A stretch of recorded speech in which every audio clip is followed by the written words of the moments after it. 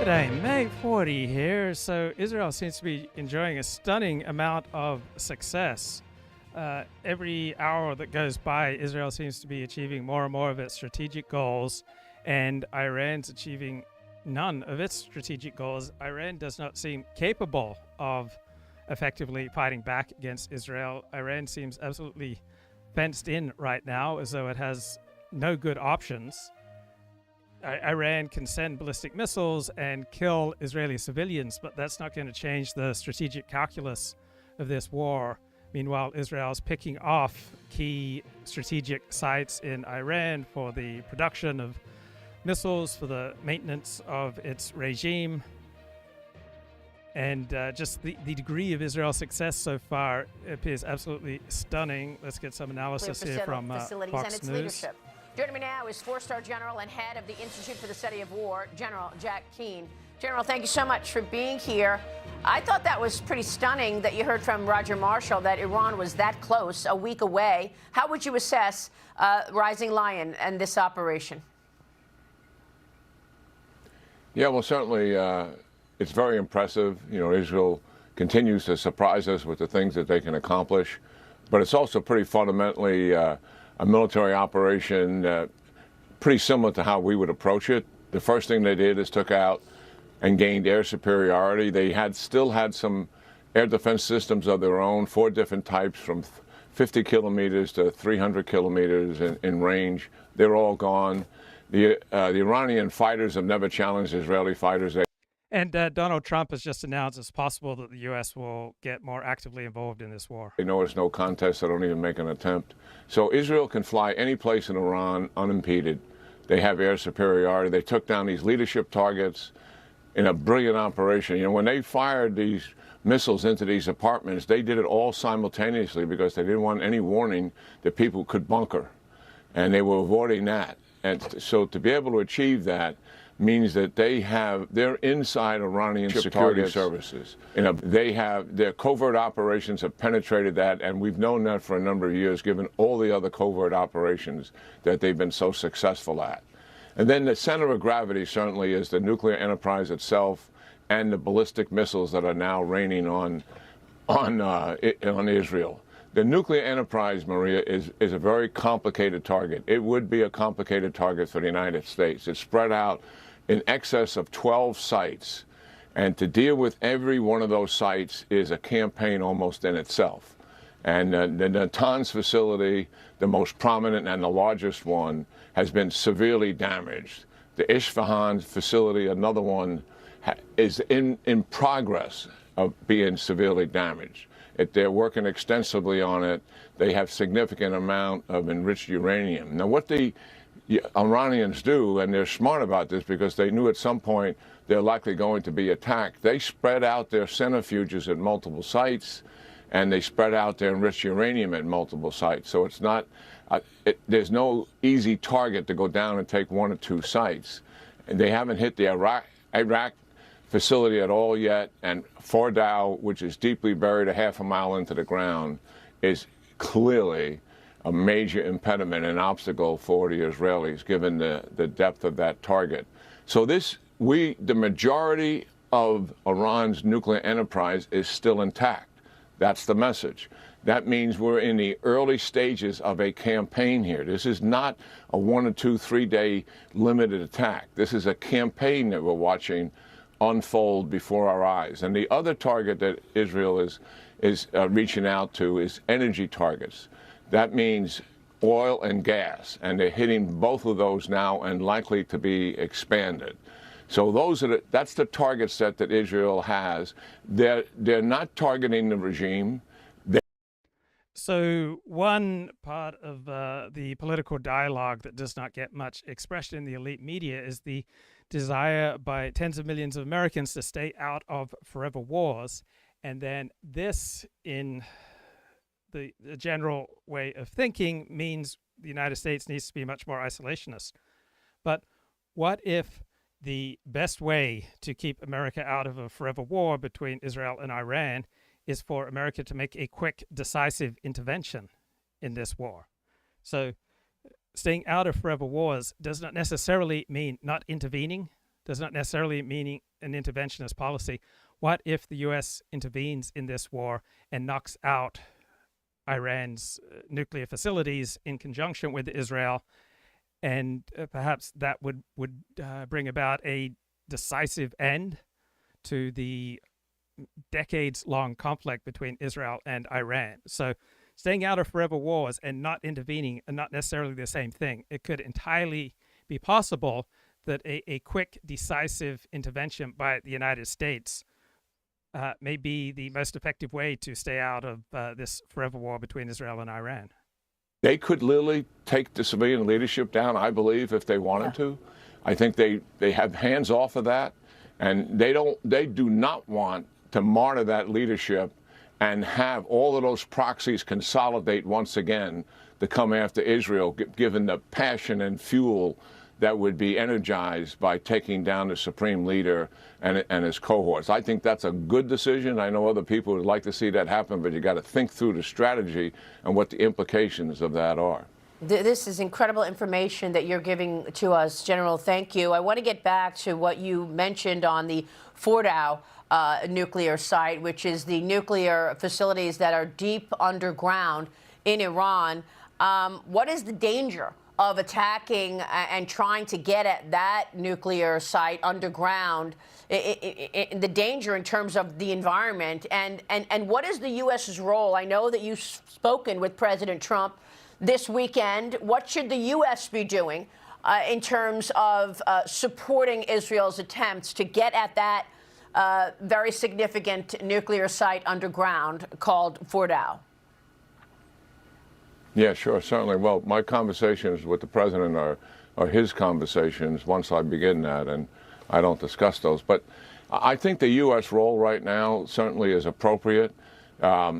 We have provided intelligence. We've been providing logistics and munitions to the Israelis, ever since the conflict started back in October. And when President Trump came in, he removed the restrictions the Biden administration had put on munitions that Israel needed, and obviously those munitions are being used in this operation. So thankfully, they have what they need to have, and if they need more, they'll get more. The United States is all in on that, and certainly we're taking up a very defensive role to help deal with the ballistic missiles. The ballistic missiles is a complicated enterprise. That is the only system that they have that can now hurt Israel. These drones are irrelevant. So Bob makes a good point in the chat. So what's the goal here? What's the end game? Because right now Israel seems to be enjoying great success, but how does this end? And Bob writes, is the goal to change the ways of the Iranian regime? So I think the number one goal is survival, right? The number one goal for every nation state should be survival.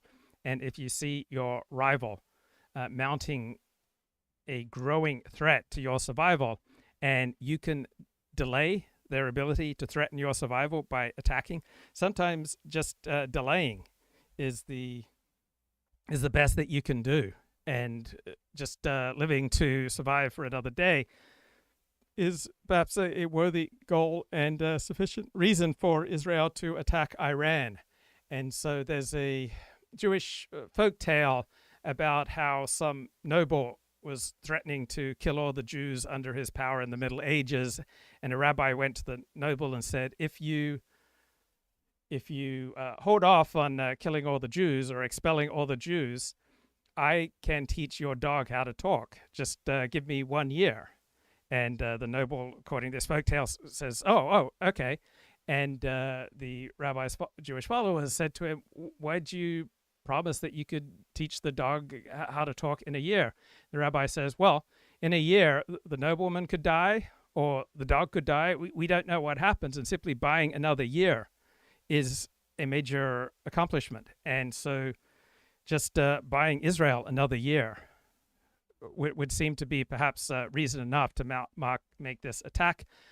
Second, the weaker you make your enemy, the more incentives you give for other states to side with you or to not side against you. And so even though the mass populace in the Sunni Arab states are overwhelmingly anti-Israel, the elite are much less anti-Israel because they understandably see Israel as possessing the single strongest military in the Middle East. And so if you weaken Iran, it makes the Sunni states, right, less likely to side with Iran because Iran's power is diminished and Iran's proxies in the Middle East are considerably diminished. And so if you increase the price for siding with Iran, you decrease the incentives for aligning with Iran. I think what we have here is a change in the incentive structure for other players in the Middle East, because I just don't see any good strategic possibilities for Iran right now. Just looking at the face of things, just looking at the evidence that is publicly available, Iran looks like a paper tiger. Iran is making no progress in any strategic goals vis-a-vis Israel. Right? Iran can send these ballistic missiles and kill Israeli civilians, but it's doing nothing to diminish Israelis' military capabilities while every hour goes by and Israel is accomplishing more and more of its strategic goals. So Iran has no good possibility. It can block the Strait of Hormuz and declare war on other Gulf states, but then it will just alienate its neighbors. It does not appear to have the strategic and military capability of hitting Israel much harder than it already has. Seems to be able to make no strategic dent in Israel's capabilities. Israel seems to have complete air dominance over the key parts of Iran, such as Tehran. And Russia and China do not seem currently aligned to intervene on behalf of Iran. Turkey does not seem to be aligned to intervene on behalf of Iran. No evidence right now that Pakistan is going to intervene on behalf of Iran. Now, of course, these things can change, but if Iran's allies, right, do not seem predisposed to intervene, and Israel maintains good relations with the United States and is able to keep the supply of arms just flowing through, right, this would seem to be another sign of things going very well for Israel. So I'm sure Israel and the United States and many of Iran's neighbors would love a regime change. And so it's possible that you might have a new military regime in Iran that is not Islamist, right? The Iranian regime has been unpopular with 80% of the Iranian people since it took over. So a non-Islamist military regime may not be as dead set on creating nuclear weapons and on fomenting terrorism all around the world, and might be able to provide higher quality of life for its citizens. So I think that's obviously the goal. That's the dream for Israel, for the United States, and for Iran's neighbors, that there would be some sort of regime change. So what elite is ready to take over? Well, military elite are very good at running difficult places in the short term. And so I think that would be the most obvious. And there were signs of private airplanes taking off from Iran yesterday and apparently flying to Moscow. So there's some reason to believe that some of the regime's leaders have left the country, perhaps for Moscow. And they are incentivized to do that because Iran has no way of protecting its current leaders.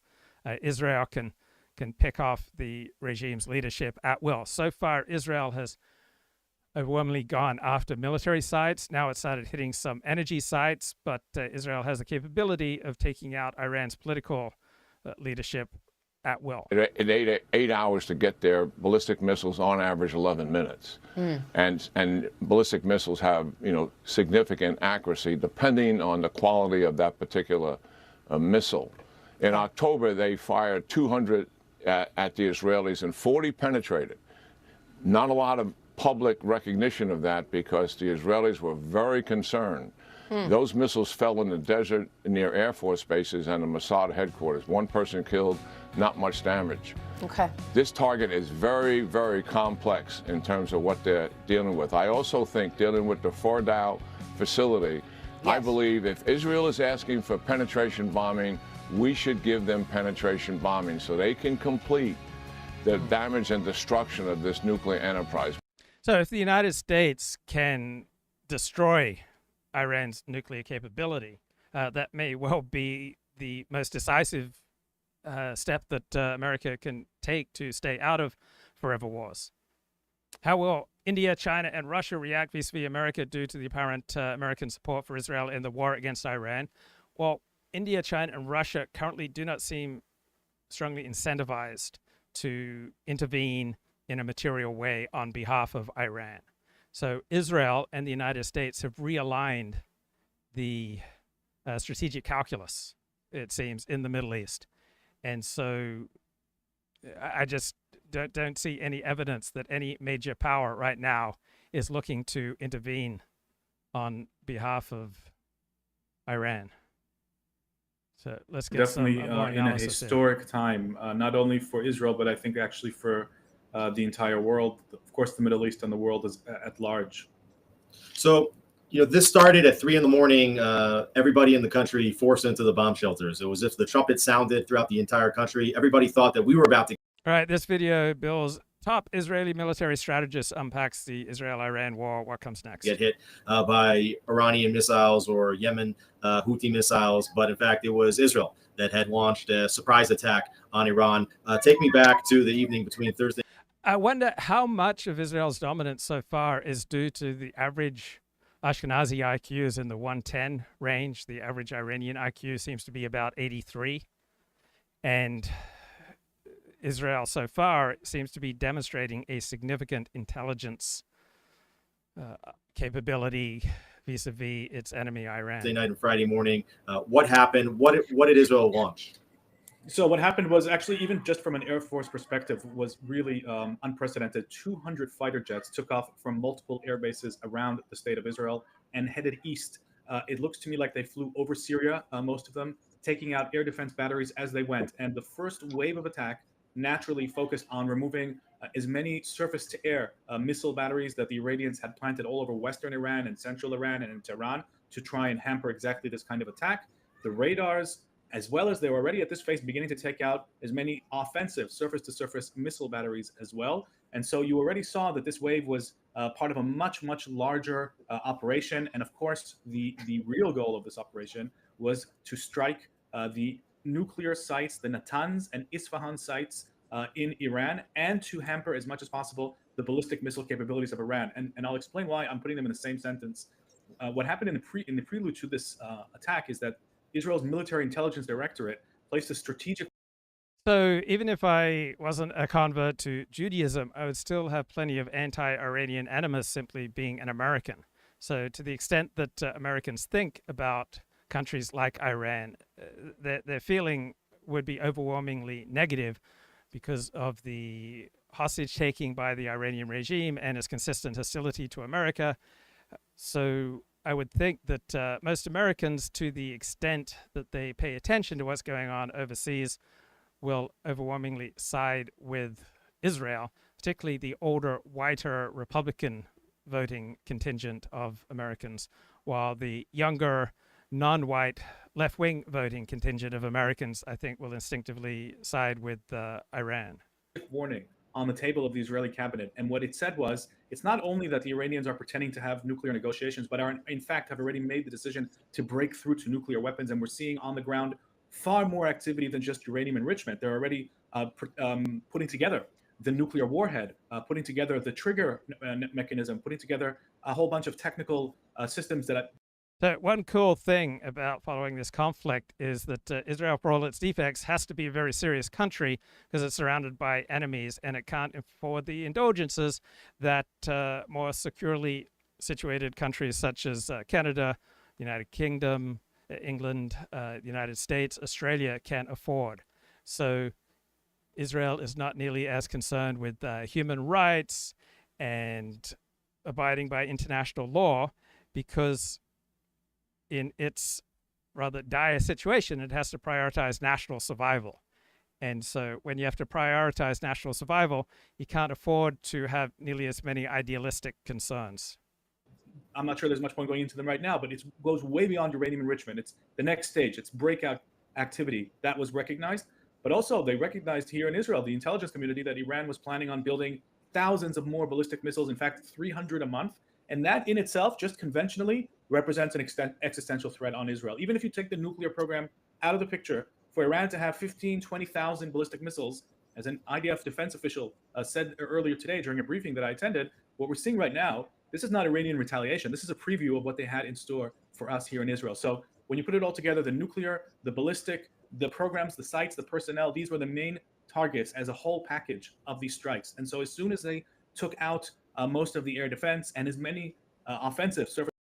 Now, how much does Iran contribute to the world, right? How many great medical, technological, scientific, electronic, engineering innovations do we get from Iran, as opposed to what do we get from Israel? So Iran's not a terribly contributing nation state, right? It seems to mainly contribute terrorism around the world.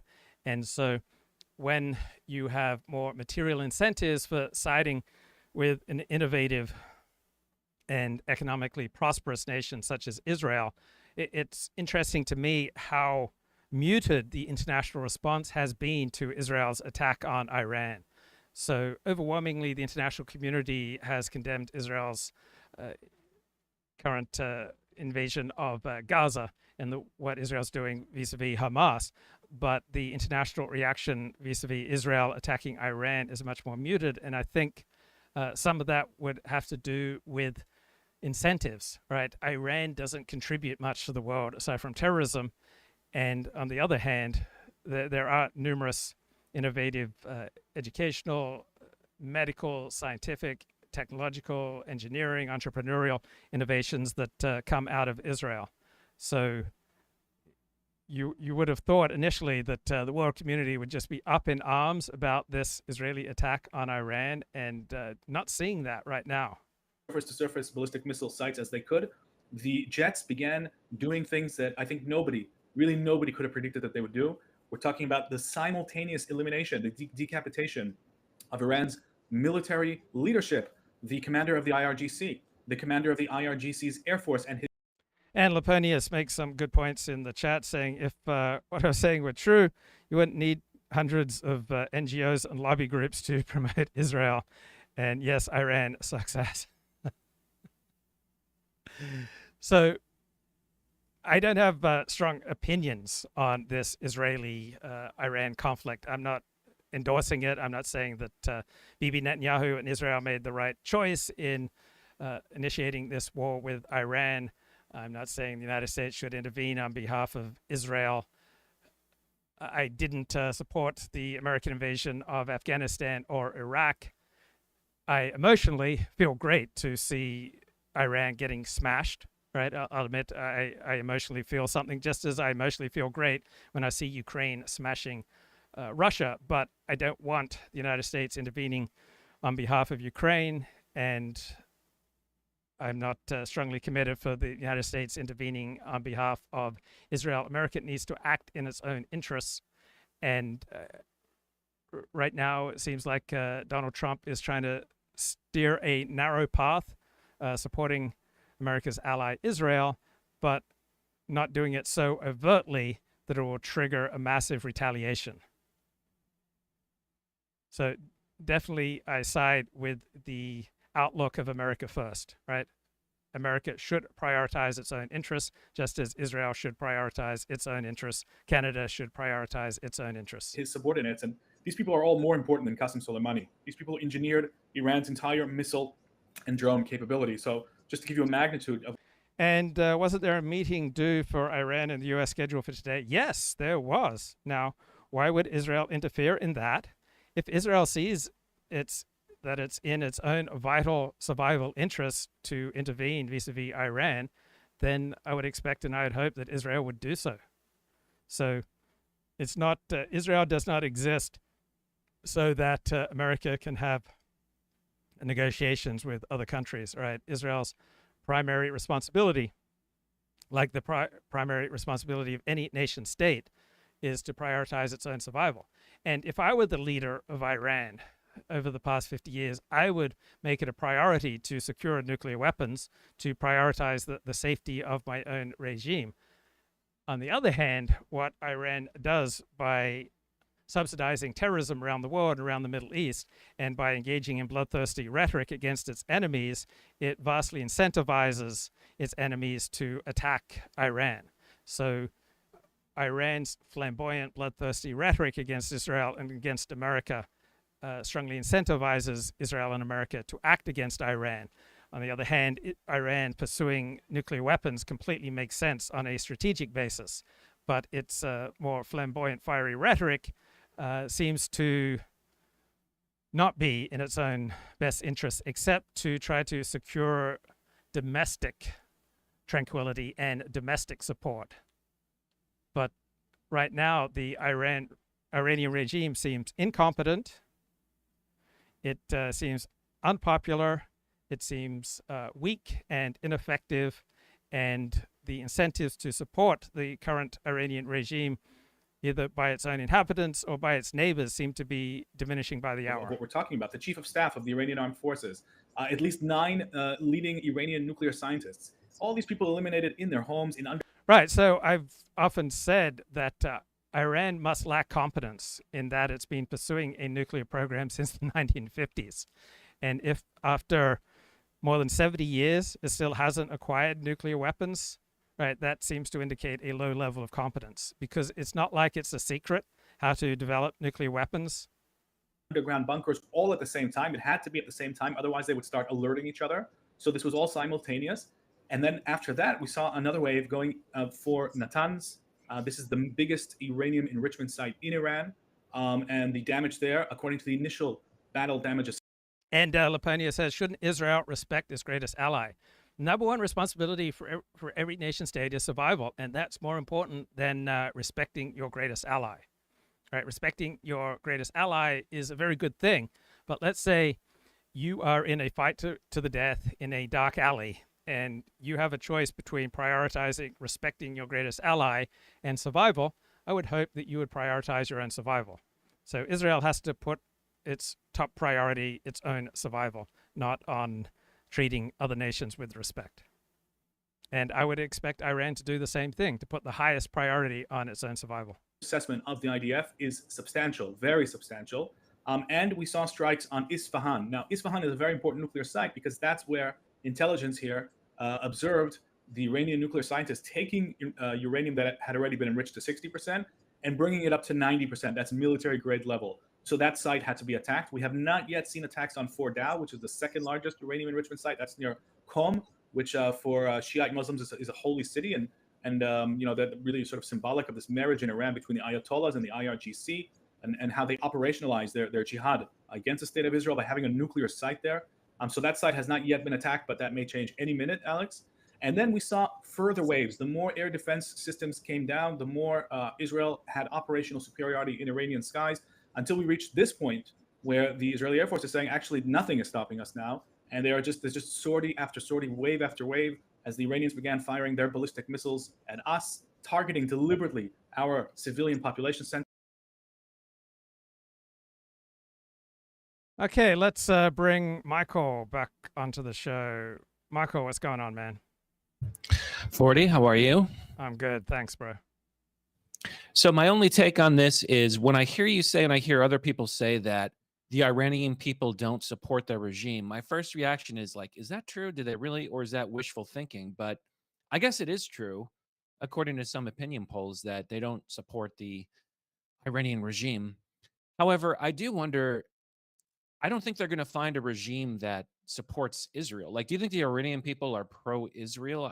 I find that difficult to believe, especially after this week. Well, okay, so let's say that the public opinion polling that we have available is accurate. Then public opinion polling in Iran, I'm sure there are many difficulties, but just for the sake of discussion, let's just suppose it's accurate, does consistently indicate that 80% of the Iranian people oppose the regime, and also indicates that Iran is the least anti-Jewish nation state in the Middle East, aside from obviously Israel itself. On the other hand, I would hope that Iranians would put a priority on their own national survival and their own national interests, not on those of a foreign nation. So I think these things can be both true, that Iranians put a priority on their own national interests, and also it does seem to be true that Iranians, compared to other peoples in the Middle East, are the least reflexively anti-Jewish. But there's no way in the world that Iranians would be, say, more pro-Israel than they are pro-Iranian. That's ridiculous. Sure. Oh, okay. Well, then perhaps there's some truth to that they're actually relatively not that anti-Israel. If the public surveys are correct, then that seems to be what's indicated. Huh. Okay. So at any rate, Jordan Peterson made that controversial statement, "Go get him, Bibi." Remember that? I do not. I guess I tend to tune out Jordan Peterson. So, right. So this was after October 7th last year. He said, "Go get him, Bibi," and that became this big kind of media dust up that it was considered like he's advocating for genocide or something. But I was listening to a podcast of Sam Harris and Jordan Peterson this morning that came out a couple days ago. Do you like Sam Harris, by the way? Not usually. I find him pompous. I find him blinkered. But occasionally I respect him, such as when he had Charles Murray on his show. I usually do not find Sam Harris a good investment of my time, but I find him a much better investment of my time than Jordan Peterson, even though Sam Harris is on the left and Jordan Peterson is basically aligned with my own worldview. Yes, that's almost exactly my thoughts on him, is that I do find him pompous as well. And but he can be kind of based in some things that he says. And I really haven't heard much of him at all. I think I've heard people speak about him more than I've actually heard him prior to this morning, just tuning into this podcast. But he's of the opinion that he's very triggered by the existence of independent media and people just speaking freely on the internet. And he yearns for the days of gatekeepers because of all the disinformation and misinformation that is proliferating online. Wow. Yes. So there was a time, however, when he rejoiced in the widespread availability of thought outside of the gatekeepers. I think what happens, and same thing I saw with Richard Spencer, is that when they were getting applauded by people speaking outside of the gatekeepers, both Sam Harris and Richard Spencer and people like them were all down with the "let 1,000 flowers bloom." Let's have more variety of expression. So when the variety of expression was overwhelmingly positive, people like Sam Harris and Richard Spencer loved it. When this wide variety of expression turned against them, then they hated it. So my problem with Richard Spencer, with Sam Harris, and with almost every pundit is that they overwhelmingly see the world through a very narrow prism of their own self-interest. Oh, yes. And in this case, it was just nakedly self-interest because his... Was that you or me? Okay. I can hear you. Go ahead. Sorry, I think I had a pop-up. Could have been on my computer. Anyway, in his case, it was just nakedly self-interest because his particular problem is what he perceived to be anti-Semitism, like expressed on X, or he mentioned Daryl Cooper. He was talking about Daryl Cooper's appearance on Joe Rogan. And I can understand if he doesn't like Daryl Cooper, and then that's perfectly reasonable that he should want to condemn him and refute what he's saying. But he's kind of condemning Joe Rogan for platforming Daryl Cooper. And so that's what his whole hang up is with just free speech on the internet. And likewise on X, I think it was for similar reasons that he stopped. He kind of closed down his X account. Yeah, you see people, they love freedom of speech when that aligns with their interests, meaning they're not in power. And then when people have power or their group has power, they're often incentivized to restrict freedom of speech because now freedom of speech is not in your interest. So if you're trying to attain power but are blocked from power, you will naturally be inclined to a maximum of free speech because that gives a maximum amount of room for you to climb the greasy pole towards more and more power. But if you have a commanding position, then you'll likely be strongly incentivized to restrict freedom of speech because that makes your power and status much more precarious. And so, again, it seems to be overwhelmingly aligned with his own self-interest. I mean, Sam Harris is just so often such a ridiculous figure for, among other reasons. He claims that if you meditate, there's no way that you can't help but come to his various political positions, that he manages to achieve such a state of enlightenment where he rises above petty concerns, and that's how he's able to reach his particular worldview, and that anyone else who practices meditation as deeply as he does could not help but similarly come to his worldview, which I think is just a ludicrous, ridiculous, silly position. Naturally. I mean, I think if people deeply meditated, they would come to my view exactly. It's just a matter of, properly meditating. But yeah, so it's just a mix of, it was an interesting conversation though. So Jordan Peterson famously doesn't like anonymous internet trolls, and he's received a lot of flack for that, but I can at least sympathize with what he's saying on that front. And he discussed that a little bit, which is to say that I personally think people absolutely should be able to have anonymous accounts and say whatever. On the other hand, I can understand that, and maybe you can relate that if you have your face and your name out there and then you have someone anonymous like criticizing you in very personal terms, it just leads to a certain asymmetry, which can be frustrating. Yeah, it can be frustrating. And all right, so many things to say here. So there's a great movie, Weatherman, starring Nicolas Cage, where he's a weatherman on Chicago local TV, and everywhere he goes, he gets abused by strangers. And then he reorients himself after going through a divorce, and he takes up archery. And his pursuit of archery becomes a spiritual pursuit, and he reaches a higher state, and the anonymous hatred towards him diminishes. So the outside hatred we get is shaped in part by what we put out into the world. We have a profound effect on how other people respond to us. And second, if you don't want to be the subject of anonymous attacks, then you shouldn't go public, right? There's a price to pay for everything you do. There's a price to pay for staying silent, and there's a price to pay for speaking up and going public. And unless you are able to withstand the slings and arrows of anonymous attacks, then you shouldn't go public.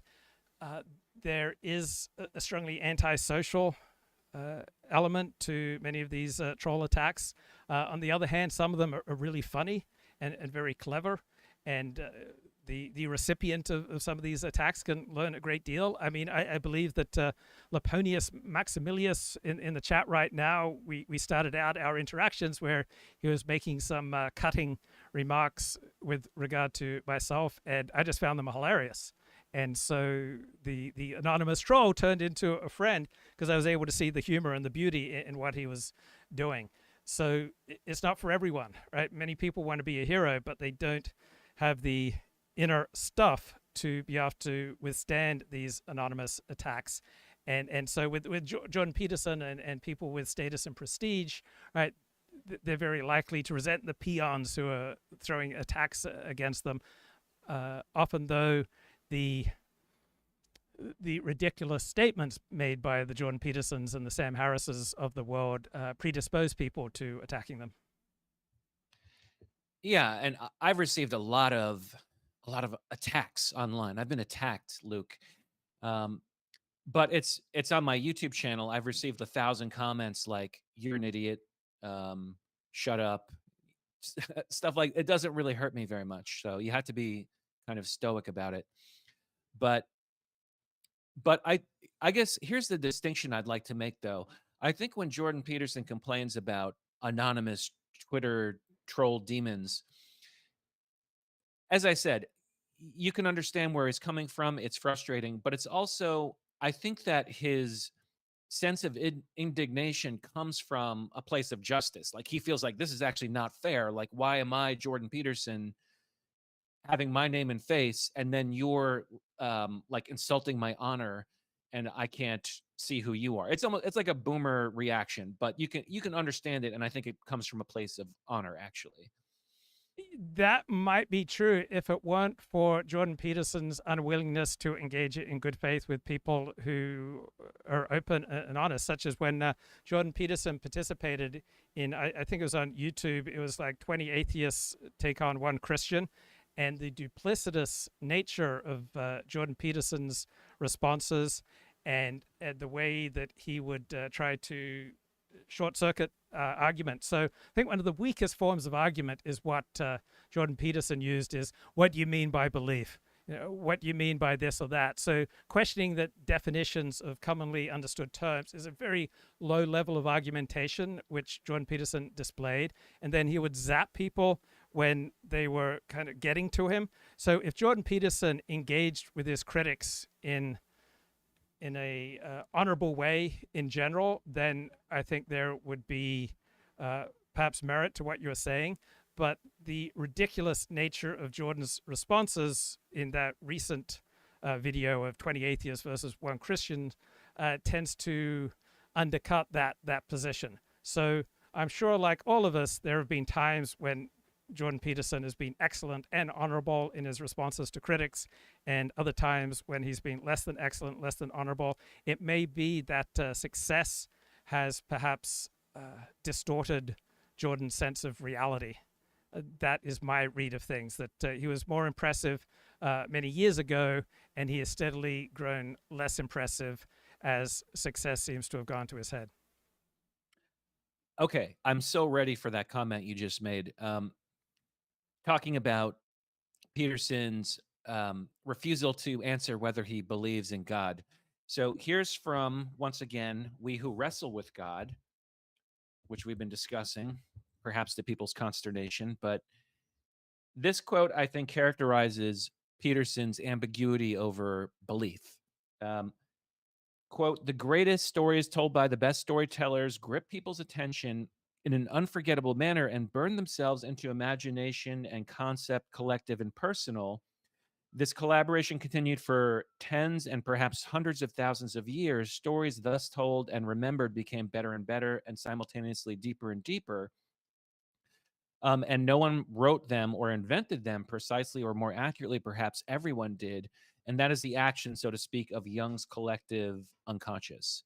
So my paraphrase of that would be that he looks at the stories of the Bible and the myths and Genesis as to be almost a part of the collective unconscious in the Jungian sense, rather than something to be believed or disbelieved. Yeah, Jordan Peterson is obviously an atheist, and he should just be straightforward about that. But he recognizes that most of his supporters and potential supporters are Christians, and so he tries to fine-tune these two things. Leo Strauss was similarly an atheist, but who wanted to make the case for traditional religious belief and observance for utilitarian means.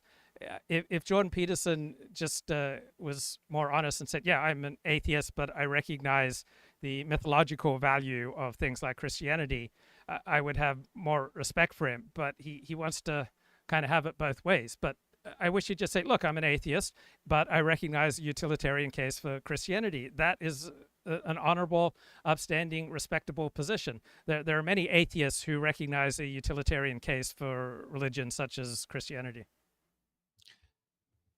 Okay, on the subject of the Old Testament and the story of Adam and Eve, I was thinking about it.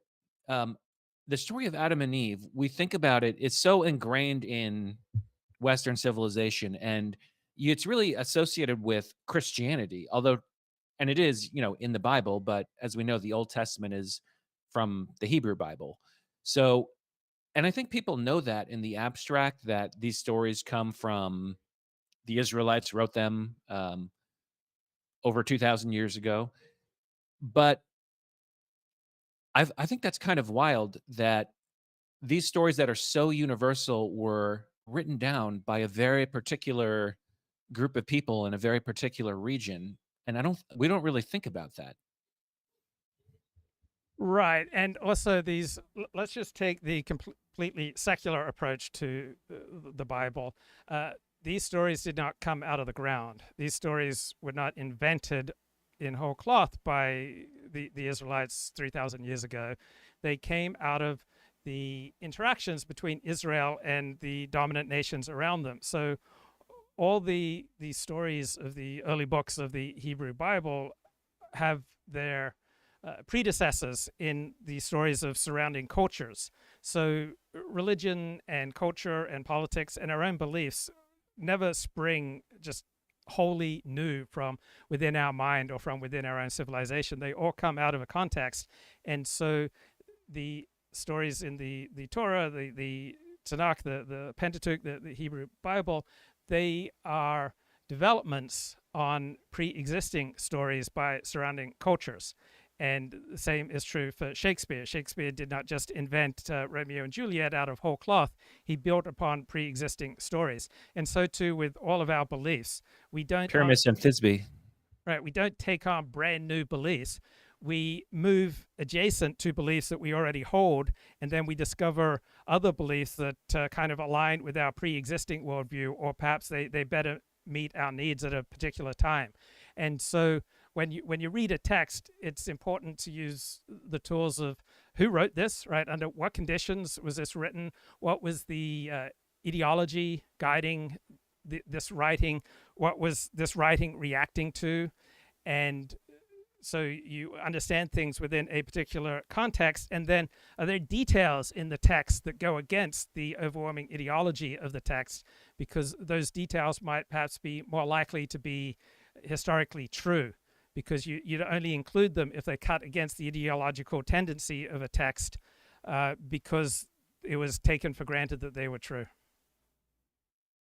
Yeah, and I suppose that would dovetail with what Peterson is saying about these stories have been told for tens of thousands of years.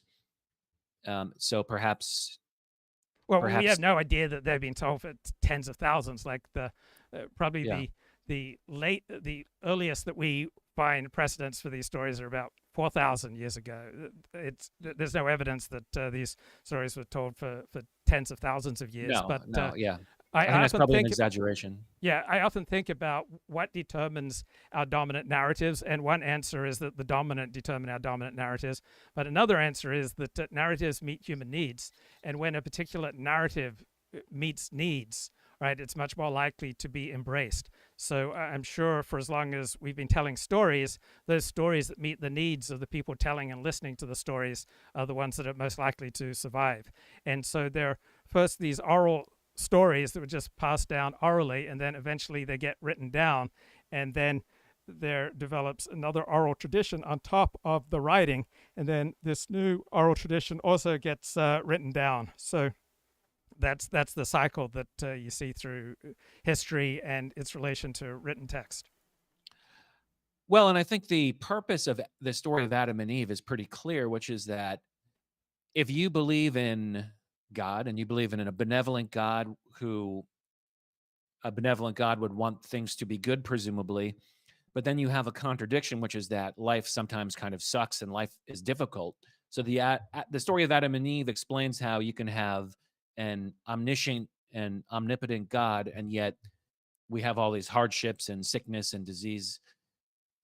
So it's just kind of like a post hoc rationalization for why things are the way they are for somebody that wants to believe in God, basically. And it's fascinating how the exact same text has completely different ends served for two different groups, Jews and Christians. So Christians read the opening two chapters of Genesis as making the case that man is born in original sin and needs a divine savior. On the other hand, Jews have never interpreted those opening texts that way. Instead, from a Jewish perspective, these texts illustrate that freedom comes with consequences that are often very painful, but there was no Jewish reaction to the expulsion from the Garden of Eden of, this means that man is born with original sin and that we therefore need a divine savior to save us from the burden of sin. And so people don't realize how much of their own worldview is simply inherited and this deep sense of sin and desire for a divine savior to take it away, Christians often assume that it's universal, and it's not. There is no other religion in the world with such an emphasis on the burden of sin as Christianity. It's simply not found in any other religion. And I grew up a Seventh-day Adventist Christian. That's a type of Protestantism. And those people who are the most serious Christians were the most likely to feel this enormous burden of sin. And I've never seen that with Jews. Jews do not experience this enormous burden of sin, and Muslims don't experience this enormous burden of sin. And so non-Christians don't relate to this Christian sensation of an enormous burden of sin requiring a divine savior to come down and save us, and through belief in this divine savior, we then get a guaranteed ticket to the next world. So it's an illustration of how the worldview and the hero system that we all tend to take for granted is overwhelmingly inherited by the community in which we grow up and which we do not think through on our own. Wow, that's fascinating. And because it never actually says in Genesis, and therefore it was original sin. And that's why, it actually never says that, does it? And it's interesting that you should say that, because I was thinking you would almost have to defer to Judaism. It's like they're the ones that wrote it. Like, do they get to interpret it, or do they have a say in it? Or I wonder what is the Jewish perspective that stories that they wrote have been so widely adopted or appropriated. Can you speak to that? Yeah, so obviously the normal Jewish perspective or experience would be contempt, but it's usually ill-advised to express contempt for the dominant religion around you. But certainly any people is going to express contempt for other groups taking on their stories and giving completely heretical, from the perspective of the original group, interpretations. And so no religion comes along and says we're a new religion, right? Every religion that comes along says that we are the true religion. So if Judaism is true, then Christianity would be false. So Christianity never saw itself as a new religion. Explicitly, it saw itself as the true form of Judaism, just as Islam saw it as the true expression of Judaism and Christianity. Martin Luther and the Protestants did not see themselves as developing a new religion. They saw themselves as fulfilling the true religious expressions of the New Testament and the proto-Christians in the Hebrew Bible. So the traditional Christian way of understanding the Hebrew Bible is to understand its characters as proto-Christians who would see their ultimate fulfillment in Christianity. And then I grew up a Seventh-day Adventist, and we saw ourselves as the fulfillment of Protestantism and of Christianity and of Judaism, that we were God's truest expression of his will for humanity. So on the other hand, if you look from a secular scholarly perspective, Christianity is a new religion. It is a marked departure from Judaism. Islam is then a new religion. It is a marked departure. But the way that the members of the in-group in the new religion understand themselves, it's never that we are developing a new religion. It's that we are the true expression of an original religion that's been corrupted by our predecessors. And so that was the Protestant perspective on the Roman Catholic Church. That was the Mormon perspective on Christian movements before it. Pretty much every group sees itself, certainly in the monotheistic tradition, as the true and ultimate expression of God's will to humanity. Yes, naturally. Yeah, they would think that. But that's interesting that you said, the feeling would be contempt. And I thought that might be the feeling, either contempt. And this is, we're talking about how might Jewish people feel about the stories of the Old Testament being adopted by Western civilization. Or I thought alternatively, maybe there could be like a little bit of feeling proud, like, hey, our stories have really caught on. Look at this. Right. So let's say that you developed an essay that was widely recognized as awesome, but the primary understanding of your essay was completely contrary to your intentions for the essay. So on the one hand, you would think, wow, millions of people now know about my essay. I would still think that your primary reaction would be, this sucks that millions of people understand my essay completely contrary and in direct opposition to everything that I was trying to put forward. So yeah, human beings are capable of multiple and contradictory emotions, but if something that you wrote was understood in a completely opposite to what you intended, I don't think your primary emotional reaction would be, wow, look how influential my writing is, even though it's completely opposed to what I was trying to say.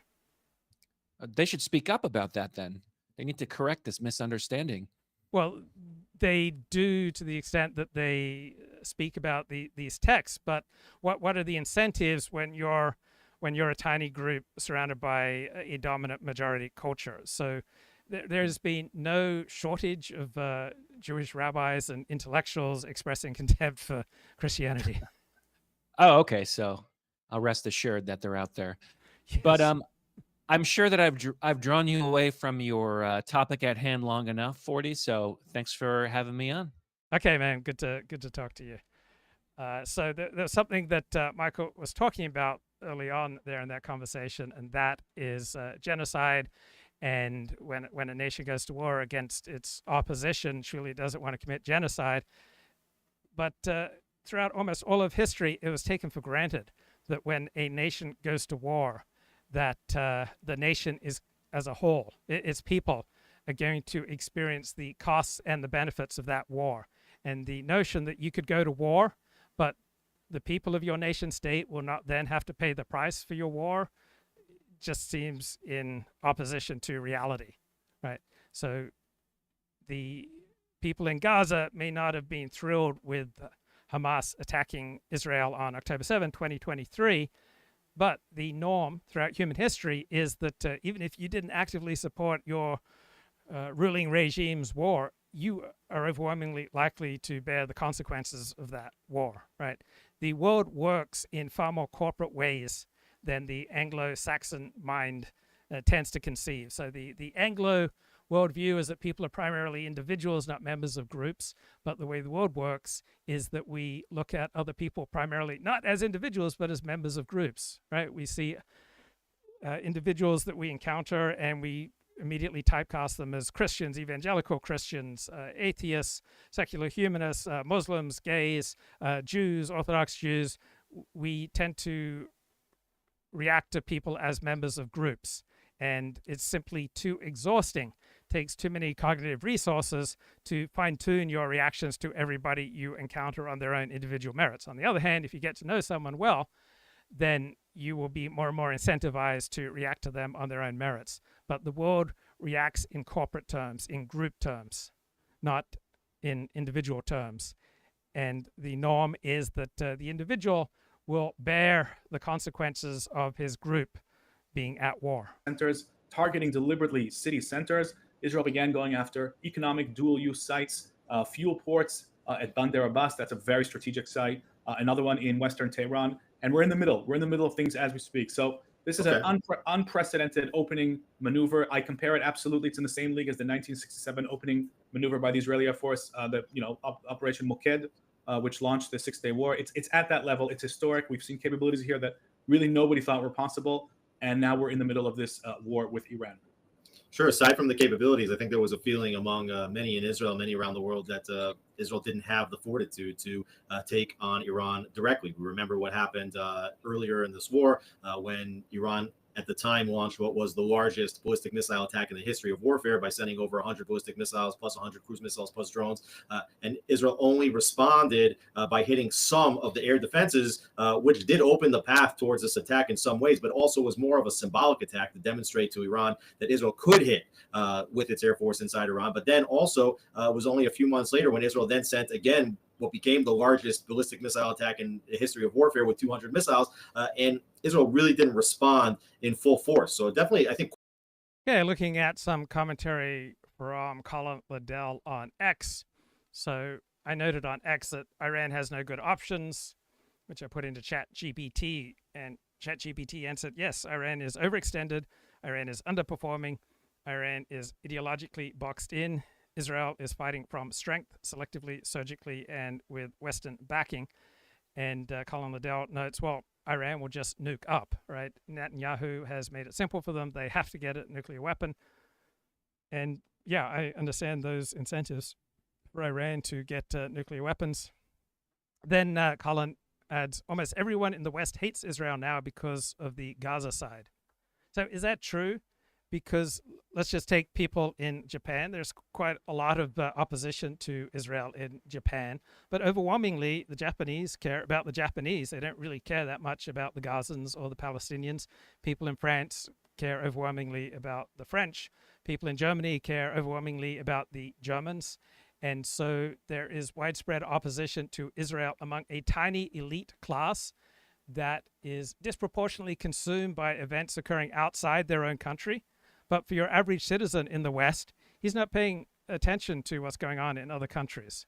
So there's a big difference between the widespread opposition to Israel among the chattering elites and broader widespread opposition to Israel, because there's simply no logical, coherent, empirical reason why ordinary citizens of Europe or Australia or Japan will be that emotionally stirred up by what happens to Gaza, right? Why would they care? It makes no difference to their own welfare, right? All of Israel could disappear tomorrow and it wouldn't make that much of a difference to people in Europe, or all of Gaza could disappear tomorrow, wouldn't make that much difference to people in Europe or in Northeast Asia. So whatever happens between Israel and Gaza and Lebanon doesn't have much direct significance for the Japanese, the Chinese, the Koreans. So I don't see any empirical incentive why they would be strongly invested in this conflict. Questions about if Israel had the fortitude, the bravery, the willpower to do it. And what's more important for a nation state, popularity or survival? So any sane nation state is going to put a much higher priority on its survival than on its international popularity. And what's going to primarily shape the way that other nation states react to you, and that will be incentives. And if you prove yourself to be the big dog and you reduce the standing of your enemies, you will create incentives for other nation states to ally with you against your enemies who appear weak and incompetent. And so the question is, what changed between then and now? Certainly, there's a new administration in the United States, which seems to have changed the game in terms of perhaps the weapons Israel has to use, and also the green light, which Israel may have had, or at least the yellow light to go ahead and to do this. And also, let's talk a little bit about how that doubt may have created the tremendous element of surprise, which made this opening salvo, in reports that I've heard, much more successful even than all the estimates about how successful an attack could be. Yeah, absolutely. The element of surprise, which was preceded, as you rightly note, by a whole campaign of deception, which was designed to make the Iranians think that there were arguments between Jerusalem and Washington and that there would be no strike soon. This was all part of a calculated deception campaign. I think it's safe to say that now. I would say that what Israel got from the White House was a green light. It's beyond a yellow light. It's a green light. There's a separate question here of will the United States join this war or not? So one of the stupidest methods of analysis that seems to dominate the mainstream media is to take politicians at face value on what they say. And so you had Gadi Taub, Israeli, a historian, talking head, a pundit, just going off on how the Trump administration turned anti-Israel, was hostile to Israel's interests because he was taking at face value many reports. And I said at the time, that's ridiculous. You don't really know what's going on behind the scenes, that the Trump administration in particular and America in general has been incredibly, incredibly generous to Israel, and to then turn against America because you've heard some reports that America was not 100% on board with everything that Bibi Netanyahu wanted to do, was ungrateful, not realistic, in opposition to reality, was silly and juvenile. And I think I've been proven correct. You can't take reports and statements at face value, right? You have to understand the incentives created that give birth to various sentiments. And just because Donald Trump makes a Truth Social post or there's a report in Axios saying XYZ doesn't mean that that's the truth. And when people simply just react to news reports and to statements on face value, it's incredibly shallow. Every statement, right, comes out of a particular context. And people are often reacting to one group or one set of incentives and just placating one part of a coalition. So Donald Trump, like other successful political leaders, has a wide coalition that is composed of different elements that are completely opposed to each other. And so Donald Trump is often placating one element of his coalition in seeming opposition to another element, and then he switches around. So he was placating the isolationist wing of his opposition for many weeks, which got the pro-Israel crowd up in arms.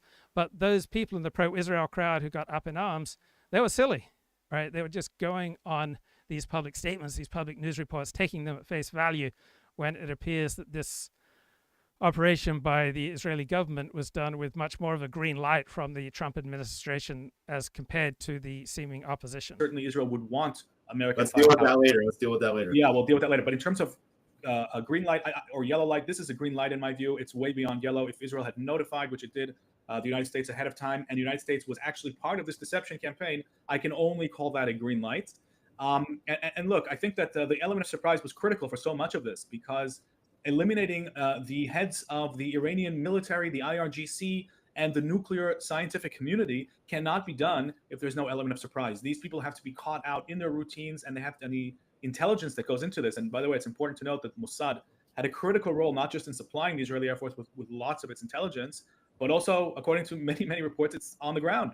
And it's carrying out multiple attacks on the ground using precise weaponry that the Mossad smuggled into Iran. So, we're talking about explosive drones, and according to lots of reports, small shoulder-fired missiles that are attacking all kinds of Iranian missile sites. And this is all going on with perfect precision with the air.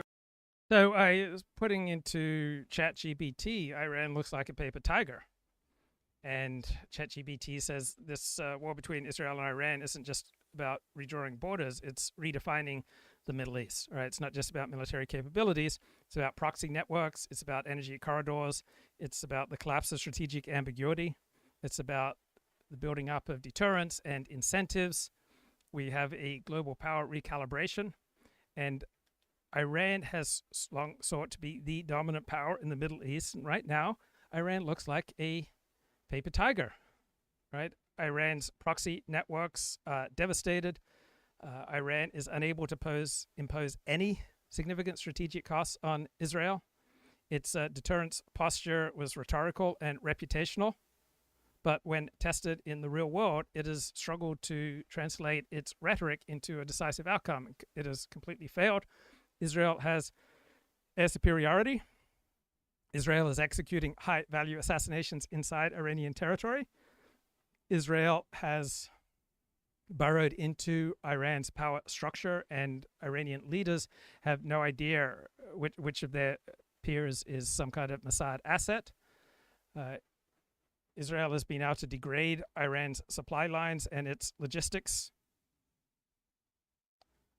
And yes, Iran looks like a paper tiger. It's got a lot of rhetorical aggression, but it has very limited capacity for any conventional escalation. And so Israel is climbing up the escalatory ladder. And I just don't see how Iran can effectively respond. I just don't see any good options right now for Iran. Right? So Iran appears trapped, right? Strategists call this a strategic cul-de-sac. Every major path available leads to further risk, not to resolution. This is ChatGPT. So a direct war with Israel is suicidal because Iran cannot win this conventional war against Israel. Israel has a qualitative edge in the Air Force, missile defense, cyber warfare, intelligence, and nuclear capability.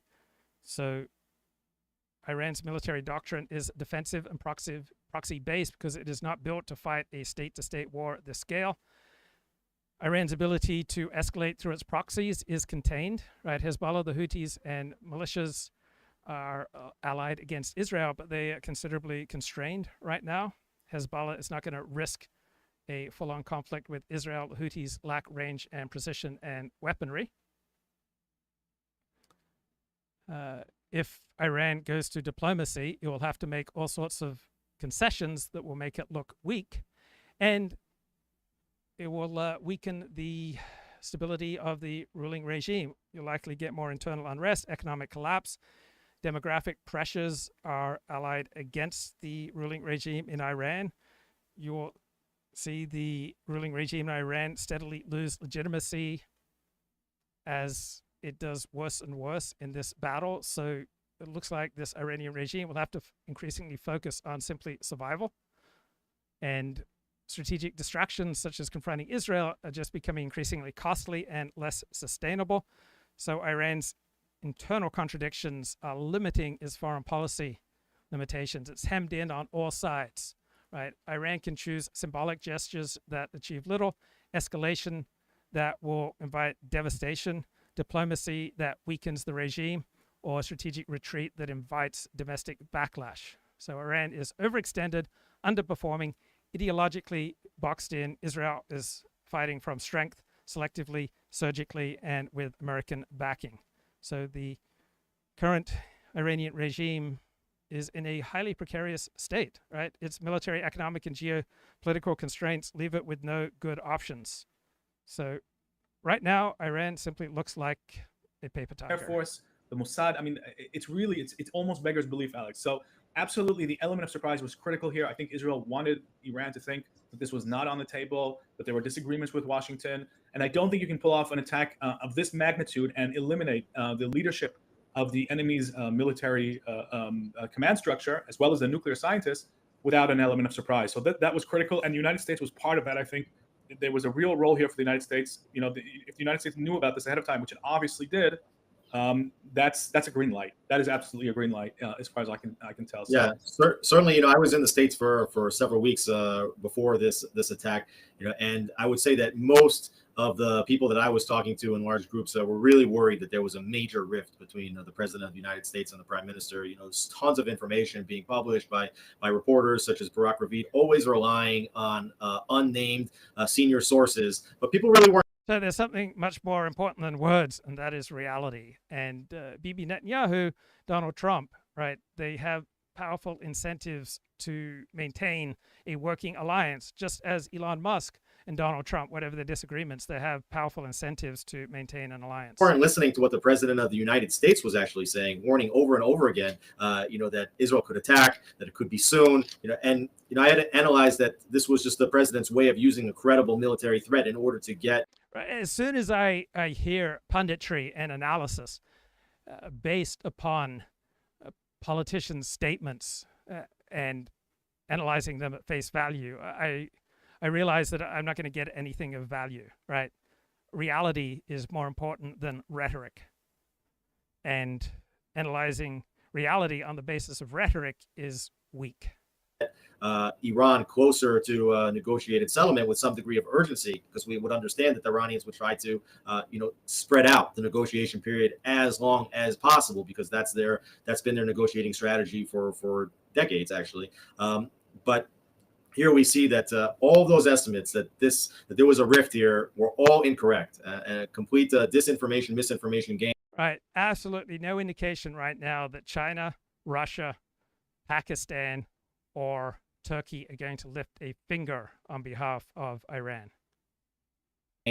Made to lull the Iranians to sleep, even with the potentially with the scheduling of Benjamin Netanyahu's son's wedding, Avner, which was supposed to be tomorrow, which has now been canceled. Perhaps that was also part of the the operation to create a date that people thought that something like this could never happen. Also interesting to note that the president had made a statement that that Iran had 60 days to negotiate, and the president himself saying this was the 61st day. So that was the. So you are seeing crowds coming out in Iran and shouting death to Khomeini and opposing the current regime. So it would be curious to see if this builds. In a surprise, and I guess we knew that we did catch them by surprise, both because, as you mentioned, the heads of the IRGC and the Iranian military and the nuclear scientists were out about in their regular routines, but also that it took a significant amount of time for the Iranians to begin. So due to Iran attacking Israeli civilian centers rather than just focusing on military targets, Israel now feels more entitled to broaden its attacks on Iran, and all of Iranian airports right now are getting hit, along with many major energy centers for Iran getting devastated. To mount a counter response. And maybe if we can talk a little bit about what that counter response was early on, what we're seeing now in terms of the waves of strikes, what they're sending, what they're hitting, what they're targeting. Let's try to break down what the Iranian counterattack on Israel's looked like. Sure. And I agree with you that the amount of time that it took is an indication of the strategic shock and disarray that the Iranian system experienced. And by the way, I think continues to experience right now. Look, in terms of the counter response, it's fairly predictable. And in fact, we've had IDF officials saying that so far, despite the terrible, tragic scenes of wreckage, including right here. So John Spencer is an expert in urban warfare. He's the chair of urban warfare studies at the War Institute. And looking at his X timeline, he says the continued miscalculations of the Ayatollah may bring about the end of the Islamic regime. The Israeli Air Force controls the skies over Iran. The Iranian regime's leadership has been decimated. Mossad agents remain active inside the country. You have car bombings, targeted assassinations, and police units being hit. So if the leaders of Iran are getting steadily picked off, how much incentive is there for Iranians to step up into those leadership positions, knowing that it dramatically increases the chances they will be assassinated? This is the greatest opportunity since 1979 for the 90 million Iranians, most of whom do not support the current regime and who are not Islamic, to be free of the brutal oppression of the mullahs.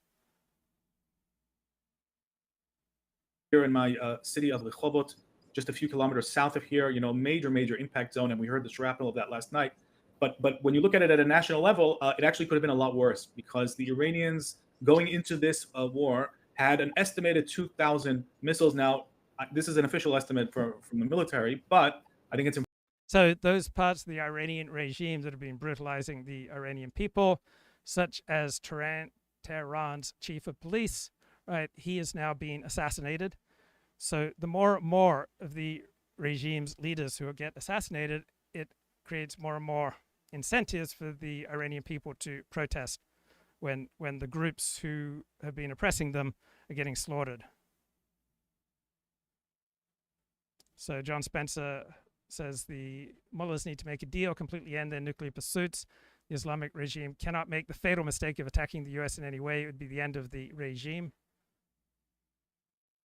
It's important to note that not all of those missiles have ranges that would have reached Israel, and we don't have an exact number of how many of those they had going in, but it's at least, I would say probably around 1,000, several hundred up to 1,000 at least.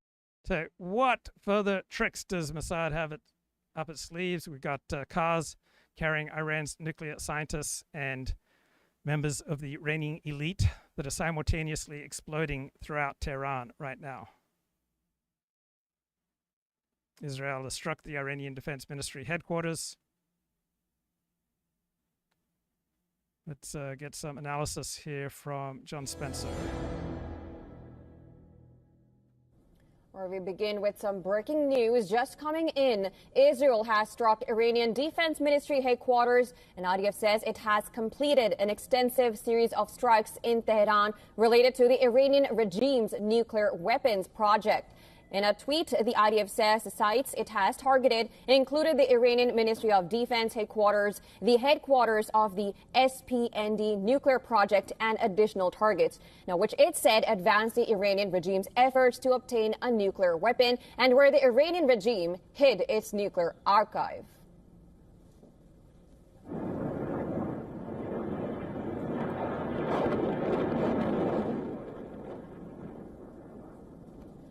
In Israel, sirens and explosions are being heard in Jerusalem and Tel Aviv as Iran has announced a fresh missile salvo against Israel. Israel's military has confirmed the development in a post on social media X. It said that millions of Israelis were running for shelter as sirens sound in dozens of cities and communities around the country.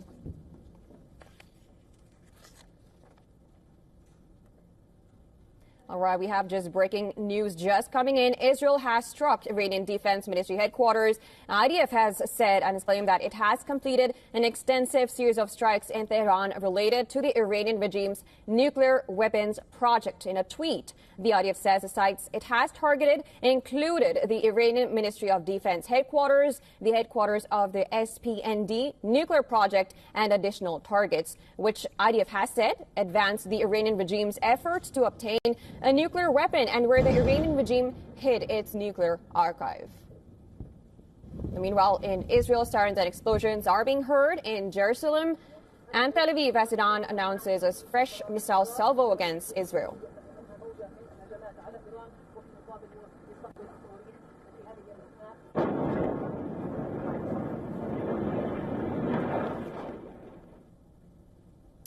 And to discuss more, we're now being joined by John Spencer. He is the chair of Urban Warfare Studies and Modern Warfare Institute. He's also a defense analyst. Thank you so much for joining us. Now, let's just get into it. We are seeing no calm in this conflict.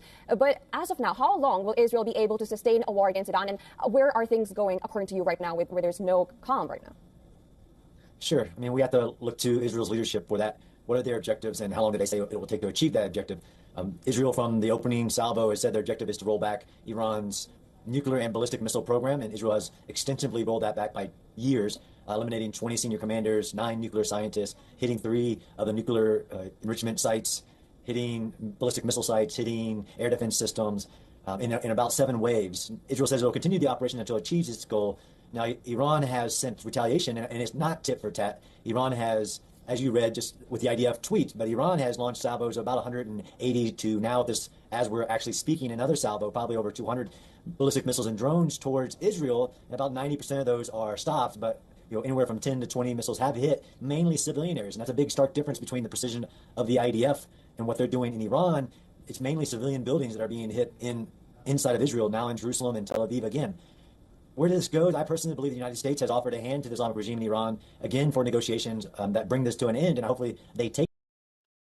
So this is John Spencer. Let me pull it up on a separate screen here so we can have a look at this bloke speaking here. Of the nuclear. Where this goes, I personally believe the United States has offered a hand to the Islamic regime in Iran, again, for negotiations that bring this to an end, and hopefully they take that, because I do believe that the United States could play a major role in ending this very specific kind of operation war, if you will. Right, and I will definitely come to you because you've picked that out. But also, if you could just help us understand, you talked about Israel's goal. What could possibly Israel want to achieve with this war? Because it started with first going after nuclear facilities, then the military regime after killing a lot of military leaders. Now he's also told the Iranians to stand up against the regime. What do you think could be the objective of Netanyahu and Israel at this point? Yeah, and it's a democratic country. The prime minister talked to the people, to Israel as much as he did to the world, and he did make a statement for the Iranian people, because of the million peoples of Iran. Most of them are freedom-loving, and they don't support the Islamic regime and their policies of building a nuclear bomb, of their building of these terror armies around Israel, like Hamas, Hezbollah, the Houthis, Shia-backed militias in Iraq.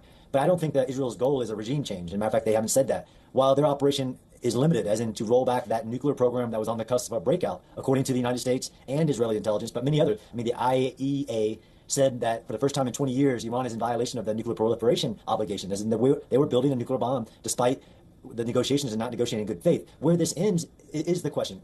Because every time that Iran retaliates, and then Israel is retaliating in kind, and now you see Israel hitting oil and gas facilities as part of the infrastructure and economy of Iran. So hopefully, the objective will be determined by Iran, and when they can either give up their nuclear bomb pursuits, because war is a contest of will. Of course, Israel has set the objectives, but that can be determined today, and why President Trump has said, even right now, this may force a negotiation that the Islamic regime was refusing to have. Let's negotiate. Give up your nuclear ambitions. There's no reason why they have any enrichment, and definitely no reason to have a nuclear bomb, and that's probably would be the point of where this ends. But continuing to retaliate against Israeli civilian sites, and maybe they're aiming for military sites like the Kiryat and Tel Aviv, but they're not hitting them, and they're missing and hitting civilian sites and sending the entire population of Israel into bomb shelters. The geography, there's some differences here, and I don't like when, not you, but other media have said this is tit for tat. Israel has stated its goals. The Islamic regime in Iran has only said reckless statements about destroying the Zionist regime, destroying Israel, and then turning to the United States, who they view as supporting this operation. In my opinion, that would be the fatal mistake, and would only escalate this, and would be the end of the regime if they decided to target a U.S. base or a U.S. vessel or something in the region. Exactly. Now you picked up the U.S. bases. Tehran has clearly warned. You talked about diplomacy and coming on the table. Do you think after this whole conflict is escalating that there could be any possibility of actually talks when Tehran has clearly rejected ones in a couple of hours ago? They just rejected the talks on table. Do you think after this escalation there is any chance of any table talks? I mean, so as somebody who teaches strategy at a very high level, there's always interest, right? So, I mean, there's three reasons that people go to war: pride, interest, and fear. So there is, of course, Iranian Islamic regime in Iran pride, right, of being this hurt, elimination of 20 senior commanders, the head commander of the military, the head of the IRGC, the head of the Quds Force. There's a lot of pride there. But I do think that diplomacy, because if not, that number one interest that all nations and even terrorist regimes have, which is survival. You would think, and we apply this rational actor theory, that Islamic regime would say, okay, look, we want diplomacy and talk about a new negotiation, and maybe they don't agree to everything, but it's almost a rational actor theory, like you need to negotiate because Israel is showing overwhelming. Israel controls Iran's skies right now. It has air supremacy, like you just showed. They're hitting the Ministry of Defense in Tehran. They have complete superiority over Iran's skies to hit what they want based on their objectives. And on the other side, Iran's 90% of their salvos they can get off at this point are being defeated by both the Iron Dome, David's Sling, Arrow 3, and U.S. forces deployed to the area. And more U.S. forces are on the way to assist defending American interest and Israel, of course. So then do you think that if this does escalate and Iran does retaliate and does attack these U.S. bases, the U.S. can get into this war? And if it does, where does it lead to? Yeah, I mean, this is, again, nobody wants to see any more wars, although this was a preemptive strike, really to include a historical one, a preemptive strike based on intelligence, not just of Israeli intelligence, but, I mean, President Trump gave Iran 60 days. This preemptive strike was on the 61st day. If Iran made that fatal mistake to hit it in a U.S. base, and the President Trump and U.S. officials have given plenty of warning, that would be a grave mistake. And while Israel is very powerful, it's not the United States military, it's not the United States Air Force, and that would be the end of the regime. It would seal its fate. And again, this is not about the Iranian people, but that would be a fatal mistake. And where that would lead to is in U.S. involvement, direct involvement, right? This is where Iran is trying to say the United States is involved, and the United States says we're not involved. It's not U.S. aircraft. Of course, U.S. are doing defensive operations on the ground. But if that calculus changes, then the whole strategic calculation of this war changes. All right. So, as of now, let's go back to Israel. So Israel has said that, and you also mentioned IAEA mentioned for the first time that Iran is capable of making nuclear weapons, and Israel is trying to kind of destroy those nuclear targets. Do you think Israel, as of now, is capable of doing that, especially the ones that are located underground? Yeah, that's been a great question, and I posted about this before. The idea that Israel needs a single bunker-busting bomb dropped by a B-2 bomber, it can't do that. Israel has shown in the last 20 months that it has the ability to hit things at deep depth doing something called drilling, where they take a bunker-busting munition that might not be able to hit the depth of like Fordo, which is 80 feet plus 200 feet underground, but they have a technique called drilling where they can just drill into the ground because they have air superiority. They don't need a one-shot bunker-busting munition. They can, like they just killed Mohammed Sinwar in Gaza, they used 50 bunker-busting munitions in a matter of 30 seconds all around the site in which the terrorist leader at that time in Gaza was at. It's beyond my ability to know if they can truly hit at that depth. And again, the goal, which is for a military guy, matters. Israel stated its goal is to roll the nuclear program back. Right? The ultimate goal is to change the Islamic regime's behavior, not to pursue a nuclear weapon. It isn't to destroy, which leads you to even the sensitivity, the dangers in which the IAEA has been reporting on. Like, if you hit a nuclear site, there is a chance of basically nuclear contamination, as these are centrifuges that are actually trying to enrich uranium. So it's a really complex operation to say, well, can they hit at that depth or not? Of course, you could seal these sites in, basically encapsulate them or basically cover them up, right? You can't get to the depth. I've learned it a lot with Israel's operation is never underestimate what Israel can do, even with the technologies it has. So it's not a yes directly to your question, but it's also not a no. I'm not saying they can't do it without other capabilities. And that being said, Israel has been in a conflict for the past few years, going against Hamas, going against Hezbollah, then the Houthis, and they still have some operations continuing in Gaza. Do you think Israel can afford to, lengthen this conflict and go for another front altogether?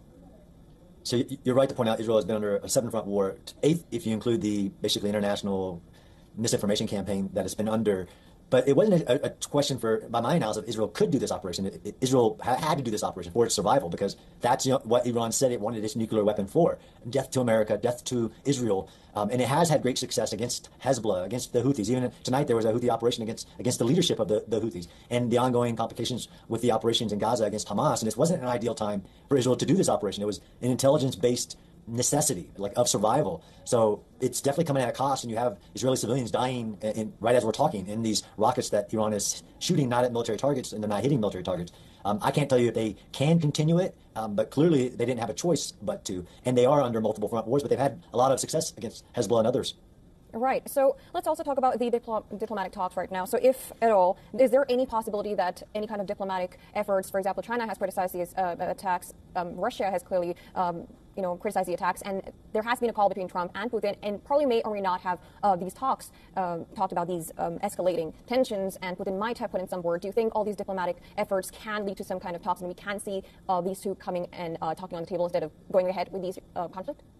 I absolutely do. I mean, you did have that hour-long conversation between President Trump and President Putin, and Putin does have influence over Iran. They signed a security agreement, unfortunately, because of the aid that Iran was providing Putin in his campaign in Ukraine with drones and other assets. But great powers are great powers for a reason. I also unfortunately saw Pakistan basically aligning with Iran in its current project. I guess that isn't surprising, but I'm absolutely certain that there is a chance for diplomacy and people like the United States and with Russia's influence over the Islamic regime that you could bring them to the table.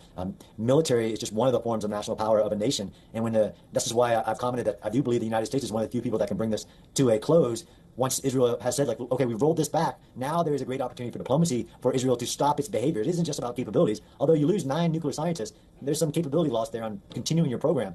But this is about changing the Islamic regime's behavior towards the threatening of the survival of Israel and its partner nations, because President Trump just came back from a Middle East tour, meeting with Arab nations who are not also in agreement that the Islamic regime's conduct in the Middle East is good, and everybody should be on the same sheet of music that Iran can't have a nuclear bomb.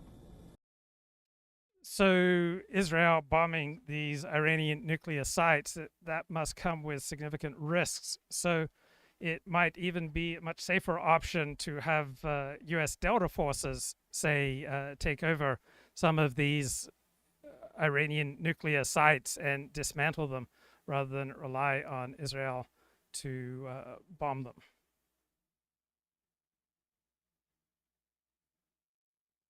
Least let's assume that as a maximum estimate. And so the Iranian response, first of all, let's put this in slight context. If it was up to the Iranians, they wouldn't even be leading this response. The leader of the response would have been Hezbollah, right? And Hamas. And in fact, if the Iranians had it their way, we would still be surrounded with a ring of their fire. And, we'd be dealing with 100,000 projectiles from every direction, including Iran and Hezbollah and Shiite militias in Syria and Shiite militias in Iraq and the Houthis and Hamas in Gaza. This is what they had intended, and then to go nuclear from that stage. So the fact that we are only dealing with Iran one-on-one is their worst case scenario. This is the last thing that they wanted. The Iranians are always happy for somebody else to fight their wars, to have us bleed on our borders by fighting their proxies. That strategy has collapsed. So now So the best analogy to the current conflict between Israel and Iran is probably the 6-Day War. And John Spencer has a thread on X about this. So 1967, Israel faced annihilation. Egypt closed the Straits of Tiran, 5 Arab armies mobilized, 465,000 troops, 2,800 tanks, 800 aircrafts. Israel struck first and in 6 days defeated Egypt, Syria, Jordan, Iraq, and Lebanon. It was preemption for survival. In 2025, Israel faces a different but no less existential threat. The Islamic regime in Iran was within days of nuclear breakout, already had missiles capable of striking every inch of Israel. So Iran had enough enriched uranium for a bomb within days, 2,000-kilometer ballistic missiles and terror proxies on every Israeli border, and a military industrial network protected deep underground. So perhaps the lesson of 1967 still applies. Preemption is not escalation, it is about survival. Israel could not wait for a second Holocaust before acting. Whether it's 5 Arab armies in 1967 or a nuclear-armed Iran in 2025, the principle remains the same. Strike before it's too late or don't survive at all. There is a Talmudic precept that if you know that someone is coming to kill you, get up earlier and kill him first. We're on direct state-on-state, military-to-military conflict. And of course, the Iranians are targeting our civilians, and Israel is only targeting military and strategic sites. And the response is ballistic missiles and UAVs. That's what the Iranians have. They don't have anything else. It's a lot. It's important to point out that this is the largest ballistic missile program in the world, by far. That's what Iran had been developing. What they're firing at us, it looks to me, I haven't received official confirmation of this yet, but okay, let's get a burst here from Fox News with the latest. Missiles into Israel. Overnight, 11 people were killed when some of those missiles slipped past air defense systems, slamming into residential areas. Hundreds more have been wounded. When we arrived at one impact site this morning, rescue crews were combing through the rubble of an apartment building in central Israel looking for survivors. One man in his 50s named Meir was still trapped as his son, who had been wounded in the attack, waited to learn the fate of his father. Right now, rescue workers are digging through the debris following that Iranian ballistic missile attack that targeted central Israel. They are looking for survivors who are trapped under the rubble, including Baier, that father. His son Ofek is off in the distance, still wearing his hospital gown after he was pulled from the blast site. He is hoping for a miracle today following this Iranian attack. Israel is responding to these recent attacks with more airstrikes targeting both military and energy positions inside Iran. Iranian media reports 128 people have been killed and 900 injured. We know among that list are Iranian nuclear scientists and top IRGC commanders targeted by Israel. Iran's foreign minister spoke today about the American support for Israel during the conflict. Now, in conversations with Israeli sources, they are drawing. So more and more reports on X about U.S. airstrikes likely to begin as early as tomorrow. A stark contrast in what is happening here. The Israelis are going after military and nuclear sites. The Iranians are firing ballistic missiles toward Israeli civilians. Bret. Trey Yext in Tel Aviv. Trey, thank you. Joining us now, Israeli Prime Minister Benjamin Netanyahu. Mr. Prime Minister, welcome back to Special Report. Thank you. Good to be with you, Bret. First of all, let me start at the beginning. Why did you launch this operation now? Because we were facing an imminent threat, a dual existential threat. One, the threat of Iran rushing to weaponize their enriched uranium to make atomic bombs with a specific and declared intent to destroy us. Second, a rush to increase their ballistic missile arsenal into the capacity that they would have 3,600 weapons a year, new weapons, within 3 years, 10,000 ballistic missiles, each one weighing a ton, coming in at Mach 6, right into our cities, as you saw today. And then in 6 years, 20,000. That's no country can sustain that, and certainly not a country the size of Israel. So we had to act. It was the 12th hour. We did act to save ourselves, but also, I think, to not only protect ourselves, but protect the world from this incendiary regime. We can't have the world's most dangerous regime have the world's most dangerous weapons. We're protecting ourselves, but by doing so, we're protecting many others. You know, I just want to press you on the intel on the nuclear part. Less than 2 months ago, the new director of national intelligence, Tulsi Gabbard, testified on Capitol Hill, saying that everything had been suspended since 2003 and had not restarted, that the nuclear program had not been restarted by the Iranians. So did something change from end of March until this week? Was the U.S. intel wrong? The intel we got and we shared with the United States was absolutely clear. Was absolutely clear that they were working in a secret plan to weaponize the uranium. They were marching very quickly. They would achieve a test device and possibly an initial device within months and certainly less than a year. That was the intel we shared with the United States. I think we have excellent intel in Iran. I think we've proven that. And that is something that we couldn't possibly accept. Whether it would be 6 months or 12 months or 13 months is immaterial. Once they go that route, it's too late. Mm-hmm. And we will not have a second Holocaust, a nuclear Holocaust. We already had one in the previous century. The Jewish state is not going to have the Holocaust made. But the success of Israel's attack on Iran does argue for the accuracy of Israel's intelligence. Right? The pinpoint accuracy of Israel's intelligence that enabled it to have so many striking military successes also argues for the accuracy of his intelligence about Iran's nuclear intentions. Also, until this attack, Bibi Netanyahu has been belittled as a chicken hawk and unwilling to go to war with Iran, just as the taco label has been applied to Donald Trump, that Trump will always chicken out. Well, this war may prove the flaws in that kind of belittling analysis against both men. On the Jewish people. It's not going to happen. Never again is now, and we had to act now. What is the goal of these strikes? You talked early in one of your speeches after the attacks began with a message directly to the Iranian people. Clearly, some of these strikes have targeted Iranian leadership, military, nuclear scientists, and other leaders. So is regime change part of the effort here? Could certainly be the result because the Iran regime is very weak. I think it's basically left with two things. It's plans to have atomic bombs, and ballistic missiles. That's basically what Iran has. They certainly don't have the people. 80% of the people will throw these theological thugs out. I mean, they murder them, they oppress them for 46 years, they've yearned for freedom. I mean, they shoot women because their hair is uncovered. They shoot students. They just suck the oxygen from this brave and gifted people, the Iranian people.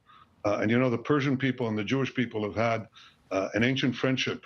Goes back to the times of Cyrus the Great. It could happen again. But again, the decision to act, to rise up at this time is the decision of the Iranian people.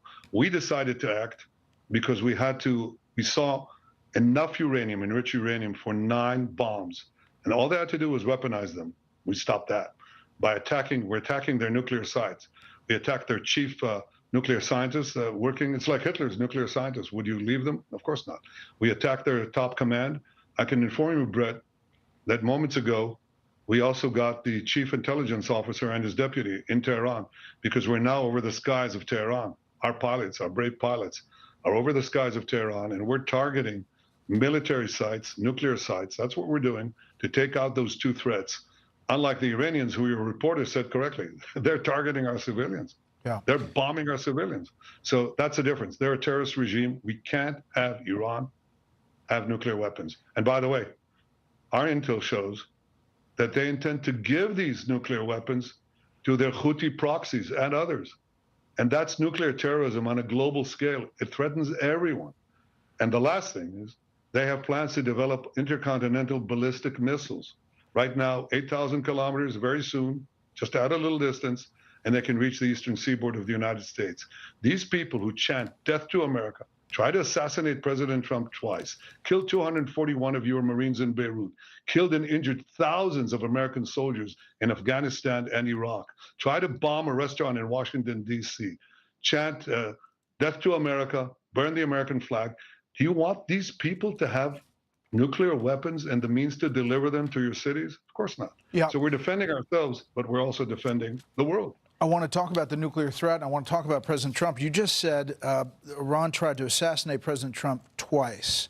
Do you have intel that the assassination attempts on President Trump were directly from Iran? Through proxies, yes. Through their intel, yes. They want to kill him. Look, he's enemy number 1. He's a decisive leader.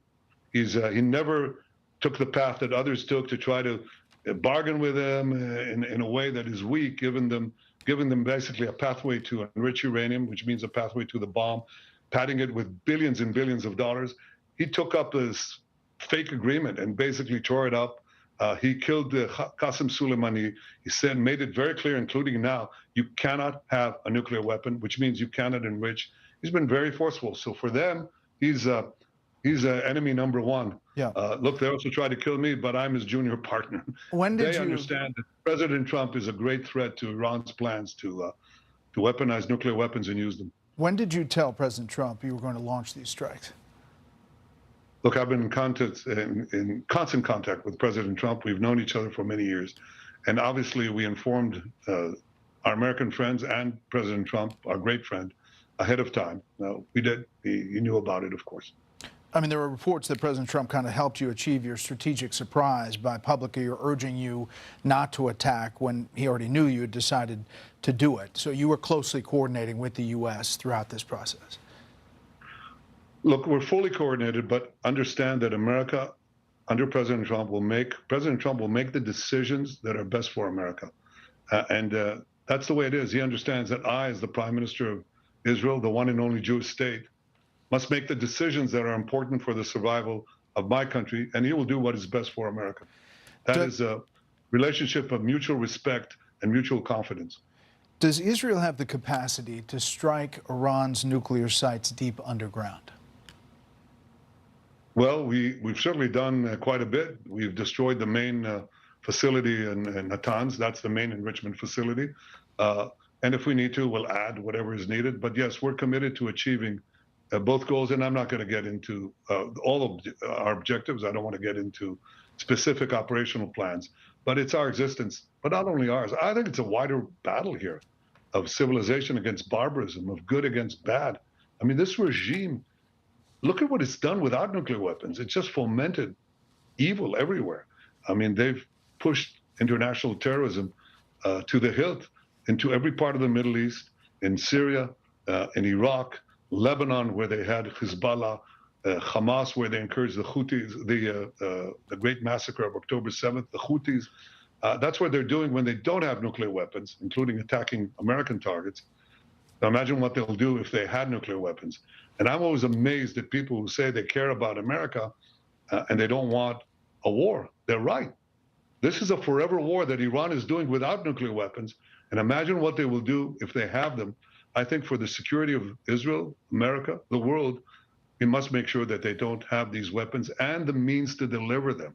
And they're working on both. Well, I just want to ask you about the nuclear sites. Fordo nuclear enrichment facility located deep inside a mountain. These are from Iranian nuclear experts. Inside this mountain near Qom, Esfahan, deeply buried facility where Iran stores its highly enriched uranium. In some ways, experts say it might even be more important than Fordo. The IAEA says it's a half-mile deep. So I guess the question is, if the goal is destroying Iran's nuclear program, how do you do so without the 30,000-pound bunker buster bombs that really only the U.S. has? Have you asked President Trump to use that 30,000-pound penetrator bomb to get to those facilities?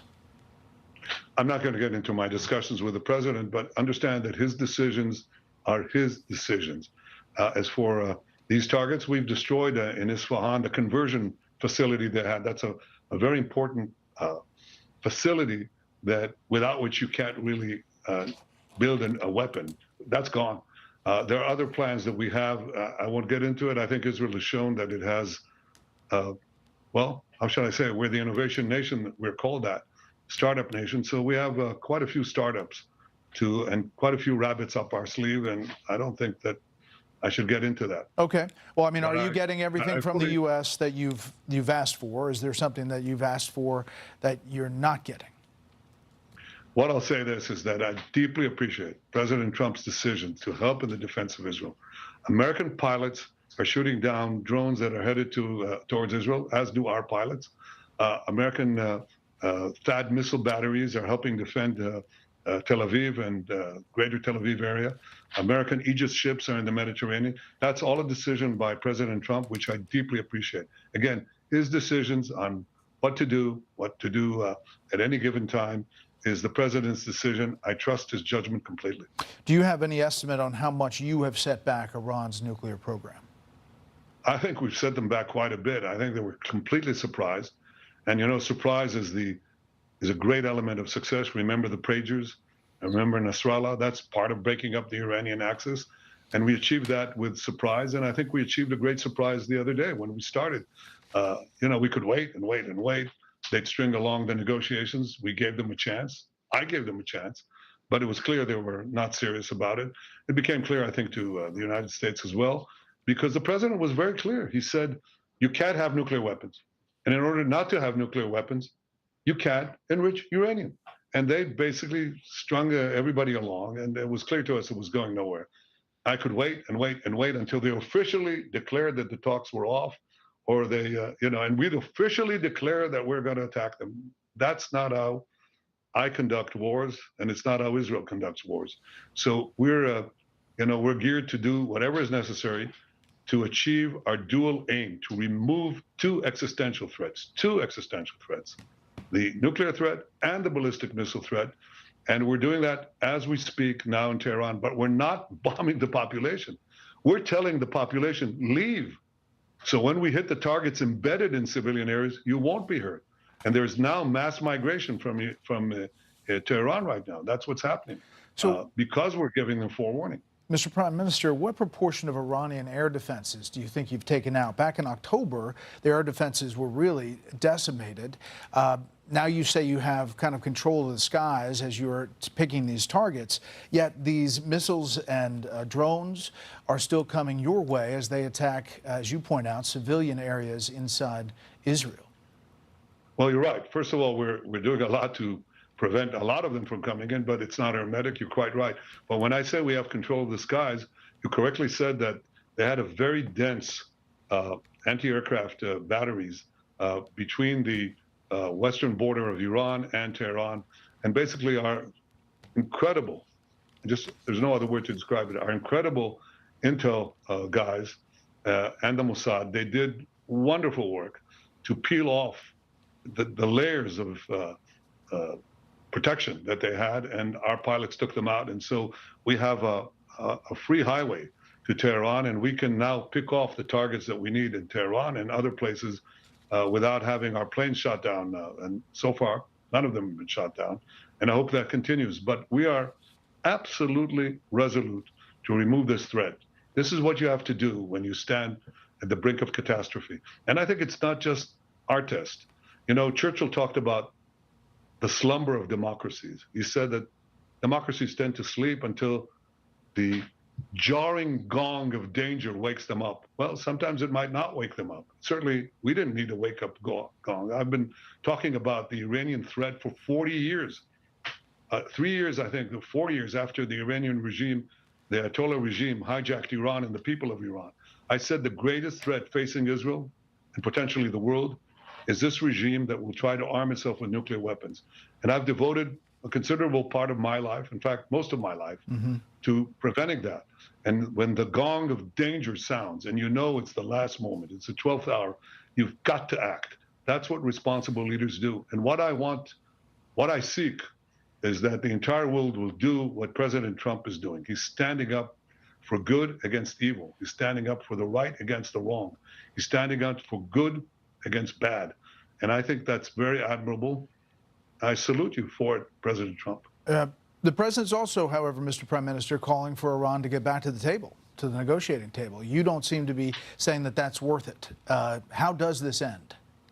Well, in fact, I said it is worth it if they'll do what the president wants, and that is eliminate their enrichment capacity. You know, that's a lot better than my country, my forces, my brave pilots having to do it. It's much better than our Mossad operatives on the ground having to do it.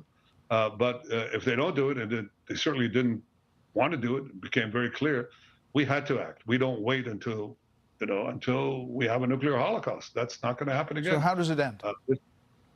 Well, it'll end when we remove those capacities, and we will.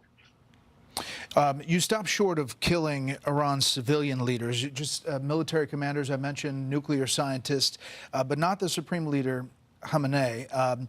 There is a Reuters report just moving saying that President Trump in the last couple of days vetoed an Israeli plan to kill Iran's supreme leader, according to 2 U.S. officials. Is that true? Actually, there's so many false reports of conversations that never happened, and I'm not going to get into that, but I can tell you, I think that we do what we need to do. We'll do what we need to do. And I think the United States knows what is good for the United States, and I'm just not going to get it. Okay. The Iran foreign minister today told reporters this: if Israel stops attacks on Iran, quote, our responses will stop. The attack on Iran in the midst of nuclear talks clearly demonstrates the Israeli regime's opposition to any form of negotiation. Of the canceled talks that were intended to take place today, he said Iran would have presented a counterproposal that, quote, could have opened doors for an all-out agreement with the Americans. So, again, the foreign minister saying, if you stop, they will stop. What's your response to that? Well, first of all, it's hogwash. While they were negotiating, the Ayatollah himself, Khamenei, tweeted again and again, death to Israel. Israel must be destroyed. So some good faith there, right? Aside from that, they had bad faith because they were cheating, and we saw it in our intel. It was very clear. And the U.S. had that same intel. Believe me, we shared it. We share that intelligence. One of the great things of our unprecedented cooperation that has happened under President Trump is that we share every bit of information. So number one, he's lying. That's not new. Iran lies all the time. They cheat. But the second point is that they say, okay, we'll stop if you stop. Stop what? You'll continue to develop your engines of death, mass death, continue to develop your nuclear bombs, continue to develop the ballistic missiles like the one that fell in Tel Aviv, near Tel Aviv today. I was there, the whole building just slammed through. Children sleeping in their beds, killed. Women sleeping in their beds, killed. Horrible stuff. Yeah, they'll stop and continue to develop the means for our extermination. That's not going to happen. So obviously, that's not said in good faith.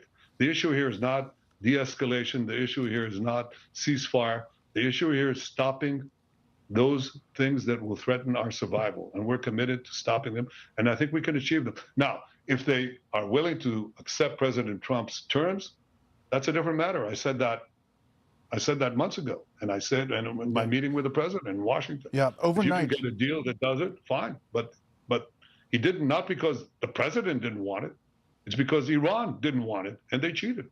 Overnight, you expanded your airstrikes to include oil and energy infrastructure in Iran. Is that a different phase? What's the point? Well, this was an oil container. It wasn't a production site, but it merely means that we're ready to take whatever action is needed. And of course, we'll take some of those actions in response to what Iran does to us. But as I said, our main targets are the military and nuclear targets, and we're taking them out with the precision and with purpose.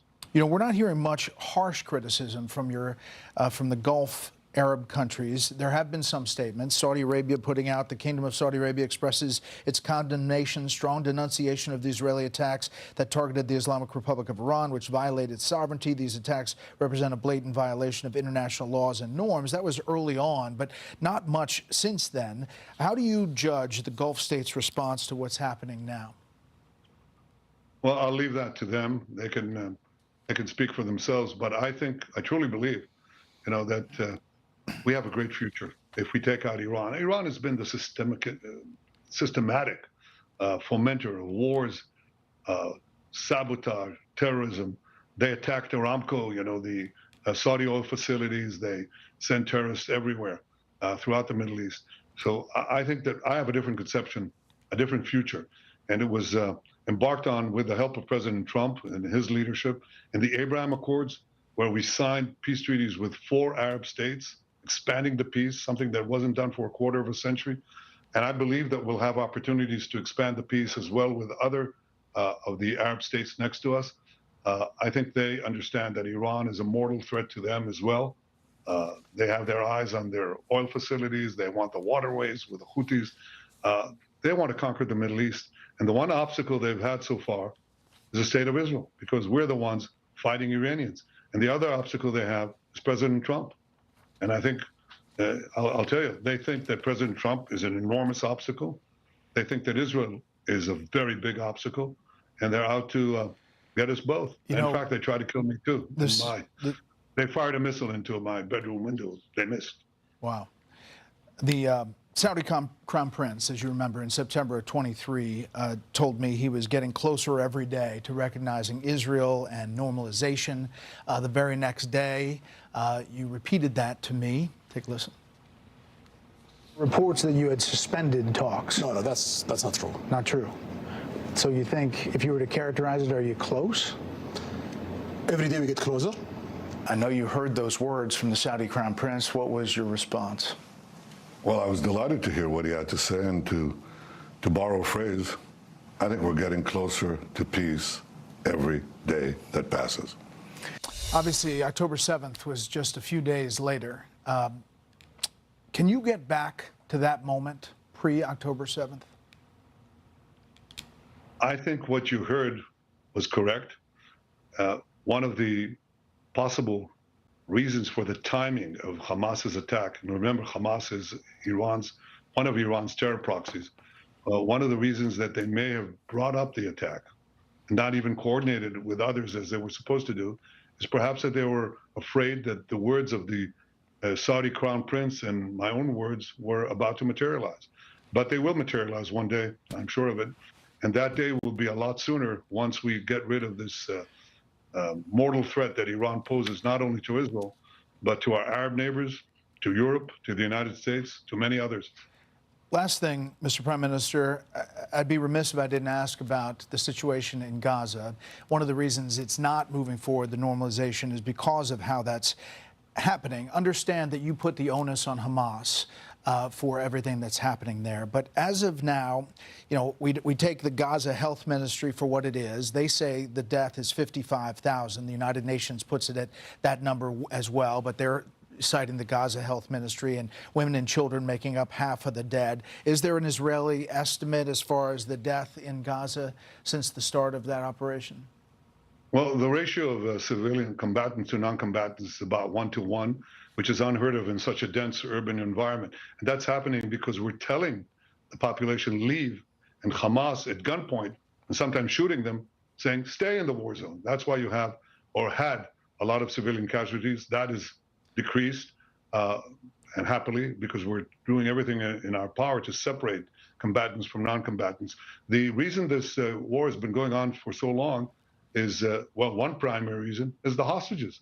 They've taken hostages. Remember, this is the regime that took Americans hostage. There's That's how they began. 53 captives, less than half of them believed to be alive. Is that fair?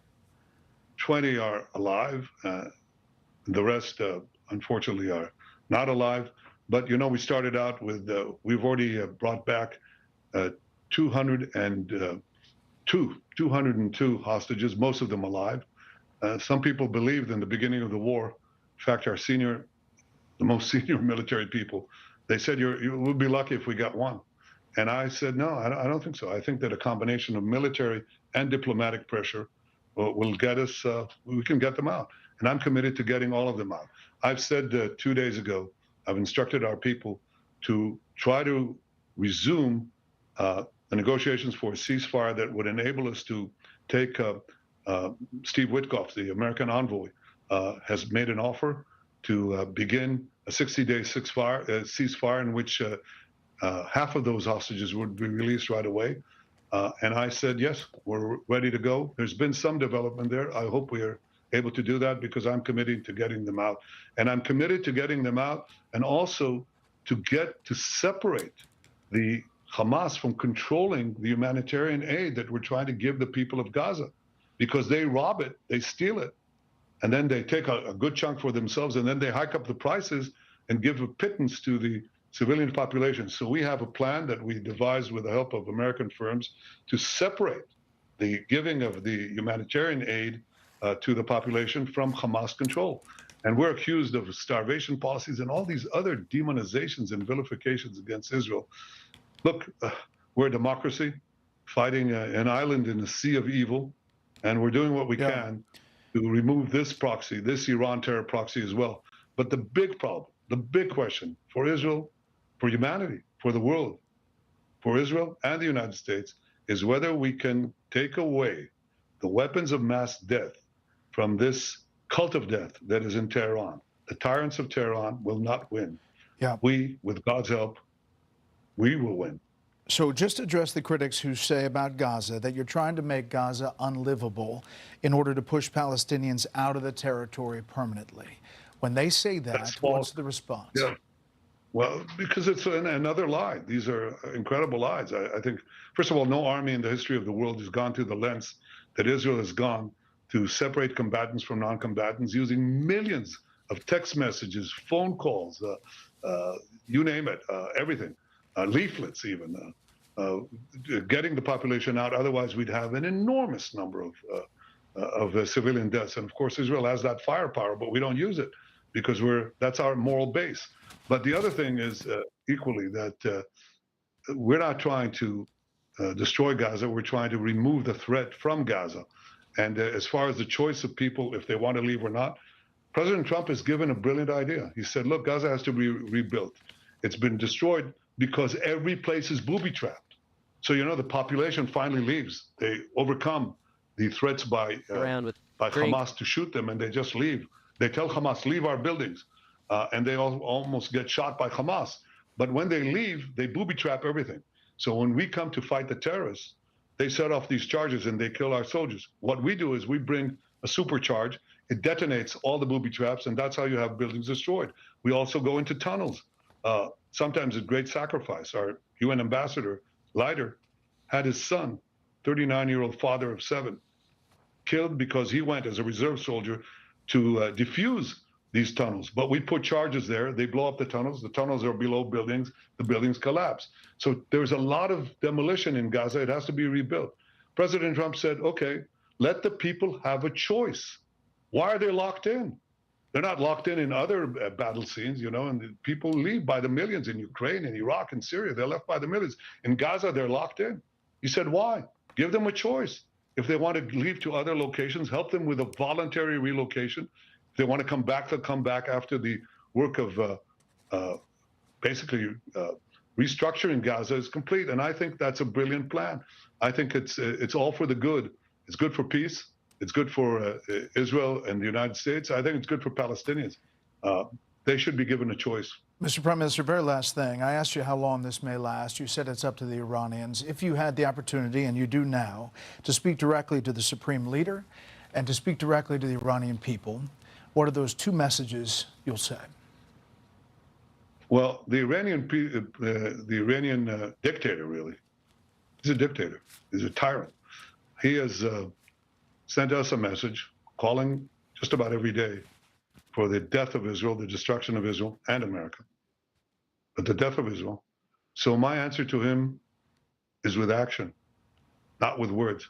But to the people of Iran, I say you're great people.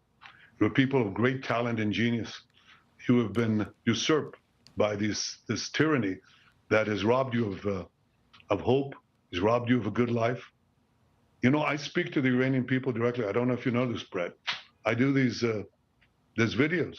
I get millions and millions of responses. And they say, Viva Israel, bravo Israel, free us from this tyranny. And I say to them, your hour of freedom is near. Rise up, be free. Mr. Prime Minister, we appreciate your time in the middle of a very dangerous time inside Israel. We should point out you are inside Israel. So Bret Baier gets extraordinary access to world leaders, due in large part because this is the channel that Donald Trump watches. Here's some analysis following that interview. Minutes, roughly, with the Prime Minister. Your takeaway. Very compelling interview, Bret, at an important moment in this conflict. I took several things away from it. One of them is that from everything he said, it becomes clear that the United States, by what it has done and by what the Trump administration has elected not to do, is an integral part of this. You saw how closely he tried throughout the interview, Bret, to align himself with the U.S. and with President Trump. Secondly, you saw how he tried to frame this in the perfect English, which we've come to expect from him, as a fight between good and evil. That is obviously the case he'd like to make to the world and to the people of the United States and the Mideast as well. And finally, tactically, it seems clear from what he said that while whatever they've done at Natanz and other nuclear sites, he did not indicate that they had the ability or the capacity to take out that enrichment site at Fordo, which is subject apparently only to bunker buster bombs, and no indication that he has them or that Israel will get them from the United States. We do have much more to say, but I'll leave it to my colleagues. We do have indications that ask has been made. I was trying to get him to talk about it. He didn't want to talk about the conversations with President Trump, but the U.S. is the only one that has this 30,000-pound bunker buster bomb delivered by B-2 bombers to take out potentially those deep sites. I want to play a soundbite about the U.S. cooperation and coordination. Sandra, take a listen. So you were closely coordinating with the U.S. throughout this process. Look, we're fully coordinated. Okay, we'll keep an eye on the news. A lot of interesting comments on X that I've been following. Joke among Iranians is that no one in Iran knows where the Ayatollah is except Israel. Then there's the opposite post also on X saying that dissidents in Israel have been publicly posting on X the current location of the Ayatollah. Unrelated to the war, Americans won't work these farming jobs. Yeah, because they would be paid slave wages. But if you restrict and reduce illegal immigration, Big Ag will have to pay higher wages, which would then incentivize Americans to work. So currently, Big Ag gets away with paying illegals on average $20,000 a year. So they pocket the profits while we have to live with higher crime, lower wages, and enormous outlay in social welfare spending for low IQ illegal immigrants. Labor force participation rates for young men in the U.S. have trended downward for years across most population groups. in large part because of the large amount of immigration we have and immigrants willing to work for very low wages. So we restrict immigration, both legal and illegal. Employers will have to pay higher wages and we'll have more people participating in the workforce. All right, Christian Amanpour says the people of Iran don't like the Islamic Republic. But there is no doubt, and Pahlavi is right, and everybody who's reported it. I grew up under the Pahlavis in Iran, and the people, first of all, chose the Islamic Republic instead of them, but now have seen that the Islamic Republic is so much harsher, is so much more punitive, gives so much fewer rights, and is isolated from the world, and the economy is appalling, and it affects the people. So yes, I think from all my reporting, they want to change. He's the only one with name recognition, and whether it's for transitional or permanent leadership, I don't know what he wants, but he's considered the only one with any name recognition and any kind of support inside. He talked about the military. We know the Bazaris and people like that. But there is... So Laponia says if Bibi was honest, like 40 admitted that what they're doing is for their own interests, I would respect him. They're saving the world. BS is boring and stupid. But someone in Bibi Netanyahu's position is not incentivized to optimize for truth, right? He's trying to optimize for saying what his supporters and potential supporters in the US want to hear. And people in Anglo nations, including the United States and England and Australia, want to hear about a war that's on the side of good versus evil. And so if he was speaking to realists, he would speak in that language, but most people are not particularly realistic. They love the good versus evil narrative. Rioters in Portland stormed an ICE facility, injured 4 federal officers with fireworks, smoke, and rocks. Hope we will see these criminals behind bars. Imagine attacking the institute most likely to find the cure for cancer.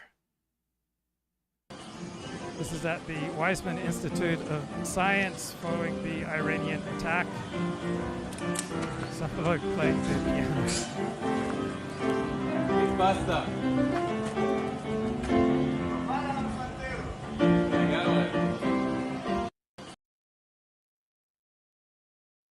And here's a video of Bret Baier rapping. Hip and hip, hip, a hop, you don't stop, a rocket to the bang, bang, boogie, so up jump the boogie to the rhythm of the boogie to beat. Skiddly-bop, scoop-bop, Scooby-Doo, that's right, America, we love you, and we rock and roll to the summer sun. We can rock to 101 years old. I don't mean to brag, I don't mean to boast, but I like hot butter on my breakfast toast. Rock it out, baby bubba to the boogie to bang, bang, the boogie to the beat. Heat so unique, come on everybody, dance your beat. Walking on late, a dark afternoon, reporter stopped me for an interview. She said she's heard stories and she's heard papers. Vicious on the mic and the turntables. This young reporter I did adore. So I rocked the vicious vibe like I never did before. She said, damn, black guy, love with you. Casting over ledge, it must have been true. I said, by the way, baby, what's your name? Should I go by the name Lois Lane? And you can be my boyfriend, you certainly can. Let me quit my brother called Superman. He is I do suppose, flying through the air in pantyhose. He may be very sexy or even cute, but he looks like a sucker in a blue and red suit. I said a hip hop, a hip and a hip and a hip, hip a hop. You don't stop, a rock to the bang bang boogie, up jump the boogie to the rhythm of the boogie to beat. Skiddly-bop, scoop-bop, Scooby-Doo, that's right, America, we love you. Fox News Channel, you should watch. 6 p.m. special report. It's really good, very fair, very balanced, very fair. Hey, Norway Live! Thank you very much. What do you say? Let's hear it for the band. That was really good. I'm impressed. From my sort of background discussion with multiple sources, they're firing a combination of liquid fuel and solid fuel ballistic missiles. These are all missiles that go up into space and then re-enter the atmosphere, and they enter what's called the terminal phase, and they come down on pre-coordinated targets in the state of Israel. Now, the Arrow 3 air defense system, which is the lead high-altitude air defense system in the world, in my estimate, it's designed to intercept most of those threats in space before they can even enter the atmosphere. So there are other layers in case the Arrow 3 doesn't intercept. There are other systems. There's the Arrow 2, which operates in the upper atmosphere, and there's David's Sling, which operates one tier down. So if one is missed, quote unquote, there are other opportunities, and we're seeing that. You can see in some of the footage several interceptors trying to go up and hit missiles. Now, we don't have confirmation of this, but it's quite possible that some of the missiles that the Iranians are firing, and also fired, by the way, in 2024, so this isn't new, have the ability. And a post on X says 94% of homes in Mississippi can afford air conditioning. Only 41% of homes in Spain can afford air conditioning. They have approximately the same summer weather. So Americans have long enjoyed a bigger bang for the buck than almost any other nation of which I'm aware. Once they enter the Earth's atmosphere to maneuver, they have small fins, and they can use them. They can use the momentum that they've built in space coming in. They separate from the stage, from the booster stage, so they don't have an engine anymore, but they can still maneuver. I mean, those are harder targets to hit once they enter the atmosphere. But Arrow 3, if it intercepts them in space, that's before they can even maneuver. So I think we're seeing a combination of those, as well as sort of classic ballistic missiles that don't really maneuver much. They just go in and out, they on a loop. And in terms of percentage, we don't have official interception percentages, but the Iranians have fired hundreds of ballistic missiles. And I think we're dealing so far, as of now, 5:30 p.m. local time on June 15th. Sorry, we're talking about something like 24, maybe 25 impacts. All right, the national security correspondent for Jerusalem Post has some thoughts. He says, the war with Iran, what's working? What are the question marks? The IDF said it was critical for the Air Force to attack Iran in stages, first removing air defenses, top commanders in the highly defended Natanz nuclear site. That makes sense. All right, there may be many rounds left to this fight, but after 3 days of strikes and counterstrikes, some of the state of play can be ascertained. Right, IDF says it has had tremendous success so far against Iran's nuclear and ballistic missile programs, top commanders, and economic targets, but it has not progressed enough to give clear prediction about when Air Force attacks might substantially deplete the Islamic Republic's counterstrikes with ballistic missiles, which have killed 10 Israelis, wounded over 250, and I think we have about 30 plus Israelis who are missing. So the successes so far have been real. If Iran's nuclear program is still standing, could still constitute a threat, right? Then Iran still has the potential to rapidly break out to a nuclear weapon. So when it comes to the Islamic Republic's conventional ballistic missile threat, the picture is hazy. Before the war, Iran had about 3,000 ballistic missiles, but only 1,000 could reach Israel, and they've launched about 200. They have about 200 launches for these missiles. Iran has already fired around 300 ballistic missiles. Right, so Iran could perhaps fire about another 400, 500. Right, if Iran's only firing 50 to 100 missiles per day, right, so they could possibly keep Israel's home front under heavy fire for weeks, possibly months. So Iran is being attacked by Israel's Air Force in stages, first removing the air defenses, top commanders, and many of the nuclear sites. Then the IDF will focus more on individual ballistic missile sites and attack vehicles. But this is difficult because these vehicles are mobile and Israeli aircraft must fly back to Israel for fuel. Right, IDF rules for attacking Tehran will be the same as the rules for Beirut, where the IDF can pretty much attack at will on short notice. Civilians fleeing Tehran right now. The IDF cannot use overwhelming firepower against Iran every day indefinitely. Right, most Israeli drones cannot reach Iran. Aircraft take several hours at a time to reach there instead of 15 minutes over Lebanon. Aircraft also require complex mid-air refueling maneuvers, which require advanced planning. So it's very different from striking Hezbollah, which requires little fuel and much less planning. So right now, Israel sees that this war has been worth it and winning, but what will happen if the number of casualties jump? What if Iran can stretch this conflict past 2 weeks? What if key portions of the Islamic Republic's nuclear facilities are not destroyed? Impact sites around the country. So, we can do the math. 25 impact sites out of hundreds of ballistic missiles. Most of them are still being intercepted. The ones that get through are devastating. Each warhead has hundreds of kilograms. So this is a really, this can take out a city block, and we've seen it do that in Rishon, in Tel Aviv, and in other areas. So absolutely, the threat is real. But again, I think we should view this as a prelude to what the Iranians were planning to do. Imagine them going into a fight like this with 8,000, 10,000 ballistic missiles. That's an existential threat, even without the nuclear program. And so Israel had no choice, for so many reasons that we've already outlined. It had to act, and it had to act now.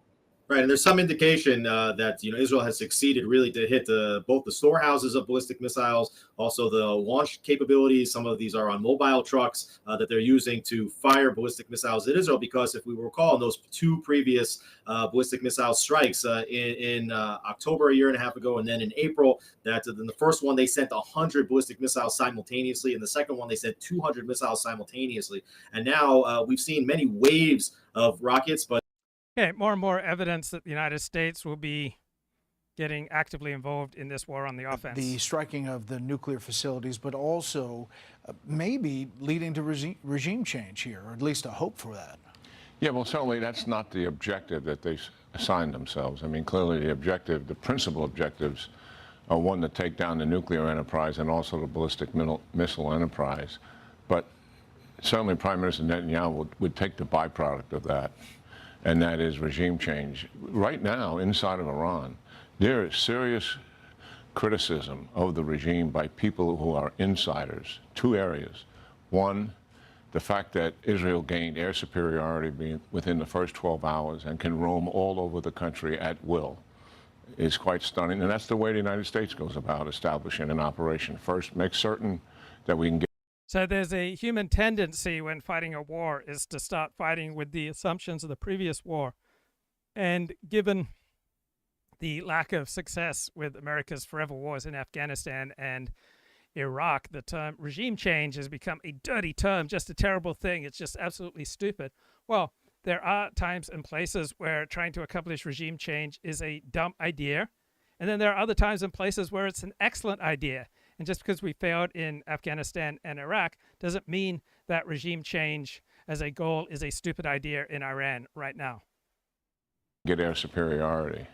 And I should point out, in October they had a strike where they took out a lot of air defenses inside Iran. This has now exponentially expanded that. And the question is, why are these missiles launching and rockets launching still in great numbers into Israel? Well, what they cleaned up, they took out the S-400s and S-300s, which are advanced air defense systems given by Russia to Iran. They did that in October. But Iran has their own capabilities, and they had them on fast forward because they knew something was going to happen. And they have 4 different kinds of SAMs, surface air missile systems. The Israelis took out all of them. When it comes to the ballistic missiles, we estimate that they have somewhere around 2,000 of these missiles. In October, they fired 200, and 40 of them penetrated. That's a high percentage that penetrated. The targets were in the desert Air Force bases at a Mossad headquarters. 1 person killed, not a lot of damage. But the Israelis took that to heart. They know if Iran came at them, Bret, with a fuselage of several hundred missiles at the same time, at once, yeah, targeted on population centers, that would overwhelm the Arrow system and the U.S. THAAD system that's there, to include the Aegis defense system that the United States has at sea. The Iron Dome is irrelevant here. That's rockets and short-range missiles. David Sling, irrelevant. That's middle range. So that was a huge concern of theirs, and that is why they are targeting them so much. We think they've shot 300. They didn't shoot 500, 600, so they're not able to do. Khamenei told his people he wanted 1,000 missiles in the air at one time. That was a direction he provided a couple of weeks ago. That has not happened. At best, it's 100. So I've tried to press him, and obviously, for strategic reasons, he didn't give me answers on whether he asked President Trump about that bunker buster, the massive 30,000-pound ordnance, the MOP, that only can be delivered by the B-2 bomber. He didn't go down that road, but clearly, to take out those nuclear facilities deep embedded, they would need that, correct? So for our audience to understand, the nuclear enterprise that Iran has developed, through 45 years here, is really quite extensive. It goes beyond 12 sites, and they've spread out the enrichment, and they have spread out the centrifuges, and they've spread out the storage of enriched uranium, so no one site can you take down. The majority of the nuclear enterprise is still out there in play. We've only been in this for 3 days now. This is the beginning of a campaign to systematically take them down. Fordo and other sites like that are deeply buried. I mean, Fordo's a half a mile down, 2 to 3 feet wall. So this is a formidable thing. I do believe it's in the United States core national interest to help Israel finish off Iran here in terms of its nuclear enterprise. And for the as much people who as say possible. we're going to get drawn into this thing and we're going to be there forever and this is going to be a That's not going to conflict with... happen. Iran has a weak military. Hardly any navy to speak of. The army's poorly trained, poorly equipped, although it's got big numbers and poorly led. The Air Force is 1970s vintage. They haven't flown an airstrike against Israel yet in terms of taking on their fighters. So the idea that Iran is going to go to war with the United States and Israel, they lose their regime over that. They don't want any part of that. Well, it's always great to have your analysis, General. Thank you. Yeah, great talking to you. Let's bring back our panel, Britt Hume, Sandra Smith, and Harold Ford Jr. Britt, thoughts as we wrap up here and we get some final thoughts on what turned out to be a pretty long, extensive interview that we covered a lot of topics. Yeah, very good. A very interesting interview with General Keane as well, who made an important point, Bret, which is that with the number of missiles that Iran can deploy, even in its reduced state, it can inflict casualties on the Israeli population, and we've seen that. These casualties, I think, are militarily insignificant. But the purpose of them, of course, is to affect the will of the Israeli people in the sense that Israel is trying to create, that Iran is being defeated. But civilian casualties sustained over a longer period of time, even if not great in number, can have an important psychological effect which would hurt Israel's cause. I don't think this is going to happen, but it's something to think about. You know, Sandra, there was a lot of news in there just straight on. So I'm quite a big Bret Hume fan. I'm interested in his punditry, not as much interested in punditry of those two other blokes.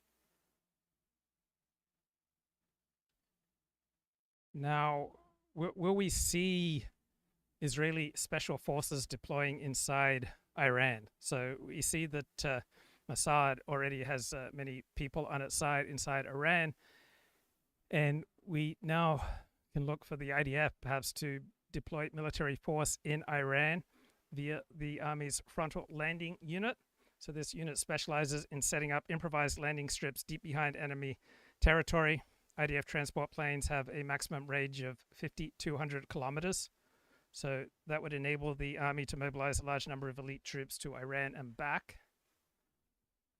So you may have these troops, right, flying into Iran and destroying Iranian nuclear facilities. But it seems as though in each wave that there are, several dozen rockets being fired at one time. Now, obviously, when we talk about the Arrow 3, the Arrow 2, the David Sling, there's a limit to the amount of missiles that can be shot down at any given time. And that's obviously to assume that the systems can be successful even to catch one missile, which in itself is a miraculous kind of technological development. But there is the threat that these systems can be overrun. And that was the fear, that they could just launch hundreds, if not thousands of missiles simultaneously at Israel, and there would be literally nothing that would allow Israel to fire enough to block these incoming missiles.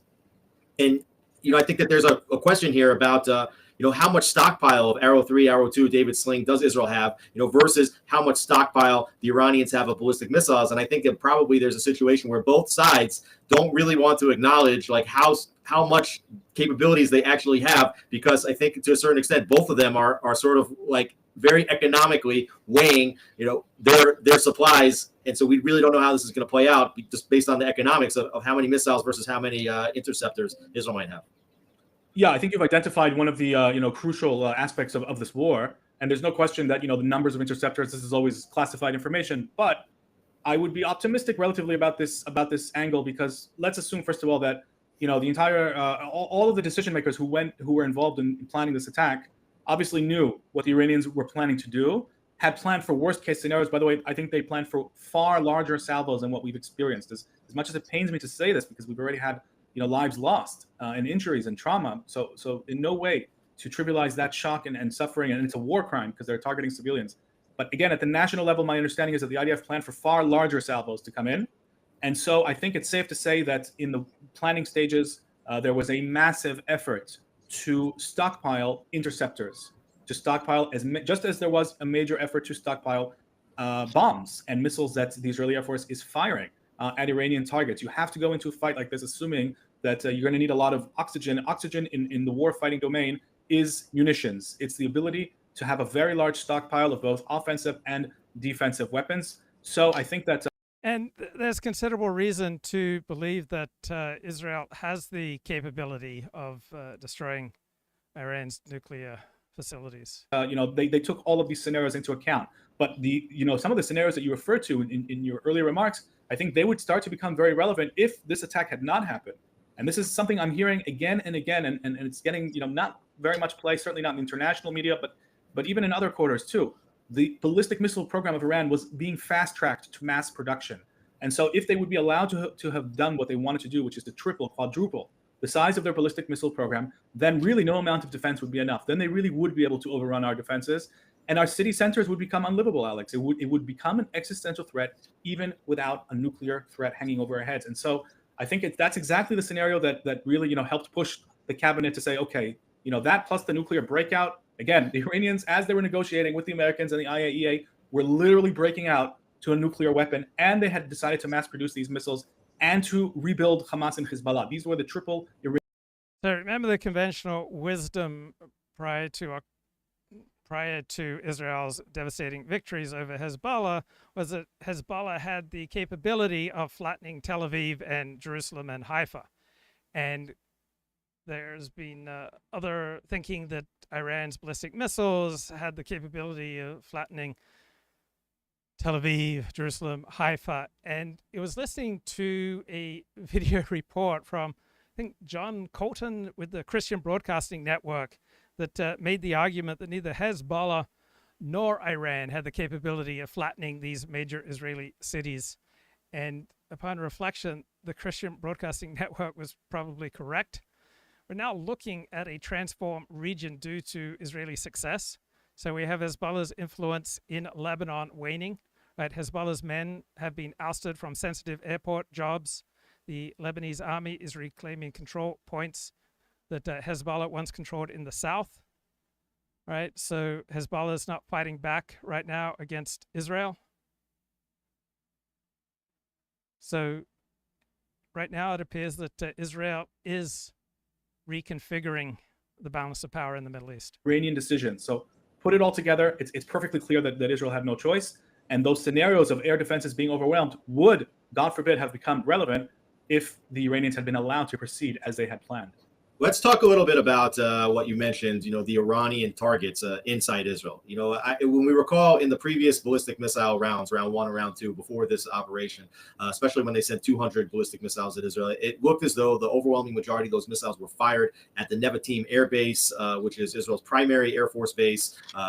But it's basically in the desert, and it's in an isolated area. It's not in a population center. And these ballistic missiles are generally believed to be accurate to a range of, from what I've read, approximately 300 meters or 300 or 350 yards or so. So Aaron David Miller has a long background and expertise in Israel and the Middle East. I'm just curious if his loathing of Bibi Netanyahu and Donald Trump perhaps clouds his understanding. But this is his opinion. Israel's in a box. It cannot destroy Iran's nuclear program, and it won't and cannot accept an outcome in which this nuclear program survives. Trump is in a box too. He's caught between a war he doesn't want to enter and one that he cannot stop. Right now, both are in a cul-de-sac with no easy way out. And on the one hand, the fact that they can fire missiles from Iran, which is over 1,000 miles away, and hit a target in Israel, up to an accuracy of about 350 yards is unbelievable. I mean, it's an incredible feat. But on the other hand, if you miss your target by a couple of hundred meters in the desert, you don't really hit too much. But if your target is to fire on a large population center like Tel Aviv, it doesn't really matter if the missile hits 300 meters this way or 300 meters the other way, because it's still hitting in the population center. And we have seen numerous houses, residential buildings been hit, but there's also been some reports, and obviously the military censor in Israel is not revealing exactly where everything has been hit. But for example, there are certain reports, and we saw that Trey Yinks from Fox the other night was running and saying that the defensive headquarters of Israel, the Kiryat compound, may have been hit, even though it looks like the building is still there. We also saw that perhaps some reports on social media that some oil production facility or gas production facility near Haifa may have been hit and targeted. And so the question is, can we see that maybe Iran is still trying to target specific strategic? So Israel has been bombing Iranian Republican Guard ballistic missile launches in western Iran. So apparently dozens of Iranian Guard missile launches have been abandoned and destroyed, and Iranian Guard forces have fled. So Israel seems to be achieving a great deal of success. Targets that may be in civilian areas and just missing, or are we seeing that they're simply just targeting civilian areas? What have you seen in terms of what they're targeting, what they've hit, and what kind of damage has been caused? Right. So we'll keep in line with the expectations of our military censor, I think, because obviously we want to do everything we can not to give the enemy any information. But within those confines, I think that the Iranians are trying to do both. I think most of their attacks are targeting civilian areas, and that's what I've heard explicitly from IDF officials. And some of their attacks are obviously, as you say, trying to hit strategic areas, military and civilian strategic areas. There's no question that they're trying to do that. Now, the thing is that most of the Iranian missiles are being intercepted. So whether they're accurate or not, they're not hitting. Most of them are not hitting. The ones that do, because it's, we're talking about, again, 20 to 24, 25 impact zones, that's not going to be enough to cause, let's call it, a major strategic shutdown of the country, which is what the Iranians are certainly trying to do. Let's just compare that with what's going on in Iran. Every single munition that is dropped by an Israeli Air Force jet right now, and they're flying, en masse over Tehran, is hitting its target.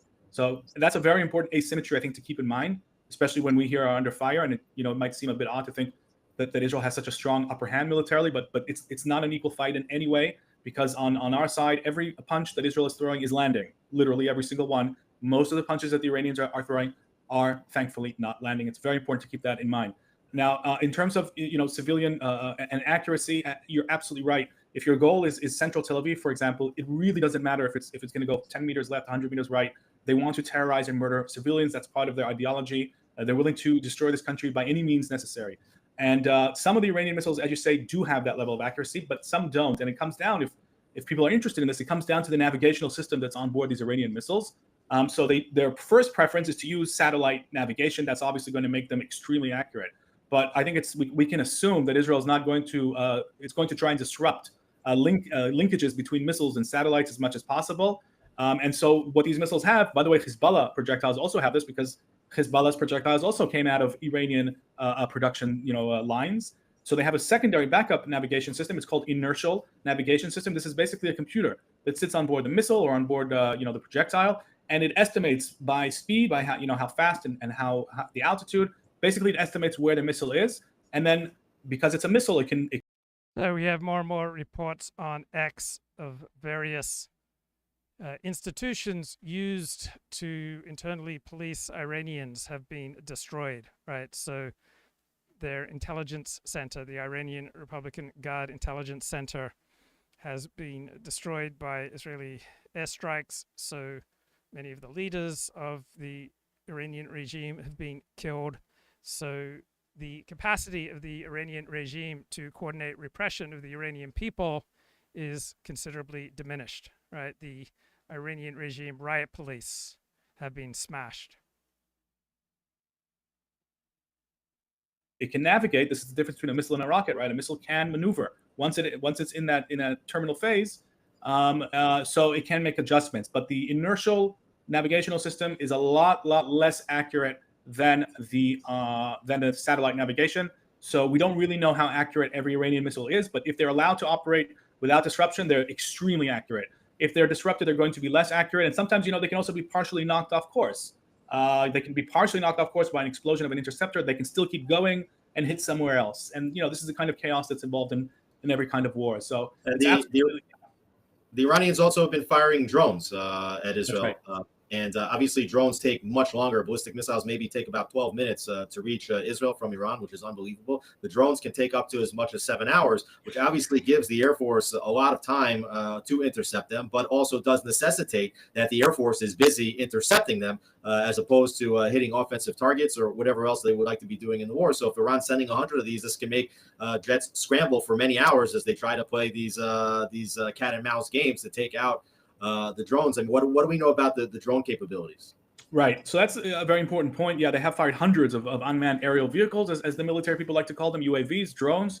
Now, look, most of the drones that have been intercepted so far have been intercepted by Israeli helicopters rather than fighter jets, which have been directed for missions in Iran and a few in Gaza, too. By the way, we still have airstrikes going on against Hamas in Gaza.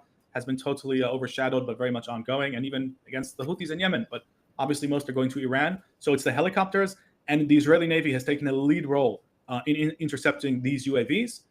So the helicopters shoot them down. They use their onboard machine guns to shoot them down. They chase them. They've been flying and patrolling all over Israel's skies and along the borders for the past 3 days and simply shooting down dozens of these UAVs. The Israeli Navy has been using its surface-to-air interception systems to shoot down these UAVs. They have missiles that can strike.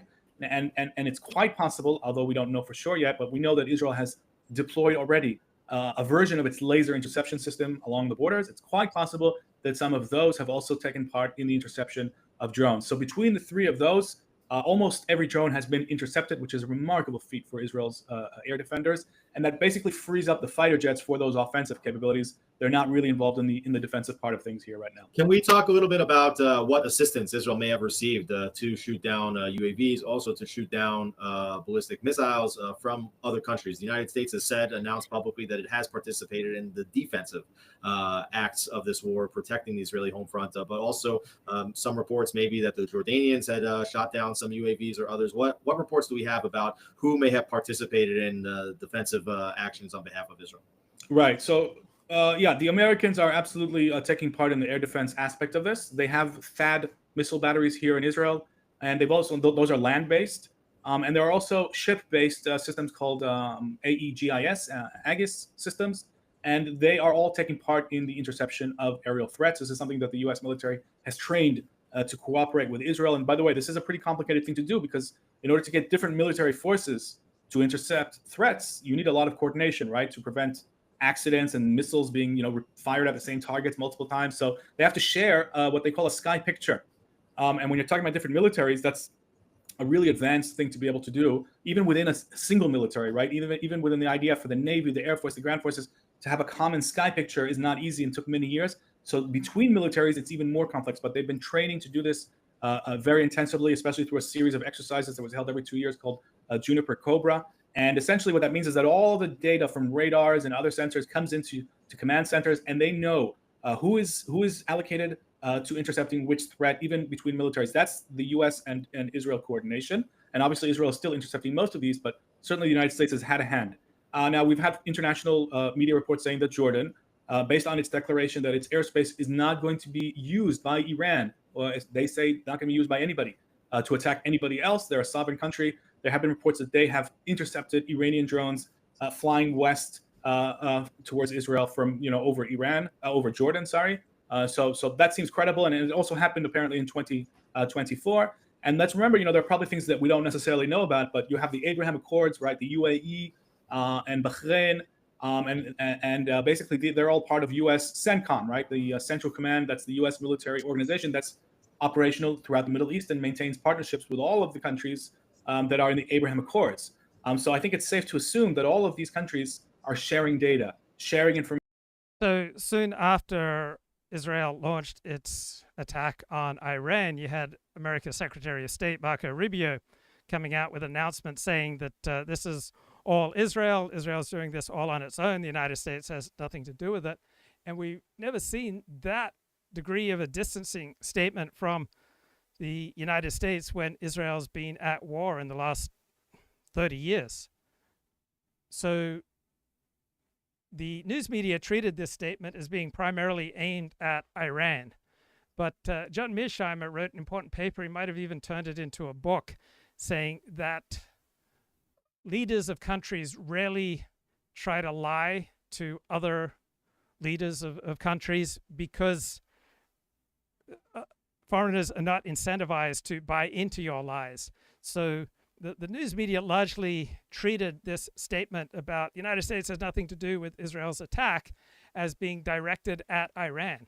But this statement was not directed at Iran. This statement was directed at MAGA. This statement was directed at Donald Trump's base. Right? Iran understands how closely connected the United States and Israel are. Iran understands that Israel's tapping American intelligence resources, that America will be helping to protect Iran, that Israel will be using American weapons.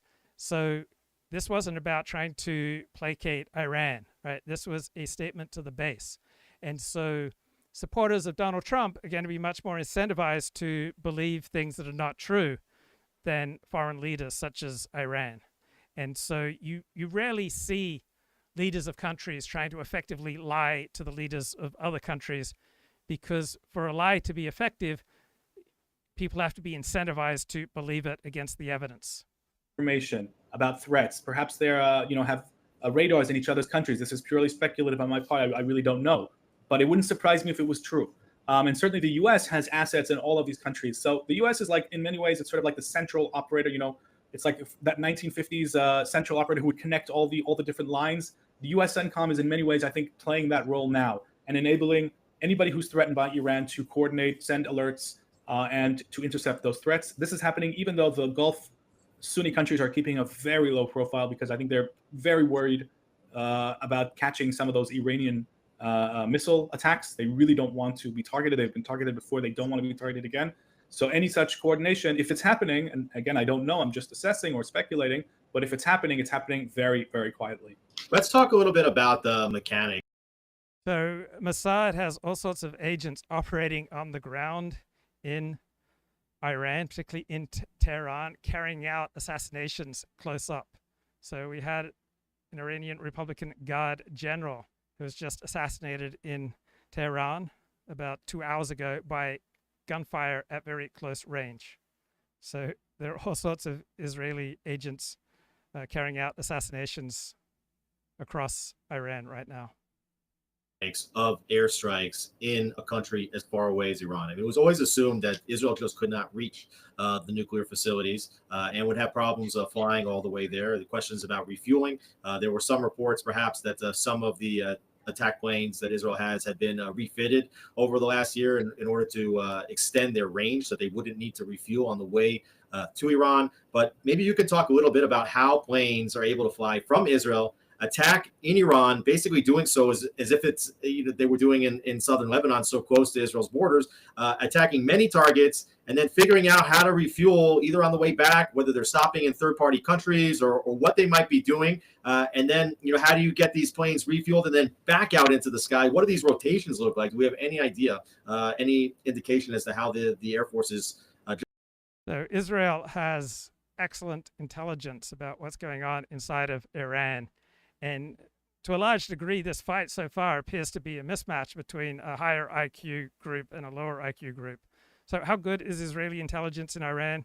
It's so good that it knows the safe houses to which Iranian intelligence officials flee when ministry buildings get destroyed by the IDF. So the Israeli Air Force has just targeted another safe house of the Iranian Ministry of Intelligence in Tehran. مسلا به نظر میرسه خیابون بهشتی باشه.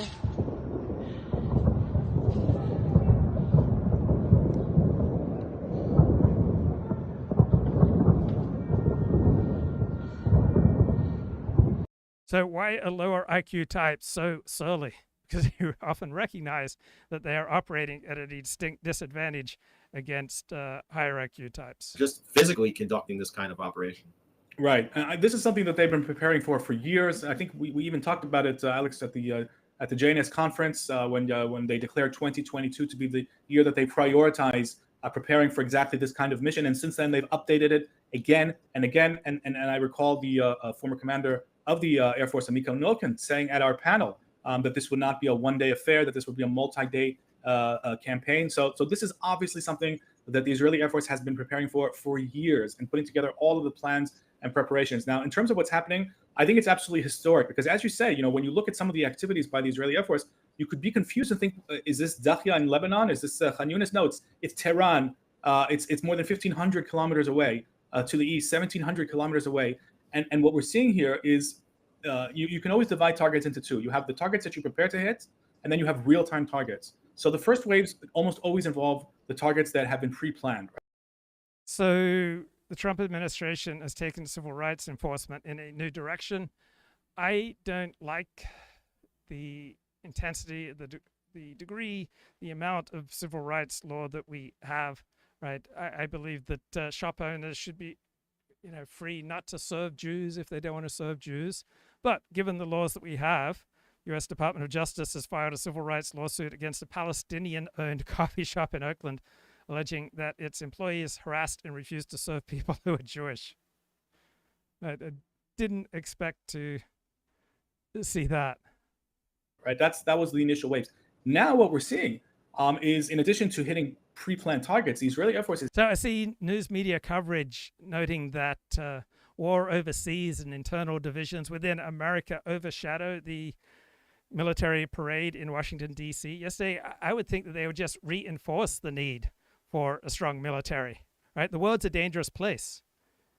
And there are threats that are internal and domestic, and you want a military that is strong to be able to keep people safe, all right? The tranquil lives of good people depend upon the willingness of tough guys to do very nasty things.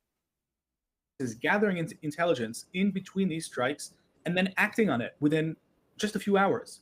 And for the Israeli Air Force to be able to close the...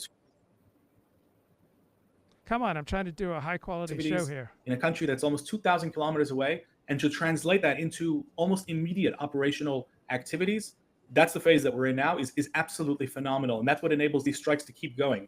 In terms of logistics, look, the aerial refuelers that are a core aspect of any such attack. This is what enables...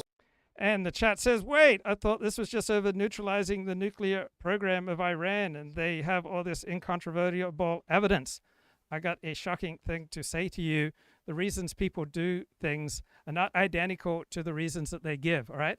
There are the real reasons, and then there are the reasons that people give publicly. This is as true for the Jewish state as it is for non-Jewish states, as it is for individuals. All of the jets, the F-15s. People rarely mean what they say, and people rarely say what they mean. The F-16s, and let's remember the F-35s. The F-35s are going to be the trailblazers here because they're invisible basically to enemy radar. So I expect them to have had a lead role, at least in the initial waves. But now with Iranian air defenses knocked offline completely, in 2024, the Israeli Air Force took out the S-300s, the S-400s. Now they've taken out a whole bunch of Iranian-made air defense systems. Now, any jet, the F-15s, F-16s, the F-35s, and let's assume long-range drones with attack capabilities are operating freely over Iran. They are gathering intelligence. They are striking. There are other ways as well to gather intelligence. I think we have to assume that Mossad is continuing to gather intelligence on the ground. We know that Israel has spy satellites. We know that there are all kinds of electronic intelligence gathering. So when you put it all together, there's probably vast amounts of intelligence. And in fact, what I can tell you that I heard from an IDF official just a few hours ago during a briefing is that this ability to gather real-time intelligence on what's happening in Iran is actually getting better since this operation began. And now, just a few days, it's actually improved. That's what the IDF is reporting. And that's obviously critical when it comes to identifying launch points of ballistic missiles. In order to protect the home front, they're identifying where these missiles are being launched from and then striking those sites just shortly after in order to make sure that they cannot be used for future rounds, which is limiting the amount of launchers and supply chain logistical components that Iran has to be launching these ballistic missiles. And Media Hit says, hey, I'm here for the Look Forward Father's Day edition of the psychology part of the show. So there are two terrific books I read, The Father Factor and The Mother Factor.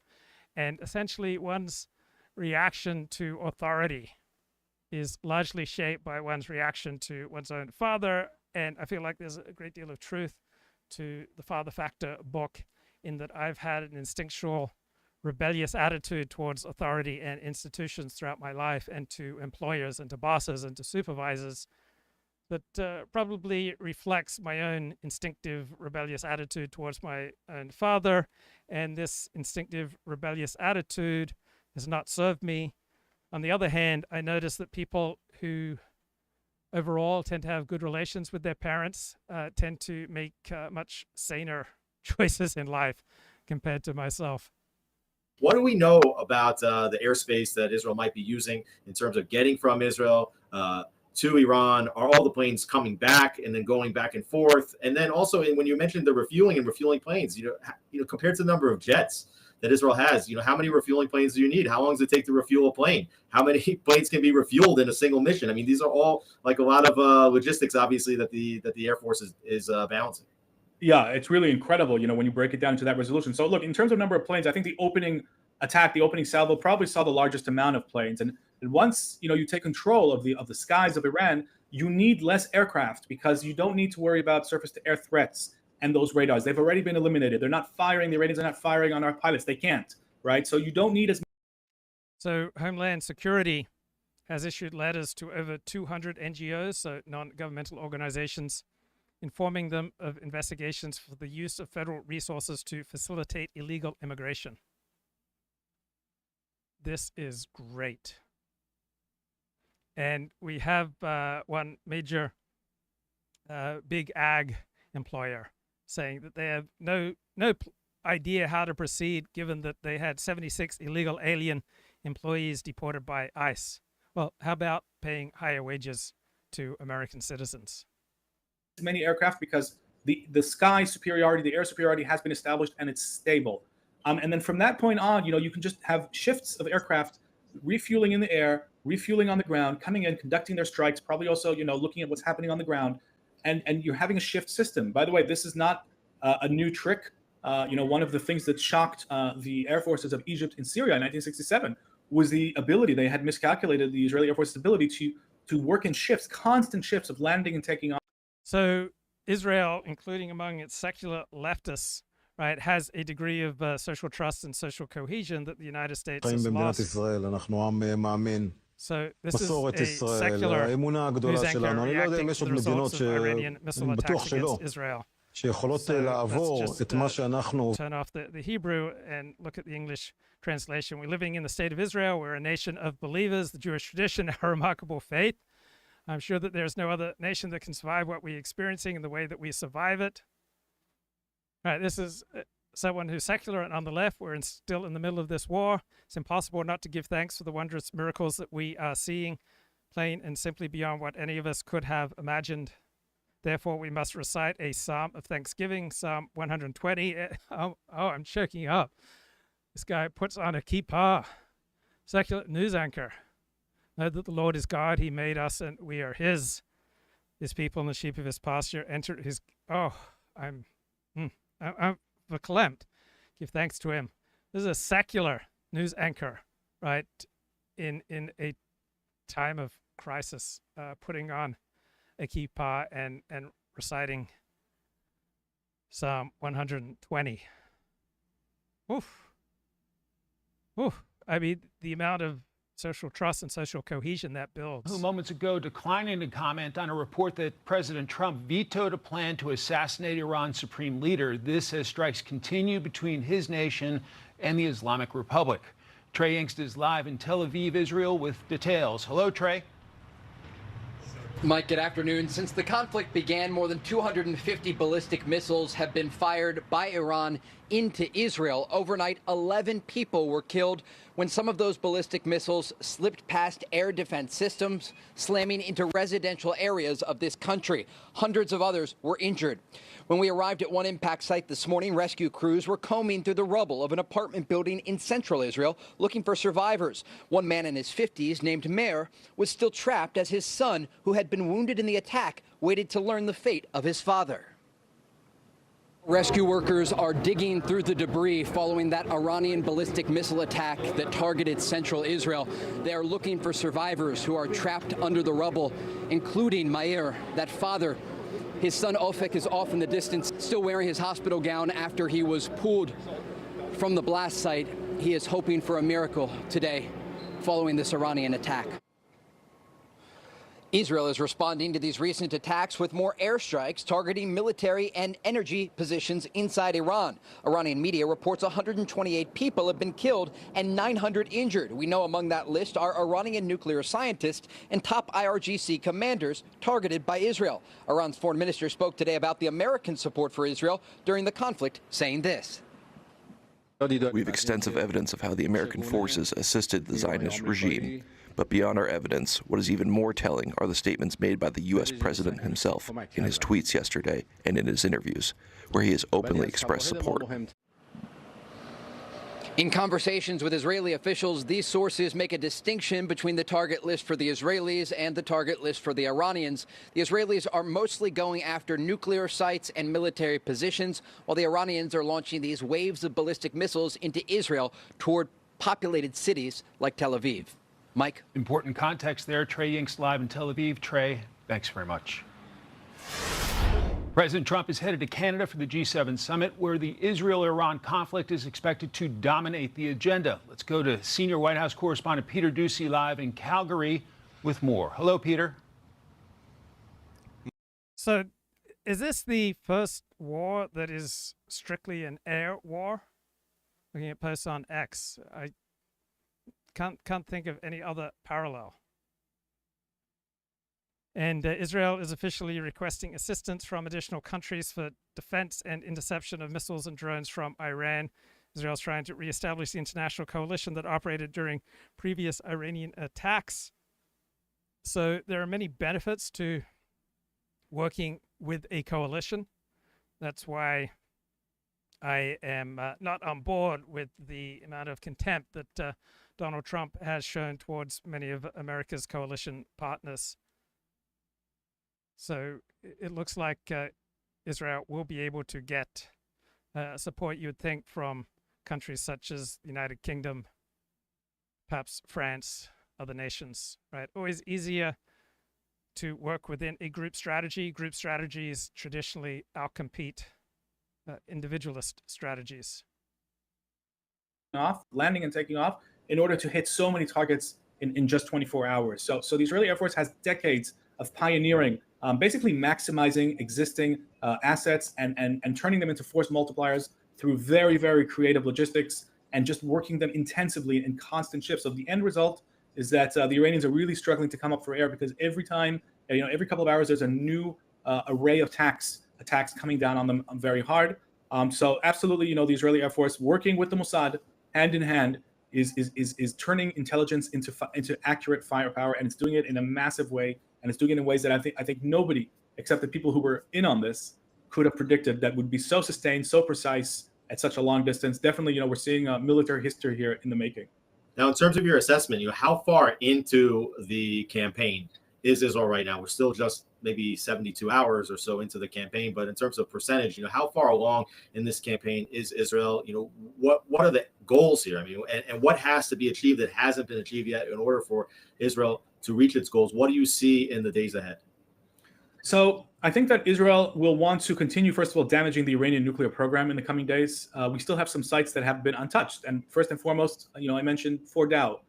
There's another site called Barak, which is to do with their plutonium, which is a different kind of heavy water. Exactly. That hasn't been touched yet either, as far as I know. But really, Fordow is the main thing that I'm waiting to see what happens with that target. So I would be very surprised if this war ends without some sort of attack on Fordow.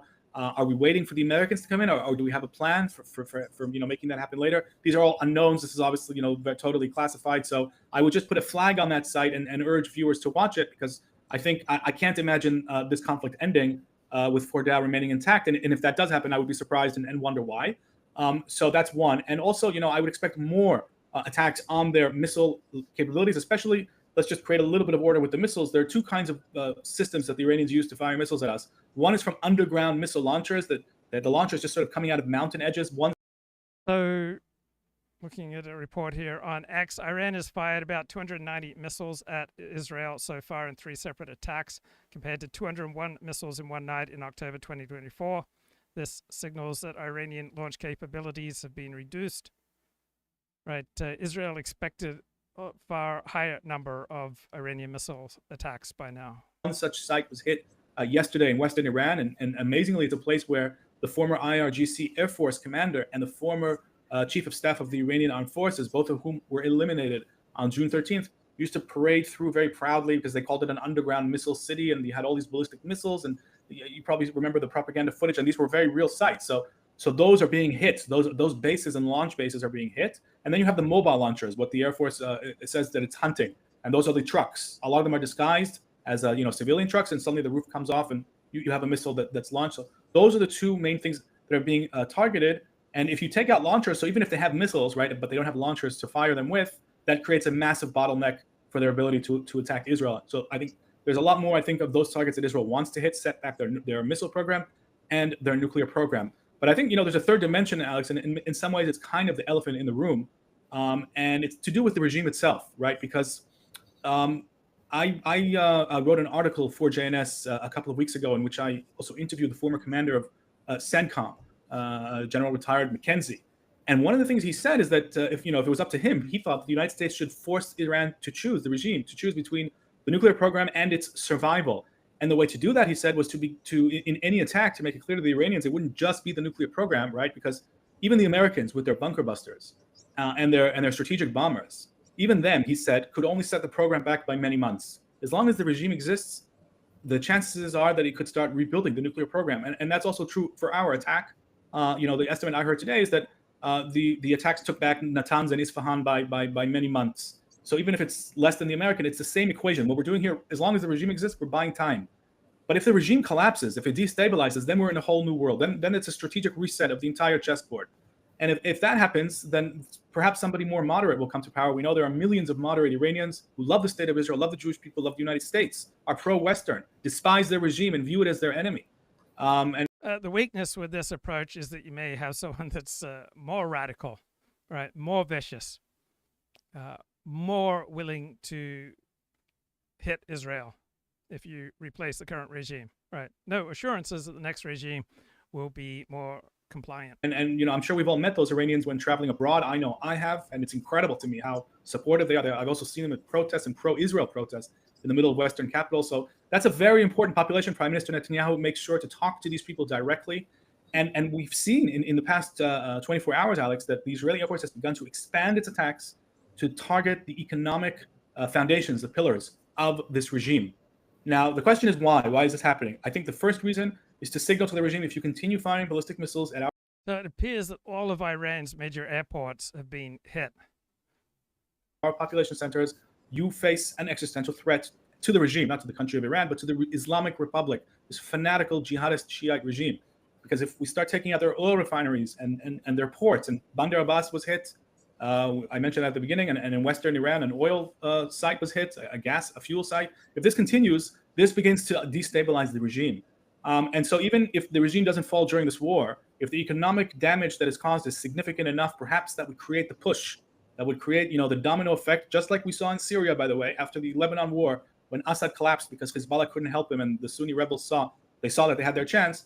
Perhaps these attacks will also help the regime, help the people of Iran bring down their regime. And that's something we have to look out for, because that would actually solve the nuclear crisis rather than just buying time. Right, it's the chicken and the egg. It's the nuclear program didn't come before the people that built it and the people with their fingers on the button. And the question is, Israel obviously targeting the nuclear scientists, obviously targeting the chief of staff of the Iranian military, the head of the Revolutionary Guards Corps.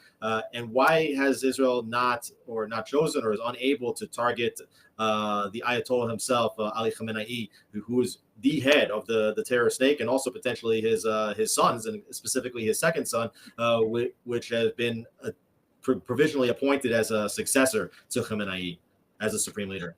Yeah. So my assumption is that he may be targeted at any moment. He's probably very deep in a bunker somewhere, whisked away to an emergency, facility, which many governments have. But I wouldn't be surprised if he would be targeted, Alex. It wouldn't surprise me at all. We're still not at the end of this war. I think there are many surprises ahead, and he might be targeted. And another thing that I think we have to look out for is that Ayatollah Khamenei, right? He built this entire regime based on the idea that they're going to export the Islamic Revolution. They're going to take over the Middle East. They're going to build terror armies. They're going to build a worldwide caliphate in the end. These are all things that he had promised. And now what the Iranian people see are squadrons of Israeli fighter jets over their skies in Tehran, as if it was Gaza. and they see that the Mossad is operating freely in Iran, this is going to severely discredit Ayatollah Khamenei and his stooges, his fundamentalist Ayatollah regime. It's going to make them look extremely weak in the eyes of his people. And that's something that if he survives this war, he's going to have to contend with. So that's another thing I would throw into the mix. And do you think that the United States will participate at some point before the end of the war, not only in the defensive capacity, but whether that means using its heavy bombers, either the B-2 or the B-52, and the Moab, the mother of all bombs, in order to really sort of blast these underground nuclear facilities like Fordo and Natanz, really right out of the mountain? Things that it might be more difficult for Israel to do, provided, of course, that Israel has already succeeded in taking out all the air defenses, all the ballistic missile, like as a last strike, that America just comes in and quickly finishes that job once and for all. Yeah, well, look, I sure hope so. I hope that they do it. Whether they will or not, based on the statements of President Trump and basically the posturing of the White House right now, I would say that it's very much up to the Iranians. So what the U.S. is signaling to the Iranians is, if you attack any of our bases, any of our embassies, any U.S. asset in the Middle East, if any Iranian missiles start heading that way, and many of those thousands of Iranian missiles are short-range missiles designed to hit exactly those targets, then I think the U.S. will come in. So will the Iranians, yeah. And we're seeing also, calls from the Americans and others for the Iranians to return to the negotiating table. And it would seem as though it might be a little bit late for negotiation, but do you see Israel ceding to any path where Iranians would enter into negotiations, agree to stop firing ballistic missiles at Israel, where Israel would say, okay, fine, if that's the case, we'll stop our attacks? Or do you see at this point? So there's currently another wave of Iranian ballistic missiles heading for Israel. Israel going all the way to the finish, whatever that looks like. Yeah, I think that the Israeli decision-making is going to be guided first and foremost by how much damage is caused to the Iranian program. I think any statements by Iran are not going to be taken very seriously about future intentions at this stage, because I think even the Iranians themselves are in disarray. So they don't really know what they themselves are going to do, I think, after this war, assuming the regime survives. But if the Iranians choose a diplomatic path, as Trump is offering to them, and they end up, abandoning their nuclear program, which I think is highly unlikely given the nature of this regime and everything we know about it, then of course Israel would welcome that. And if Iran had done that to begin with, then this war would. So every hour this war goes on, it appears that Iran is disproportionately suffering strategic losses, and it appears that Iran is a paper tiger, unable to inflict strategic losses on Israel. So Donald Trump may talk about, we want peace, we want negotiation, but he could essentially order Bibi Netanyahu to stop if he wanted to, and he apparently is not. Wouldn't have happened. Israel never had any opposition to a diplomatic path. It's just that the Iranians had no intention of going down that path, and were actually using it as a cover for breaking out to nuclear weapons. So it all depends on what the intelligence delivers from the field, from the ground, about Iran's activities. I think that's what's going to determine future Israeli actions. At least in the short term, there's no chance, I think, of Iran returning to talks. If anything, before this war, it said repeatedly that if it's attacked, it's going to leave the NPT. That's the Non-Proliferation Treaty. And again, I think that the biggest calculation here, beyond the fanatical ideology of the Ayatollahs and of Khamenei, is also they're going to try and figure out how to save face in front of their own base, their hardline base. If they go back to negotiations after this preemptive strike, I think that they will be looked upon as a disgrace by their own hardline base. So I don't see that happening anytime soon. And I think they're very worried about how they're being perceived by their base in Iran. So that's something that's going to influence their decisions and their rhetoric and their actions going forward. Okay, any final thoughts? I would just urge, first of all, those of us who live here in Israel to stay safe, listen to the instructions, obviously, of the Home. And here's another interview. So let's turn to the Israeli front. We're going to introduce Nadav, who's doing fantastic reporting for Yedid Achronot out of Israel. Nadav, welcome to the Iran Breakdown. Glad to have you.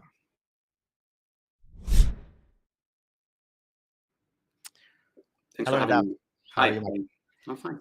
Good. I want to wish you, first of all, a happy Father's Day. I hope your family is safe from an Israeli decision-making point of view.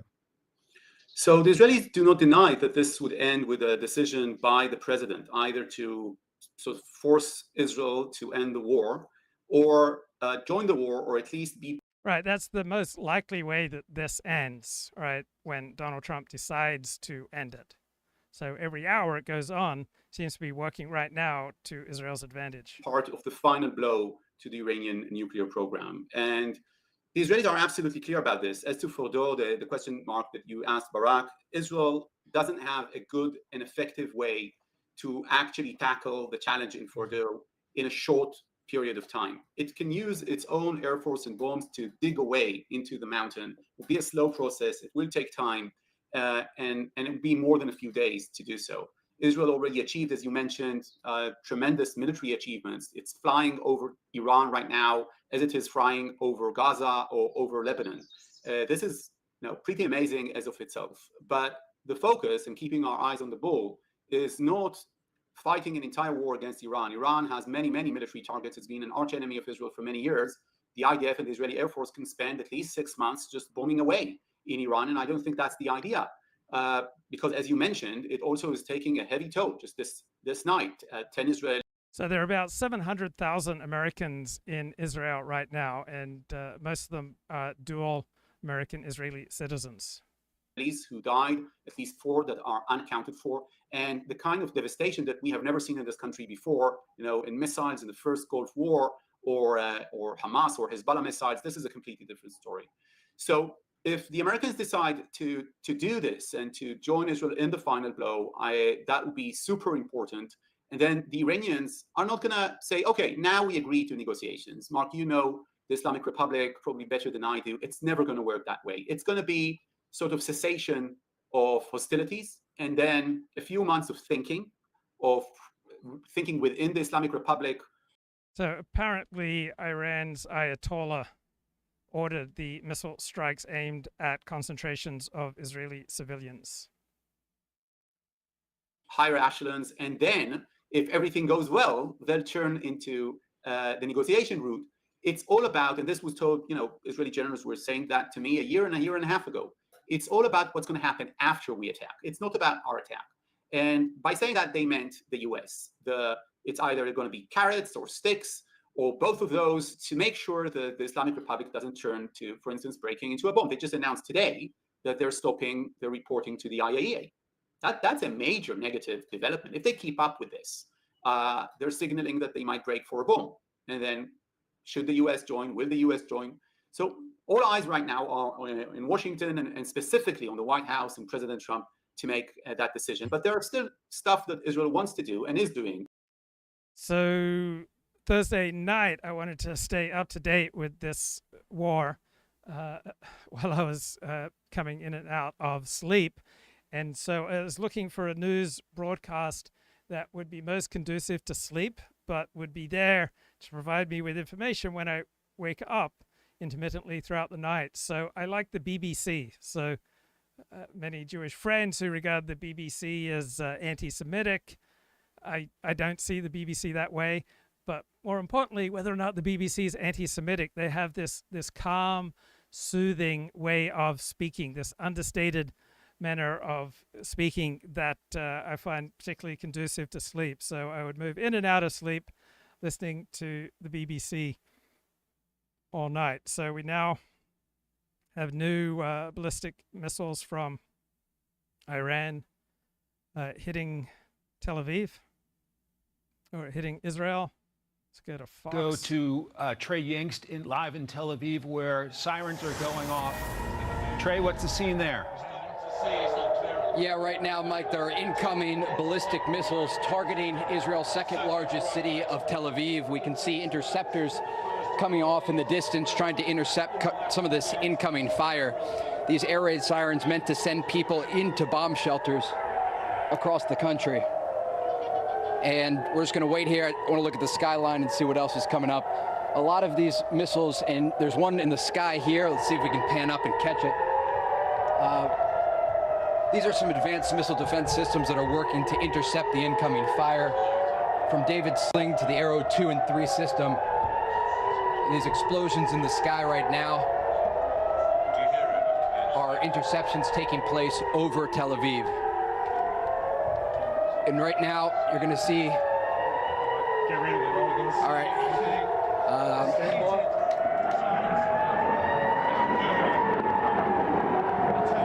Just stand by and watch this scene, Mike. A lot of interceptions taking place right now.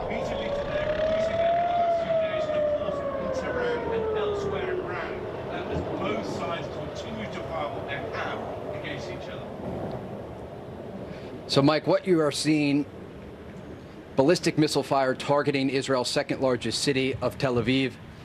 We saw a number of air defense systems active, and you can hear those interceptions, those flashes in the sky right now as these interceptions take place. There are still more missiles coming in. We can see them in the distance. And if you look at the skyline and pan up, Yaniv, right over city center, and yet another right now. And just wait.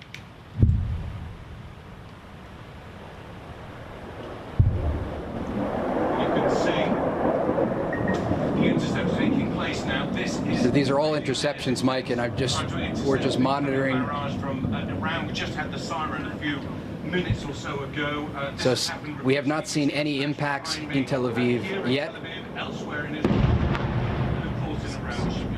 That's an interception. Those booms. Just stay with us, Mike.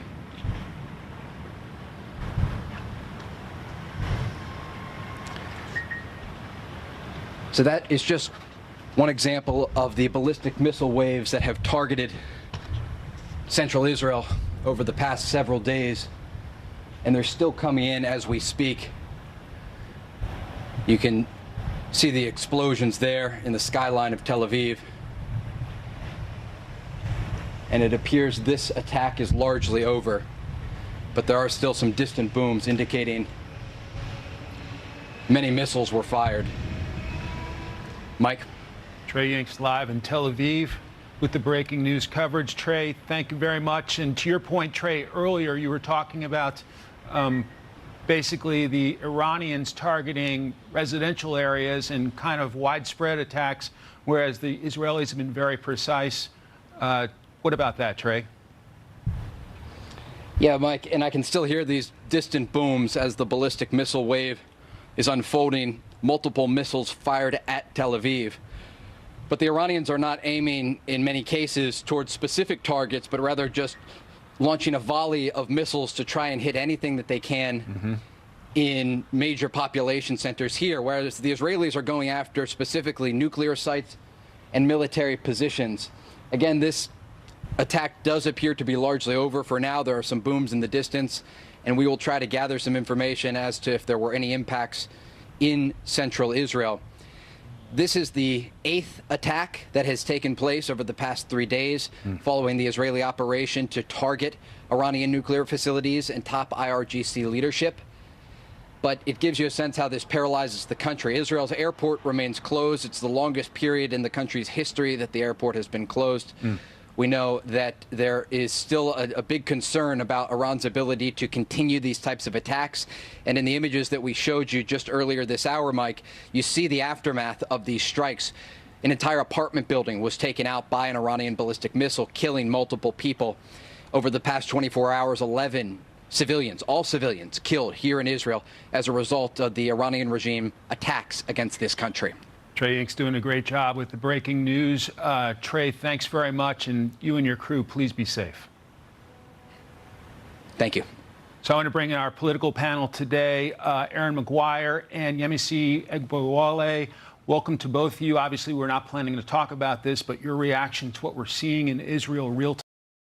Wow, it's incredible to have to watch live video of a ballistic missile attack on Tel Aviv, which I believe is Israel's largest city, not second largest. Across Iran right now, as we are speaking, mainly ballistic, but also nuclear.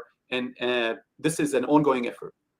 Nadav, what are you hearing from your sources about Mossad's and the Israeli Air Force's killing of these top 10 nuclear weapons scientists? I mean, when I think about this, I think about the movie Oppenheimer, and I think, you know, if Oppenheimer and his top 10 nuclear weapons scientists had been killed in, let's say, February, March of 1945, right before the June Trinity test of the atomic weapon, that would have been a devastating blow to the Manhattan Project. What are your sources in Israel saying about that operation? And if you could give us even some more detail and insight into, it's a pretty extraordinary intelligence and military success. How did it happen, and how significant is it? So first of all, most of the credit goes to Israel's intelligence branch this time, and not the Mossad. I know that the Mossad took a lot of headlines right after the attack began with those incredible stories. I'm not downplaying those of Mossad agents flying drones within Iran, attacking air defenses in Iran. But this time, this was the work of the Israeli intelligence branch, and they did a tremendous amount of work there. I can't share every detail that we have. We are in a state of war here. I can say that this is the stuff of, this is really the stuff of movies, the kind of intelligence that Israel needed, not only to hit these apartment buildings, but to hit them in the right place, in the right angle, in the right room, sometimes trying not to hit other family members who are in the house, trying to differentiate between the rooms and the family members where you're not seeing them. This is the kind of work that you need to do when you want to take out, as you said, the people responsible possibly for breaking to a nuclear warhead. Now, here's the thing, Mark. We didn't get all of them. There are some names that I know of. I was looking for these names, and they weren't there. And that means that the IDF didn't get them. And also, there's always a question of how much is it of an institutional kind of information and data and skill that was built over the years, and how much is it really dependent on a specific person. And the general assessment with the intelligence branch and the IDF is quite pessimistic. They're saying, yes, this will pull them back. It will definitely help. But we don't think that this is more than, together with the actual damage to their nuclear infrastructure, we're thinking about this as between a year and a half, Mark, and more. Okay, but the bare minimum is a year and a half. And if you are a decision maker in the Israeli cabinet and you hear that, you would say, okay, so I need to. What's striking to me is how little enthusiasm the world community has for trying to stop this war. Right? So people see all the reasons for why it's a good thing if Iran's nuclear and ballistic missile capabilities are reduced. And so not much enthusiasm by other world powers to end this war. To assume that this took them back a year and a half, but it's not only about that. It's about drawing a line in the sand. And I agree with what my colleague Barak said earlier. The question is, what's going to happen now? How do you make sure that they don't try to rebuild their abilities and you need to do this again, because you wouldn't be able to do this again? And for that, you need the international community, you need the United States, you need some type of an agreement, or you need this regime gone. Now, the serious people I'm speaking with in Israel don't think that they can manufacture or engineer a regime change in Iran through aerial bombardments, basically. They do think that they can threaten the stability of the regime, forcing it to an extent to agree to an agreement, knowing that they have too much to lose. So, and when they do this agreement, they'll have much less centrifuges, much less abilities, infrastructure, because that was hit by the Israelis. And that's the idea. So this is a limited scope operation, at least until and if the US would decide to join it. Yeah, I'm certainly, setting back the nuclear weapons program by a year and a half is quite an accomplishment, particularly because, Nadav, you were reporting on this, or at least I saw this public reporting, that Israeli intelligence had gotten evidence that Khamenei had now made a decision to actually greenlight the nuclear weaponization program. A huge debate over 20 years in Washington, in Israel, in European capitals, that Khamenei himself had never made the decision to move forward on weaponization. And kind of pathetic that Iran's had a nuclear program since the 1950s and they still haven't developed nuclear weapons. He had moved forward on other aspects of the nuclear weapons program, but actually on the warhead design, he hadn't actually given that green light. And that had been the position of the U.S. intelligence community for years. Can you tell us a little bit about what has come out publicly from the Israeli government and the intelligence community about Khamenei's decision to actually instruct these weapons scientists to move ahead with this Iranian Manhattan project? So I want to say what they're saying and what they're not saying. At no point did they say that Iran decided to break for a bomb. Okay, I want to be absolutely clear. I don't want to mislead anyone. It's not an argument that the Israelis are making. But the argument that they were making is that decisions were made, probably, as you said, by the supreme leader, to start acquiring aggressively the abilities for the weapons group, which you only need in order to assemble a nuclear warhead or a nuclear bomb.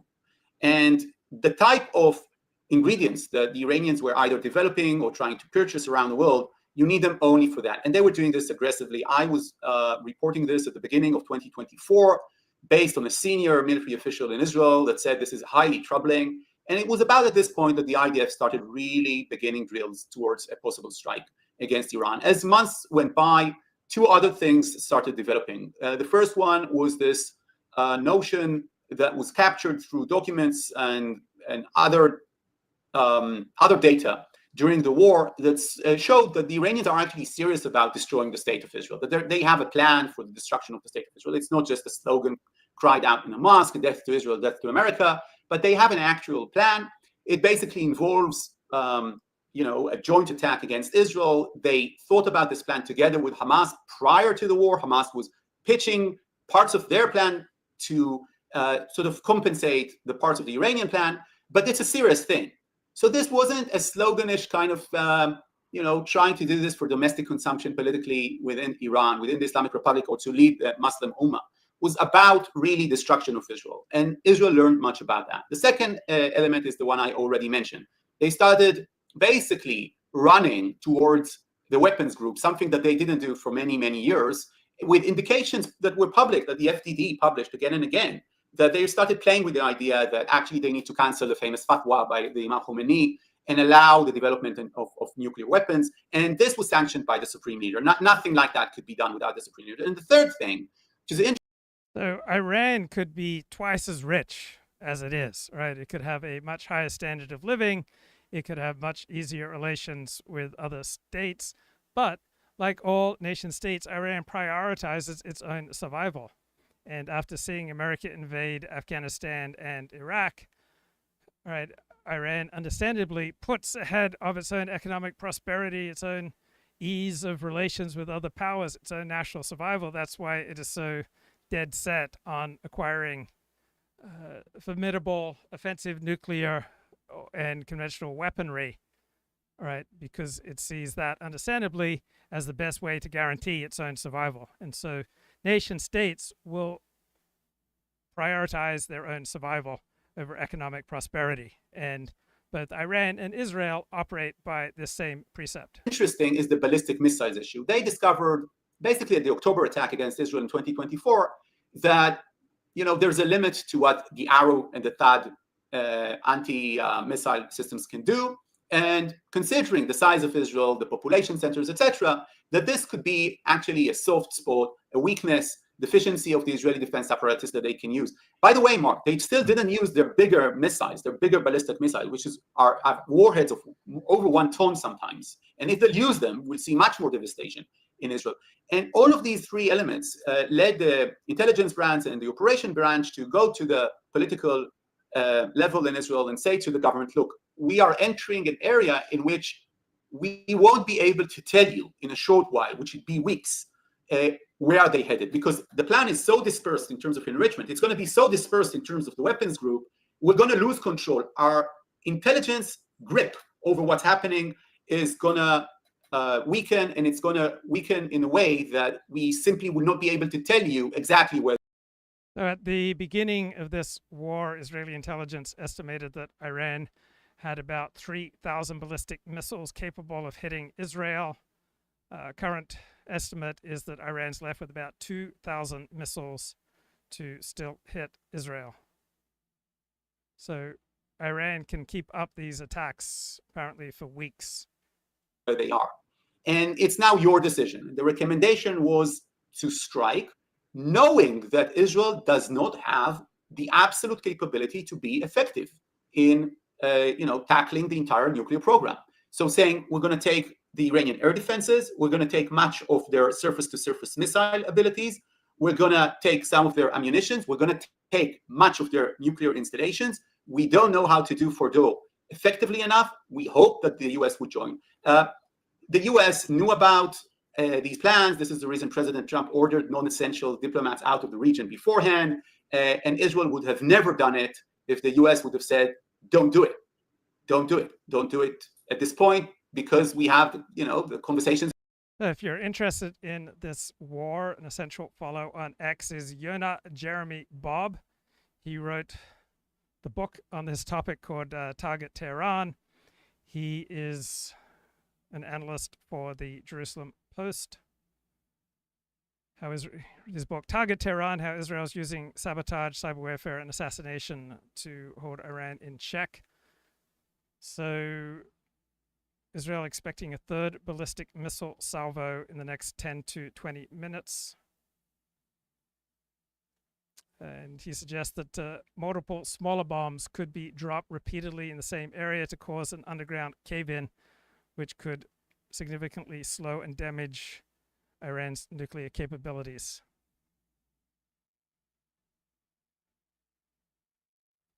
In Oman on Sunday. And in that regard, the Israelis feel certain that they didn't break any sort of, I don't want to say even a red line, but any sort of line that was drawn in the sand by President Trump. And according to the public statements made by the president right afterwards, and I would say the more than quiet contempt that he has shown to this attack, I think it's very clear that there was a coordination here. Now, that doesn't mean that the U.S. committed to be part of this strike. I don't think they committed. Yeah, we probably heard my debate with Barak about whether President Trump was in on this deception operation that Israel was running against the Iranians that really caught them literally and figuratively in their beds. I mean, my view is he was, based on the signaling and the leaks to reporters, that he wasn't in on a offensive operation against Iran. There were no U.S. pilots obviously operating in this, but he certainly knew about it. He didn't red light it. He probably green light it, because I knowing your Prime Minister Netanyahu would not have gone forward without some kind of green light. I kind of call it 50 shades of green. There was some shade of green that I'm sure that President Trump provided to Netanyahu. And then, as you said, he seemed very happy in that Truth post on Thursday or Friday, really taking credit that this was U.S. military equipment, doing devastating damage to the Islamic Republic. But talking about devastating damage, I want to focus a little bit in on this ballistic missile question, because I saw some reporting. I mean, our research has shown that Iran has probably 3,000 ballistic missiles. I know the official numbers are more like 2,000, but we've run the numbers. 3,000 ballistic missiles, quite an inventory. There was also reporting, and I'm wondering if this is confirmed by your Israeli government sources, that Iran had plans to quadruple, at least to 8, 9, 10, 11,000 the number of ballistic missiles in a few years, and take it up to 20,000 within 6 years. I mean, that would have given them devastating capabilities where they wouldn't even have to use nuclear weapons to destroy central Israel. They could relentlessly fire ballistic missiles in the hundreds at the state of Israel and do massive damage. Is that consistent with what you've been reporting or what you've heard? And yeah, was that one of the key triggers? Yeah, it's absolutely. Yeah. That's the second ingredient that I mentioned in my previous answer. And I would specifically, as to coordination with Israel, look, I never bet against America. And I never bet against Barak in Washington, D.C. Okay, he's just a fantastic reporter. I can only talk about what my reporting has shown. I'll just give you two examples. One example is that I remember myself at least twice in recent months calling good sources that I have within the Israeli government, asking about a tense conversation between President Trump, or at least this is how it was described by one or two media outlets in Israel.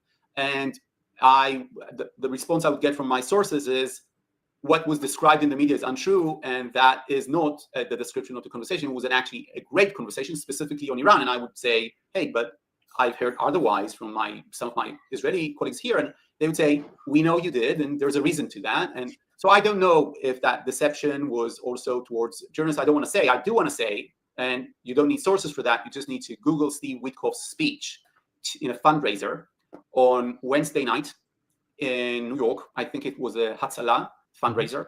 And I would advise anyone who wants to understand how coordinated the U.S. was just to listen to Steve Witkoff's speech. Steve Witkoff is probably the closest person in the world in terms of international relations to the president. I think it would be fair to say. And what Witkoff said there, I found quite amazing. It was not only that the enrichment of uranium in Iran is a risk to Israel's existence and a risk to the U.S. security and the world security, but also ballistic missile program is a risk to Israel's existence, something that, by the way, the Israelis didn't really say before that. Now they're saying it. Today, Netanyahu is talking about this. Today, he went to Bat Yam, to the place in which an Iranian ballistic missile landed and destroyed several apartment buildings. And he said, just imagine that they would have had 20,000. But Steve Witkoff said that beforehand. And he said that in New York, on the record. It's on Twitter. I saw that night. It's not after the fact, after the attack. And I was marking this. I was doing, it was a mental note. By him positioning himself there, it was absolutely clear that the administration understands, the worries of Israel, but more so that it understands that any operation against Iran is not only focused on nuclear enrichment, it's also focused on their ballistic abilities. Very in line with what Israel thought about this ballistic program. By the way, supervising, trying to prevent a nuclear program is difficult. Trying to do so with ballistic missiles is almost impossible. it's almost impossible because you can import those, you can manufacture them. They have no trace, unlike uranium and enriched uranium. You don't have an international agency, by the way, to prevent countries from developing these kind of ballistic missiles. These are not, intercontinental ballistic missiles. It's extremely difficult. So that's another aim that's very ambitious. Yeah, I mean, there is actually an international missile control body and agreements that have been reached with multiple countries that limit the range and payload of these missiles. And I think one of the criticisms of the JCPOA, which I made back in 2015, others made as well, is that agreement was not only fatally flawed on the nuclear side, but it didn't cover ballistic missiles, including ballistic missiles that were capable of delivering a nuclear warhead. So it sounds like Israel has done significant damage both to the nuclear program and is working at trying to limit and degrade the Iranian ballistic missile inventory and ballistic missile production capability. We'll see how well that goes. What's your sense, Nadav, of how much time is left? I mean, what are Israeli officials saying with respect to the way forward? Is it literally days, or is it potential? And I follow the X account, Israel Radar, which quotes a Middle East analyst. Iran is battered and humbled. The regime is losing the respect of its own population, and its military command is wiped out. Iran appears to be collapsing like a house of cards. Potentially weeks. It's potentially weeks. I'm not sure that Israel has weeks. This also goes again to President Trump and whatever decision that he'll make. Sorry, this is what you just heard is the kind of stuff that you hear. Okay, so basically what the IDF is saying is, don't go into the shelter now, but you might need to go to the shelter in the next few months. That's the sound that you just heard. So basically, the IDF is telling me, a few days at least, to reach our initial aims. And my guess, Mark, and I'm guessing right now, I'm speculating that they have a plan for Fordow. They have a contingency if the US says no. Now, I'm not sure that it is as effective, but my speculation, knowing the IDF, is that they have a contingency there, and Israel is also ready, or it's sort of making itself ready to the possibility that the Iranians won't want to stop at a certain point. And now that's dangerous. That's dangerous because you don't want to have another Ukraine-Russia in the Middle East. And it's a very kind of, the Iraq-Iran war lasted for 8 years.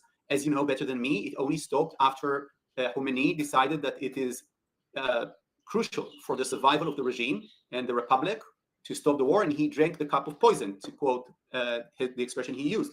The Israelis are quoting to me this expression. They are quoting to me this. Yeah. Well, it's very important because I think this is highly relevant to today. The reason that Khamenei drank the poison chalice is because, well, actually, Khomeini drank the poison chalice is because Khamenei went to Khomeini with former President Rafsanjani and said to Khomeini, we have to end this war because the United States just shot down a passenger airline. They're claiming they did it by mistake. We know those Americans. They did it on purpose. This means the United States is about to intervene in the war. We can fight Iraq and Saddam. We cannot fight the United States of America because that is potentially regime ending. And Khomeini, after that bitter war and over 1 million lives lost, made that decision to end the war because he believed the United States was going to intervene. I think it actually underscores what the Israeli officials are saying, what many in the United States are saying, which is if President Trump wants to end this war, the credible threat of military intervention is indispensable to that. Khamenei needs to understand President Trump is serious about unleashing B-2 bombers and 30,000-pound massive ordnance penetrators. Okay, let's see what's Trey there, as he is in a situation. We've lost our connection there with Trey, as he has gone further underground to avoid some incoming missiles. Amidst that warning, we're going to take you back to the region a little bit later in the show. But joining us now is Eyal Leiter, who is the Israeli ambassador to the United States. Mr. Ambassador. Okay, let's get more analysis from about 8 hours ago. To take down Fordow, but also may not stop there, may join the Israelis in going after leadership assets. And I guess, I know you probably may have to run to a shelter soon. I want to ask maybe a final question on that, Nadav. Do you think it's possible that if Khamenei decides to continue to escalate, that Israeli political leaders will decide to go after Khamenei himself? No, I think we may have lost Eyal. Come on, guys! I'm trying to run a high-quality show. The Wi-Fi may have frozen. Here. So, okay, what else do I have lined up? to a big park where you do a lot of this, basically a jungle gym for older boys, but it's like this huge, outdoor thing. And that was canceled. There's no bomb shelter nearby. And we got family. We have family in Tel Aviv. We have family called up to the northern front. I don't know details. The army Times of Israel, Manny has reported that the army has been mobilizing some units to the north just in case some, leftover Hezbollah or Syrian militias that are loyal to Iran try and help Iran out in this war.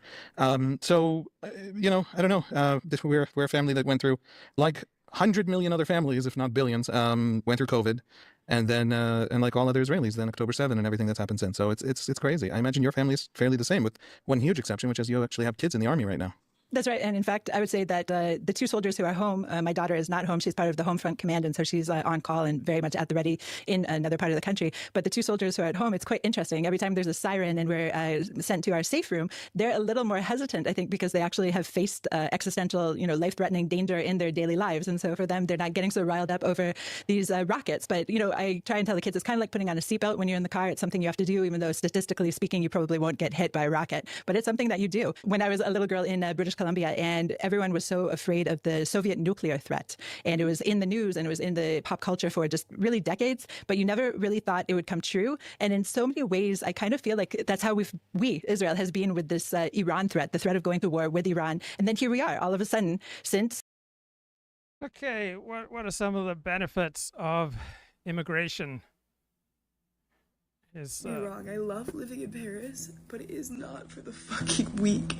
I want to be able to go outside right now and to be able to enjoy life, but I've been harassed so many fucking times in this goddamn city that I'm afraid to go anywhere fucking alone. And there's a whole beautiful city out there that I just want to see, but I'm actually fucking terrified.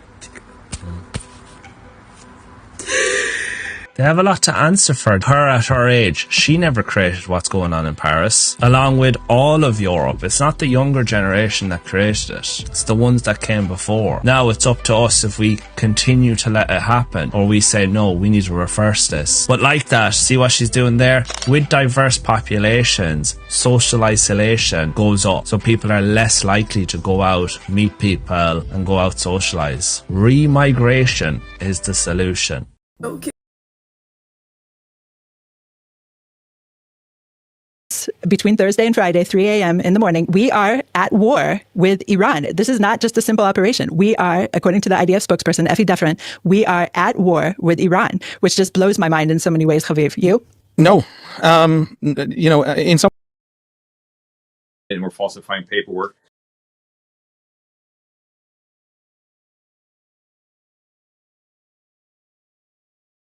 Okay. Then have all my ducks in a row. They had search warrants. They executed the search warrants, but there's a growing network of unions. So this is the former sheriff of Los Angeles County talking about LA's riots. This is a video from 4 days ago. Activists that are trying to do a rapid response. They even call it rapid response network, and they try to swarm the ICE agents and prevent them from either entering or leaving a location that's a target of their search warrant. And that is a crime in and of itself, to block any law enforcement agent. It doesn't have to be federal. It could be local as well or state from doing their job, getting in the way. That is obstruction of justice. So that happened on Friday, and there was several people arrested, including David Huerta, the head of the Service Employees International Union, one of their branches. And he tried to block the egress of one of the vans carrying the ones that were being detained. And that's a crime. There's no way around it. And unfortunately, the LAPD, the Sheriff's Department, did not come to the aid of the ICE agents when they were being blocked and under attack. And that is a sad chapter in the history of Los Angeles, because that has never happened before. This is like a whole new area. And it's fraught with the political undertones about the sanctuary city policies enacted at the state and the local level versus federal law that really hasn't changed. Now, you mentioned that the LAPD and the sheriff didn't come to help in this situation.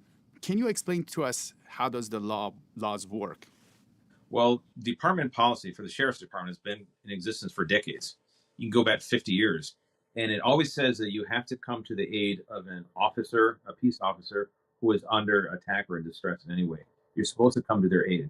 Doesn't mean that you're endorsing or participating in whatever enforcement action they're doing, but by virtue of the fact that they're under attack, you're going to go to their defense. That is your job, literally, in law enforcement. And that doesn't mean you're endorsing, for example, an immigration effort.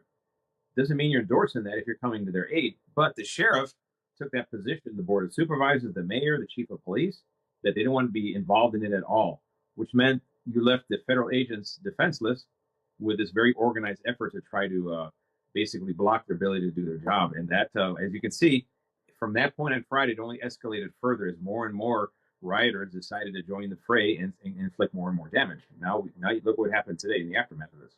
Is there any laws that could cause the sheriff or the LAPD getting involved, get in trouble because they could be getting involved in enforcing ICE's policies? Not really. I mean, there's a sanctuary policies about that we're not going to participate in immigration enforcement. And I don't think anyone has an issue with that. But when you start attaching the label of sanctuary, you're giving the false impression to the public here in California that federal law no longer applies. And that false perception has very tragic consequences, because when federal enforcement does what they do, and every single president, be it Democrat or Republican, has enforced immigration laws to one form or another, all of a sudden everybody's acting outraged, like, oh my God, this is a miscarriage of justice. It's not. It's the same policy at the federal level. And the actual interfering with their arrest is an obstruction of justice charge. And if you do that same thing, you can be charged locally and you can be charged federally. So when you mentioned that they didn't allow the ICE agents to do what they were doing, what was the situation like? What was the numbers like? Was there a large number of people that were doing this? Yes, I mean, they had a caravan, looked like 4 or 5 ICE vans. They're unmarked vans. They went to a location, I think it was in the Garment District, and they went in to detain people, but it was a place that was one way in, one way out. And when they tried to leave, the protesters with their picket signs surrounded the vans and blocked the exit from the location. And this is where David Huerta was involved. He was physically standing in front of the van, trying to block the van from moving forward. And an officer from immigration, ICE, came to tell him, hey, move aside. And he ended up shoving the ICE agent. And that's a charge in of itself. Now you're assaulting a federal officer while they're trying to do their job. And that's what got him in jail. And now he had to post a $50,000 bond to get released from jail. And he's facing serious felony charges in federal court, not state court, federal court. Different ballgame. Now, where do these protests go from here, based on what you're seeing? Well, it looks like... Okay, let's have a look at... Listening to an art media podcast. Is released 24 hours There's ago. a consensus in the country that now, after October 7, if you have regimes or terrorist organizations that are saying on the record, we're going to destroy Israel, and are actually starting to act this way, you simply do not have the time, and neither you should have the patience to just wait it out and choose a wait-and-see policy. And I think that the supreme leader of Iran, he didn't understand that. And Hassan Nasrallah didn't understand that. And Yahya Sinwar didn't understand that. So they're dead. The chief of staff is dead. The commander of the Al-Quds force is dead. The leader of the Revolutionary Guard is dead. The commander of the Iranian Air Force is also dead. The scientists that were leading this secret plan to develop nuclear weapons, they're also dead. And I think that one of the reasons is that they didn't understand how serious Israel is with this doctrine. So every hour that this war goes on is more and more in Israel's interests. Attack against not only the Iranian nuclear installations, but also its ballistic missiles and many other endeavors of the Iranian regime. This attack has been planned for about 2 years by the IDF chiefs of staff. It's a complex attack, and we have definitely not seen the end of it as far as Israel is concerned. In these last 16 hours, we have seen these tremendous series of success well beyond what was expected within the defense apparatus. So I suspect Donald Trump will allow this attack to go on longer than any previous American president. And they are surprised by the way that the Israeli Air Force has managed to maintain the sky of the entire Islamic Republic right now with no actual resistance. Everything that Israel attempted to do up until now has been a success. But this is... Right, you heard the new acronym for Donald Trump, TACO. Trump always chickens out. well, that Trump is standing by and allowing Israel to just beat the hell out of Iran shows that neither Bibi nor Trump always chicken out. Is merely the first day. And one of the reasons they're talking to me is to say that they are expecting a ferocious Iranian response, a lethal Iranian response, and they're saying this is a completely different situation than the one that we have had with Hezbollah. And they want me to deliver this message to the Israelis that they should not underestimate the type of response we shall see from the Islamic Republic. And Nadav, you have been clear in correcting analysts and journalists who refer to this as an Israeli operation or as an Israeli strike. You've been saying, no, this is a war. The war against Hezbollah that, in the fall of 24, that actually, I think by your count, was not a war. That was an operation, maybe a sustained operation. What Israel is doing right now, what is engaged in right now with Iran is something much different. Can you explain? Yes, Israel is, first of all, fighting against the country, not against a well-armed terrorist organization such as Hezbollah or Hamas. It's fighting against a civilization. This country is much bigger than Israel. It has, a few times fold the number of civilians that Israel has. And this operation is so wide-scale, so ambitious, that it's actually a declaration of war. And you know what? If I need to compare it to any other war in Israel's past, what we're seeing is the 6 Days War. Now, not in the sense of the results. I don't know how much time it's going to last. And from what I'm hearing, the IDF is saying this could last for months. We don't know. We hope it's going to be short, but we have no idea. And not even in terms of success, because we're just in the first day. And I know that people back in America, those who care about Israel, are so enthusiastic right now as to the results that the IDF has been showing. But talking with the IDF, they're very modest as to this. They understand it's just the beginning. So I don't know if this is going to be a success as the 6 Days War, but it is and can be compared to the 6 Days War in one important notion, Dan. And that notion is there's a threat out there and what we have learned about this threat. And the Israeli Air Force and the entire IDF was sent to take out what Israel sees as an existential threat, specifically after October 7. There are many people in Israel who might say, we don't trust this government, we have criticism, but there's a consensus in the country that now after October 7, if you have regimes or terrorist organizations that are saying on the record, we're going to destroy Israel, and are actually starting to act this way, you simply do not have the time, and neither you should have the patience to just wait it out and choose a... So no nation state can keep up a sufficient army at the borders to repel every possible enemy invasion. So when Israel was devastated by that Hamas attack on October 7, 2023, that's not unusual. The United States would be devastated if thousands of terrorists or cartel members invaded San Diego. What nation states rely on that have borders is the threat of reprisal, and the way that you punish bad behavior, right? That shows how seriously you take the welfare of your in-group. And so the more severely Israel punishes its enemies, right, the more it shows how much it loves and wants to protect its own people. And the more severely the United States punishes criminals who commit criminal violence against its citizens, right, the more the United States demonstrates how much it loves its own citizens.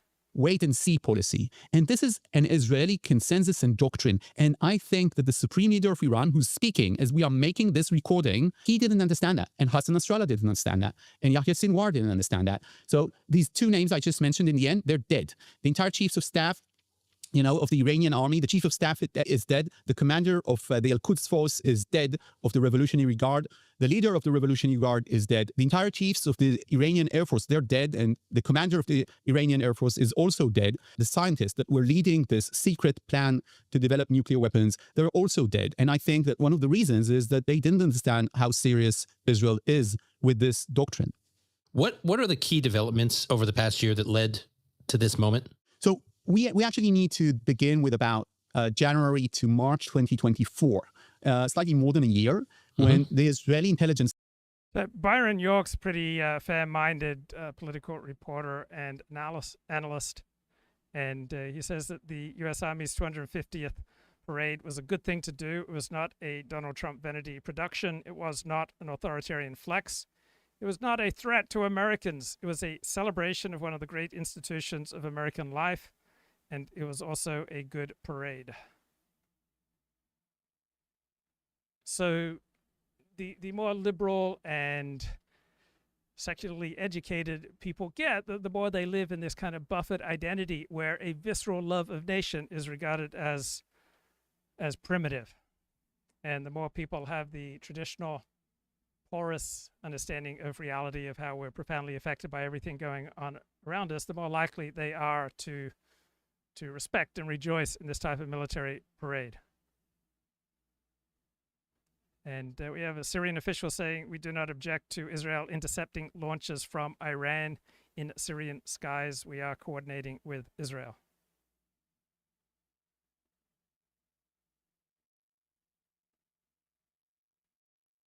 Services start learning that the Iranians are not only enhancing their enrichment, something that they did almost immediately after the JCPOA collapsed, and some would say, you know, more so after President Biden was elected and sworn into office.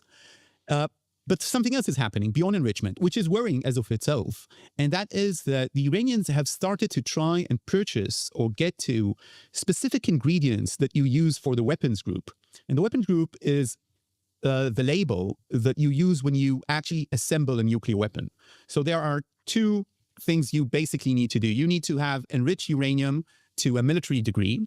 And when you reach some degree of enriched uranium, let's say 60% or 40%. So a good question in the chat by my online friend Nadav, who is not a Zionist, who's a traditional Orthodox Jew. And he says, have you played any audio from dissident voices, such as John Mearsheimer, Jeffrey Sachs, Alexander Makuras? Not today. I've listened to those analyses, but I haven't played any because this situation feels more intense, more visceral, more threatening. And so in reaction to a greater threat, my in-group identity just rises higher and higher. And so I'm not as open-minded right now to the more critical voices. And which the Iranians have reached. It's very easy to go much closer to 97-something%, and that's enriched uranium in weapons grade. You don't need it for anything beyond a nuclear weapon, Dan. Now, the other thing is that you... So I have listened to John Mearsheimer's analysis.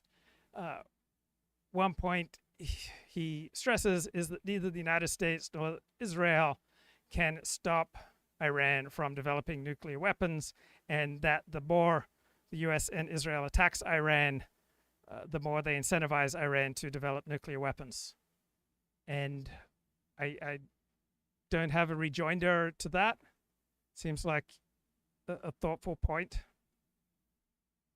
You actually need to take that uranium and you need to mold it and put it in a warhead or in a bomb, and you need this thing to actually explode in a very synchronized manner to create the chain reaction of an atomic explosion.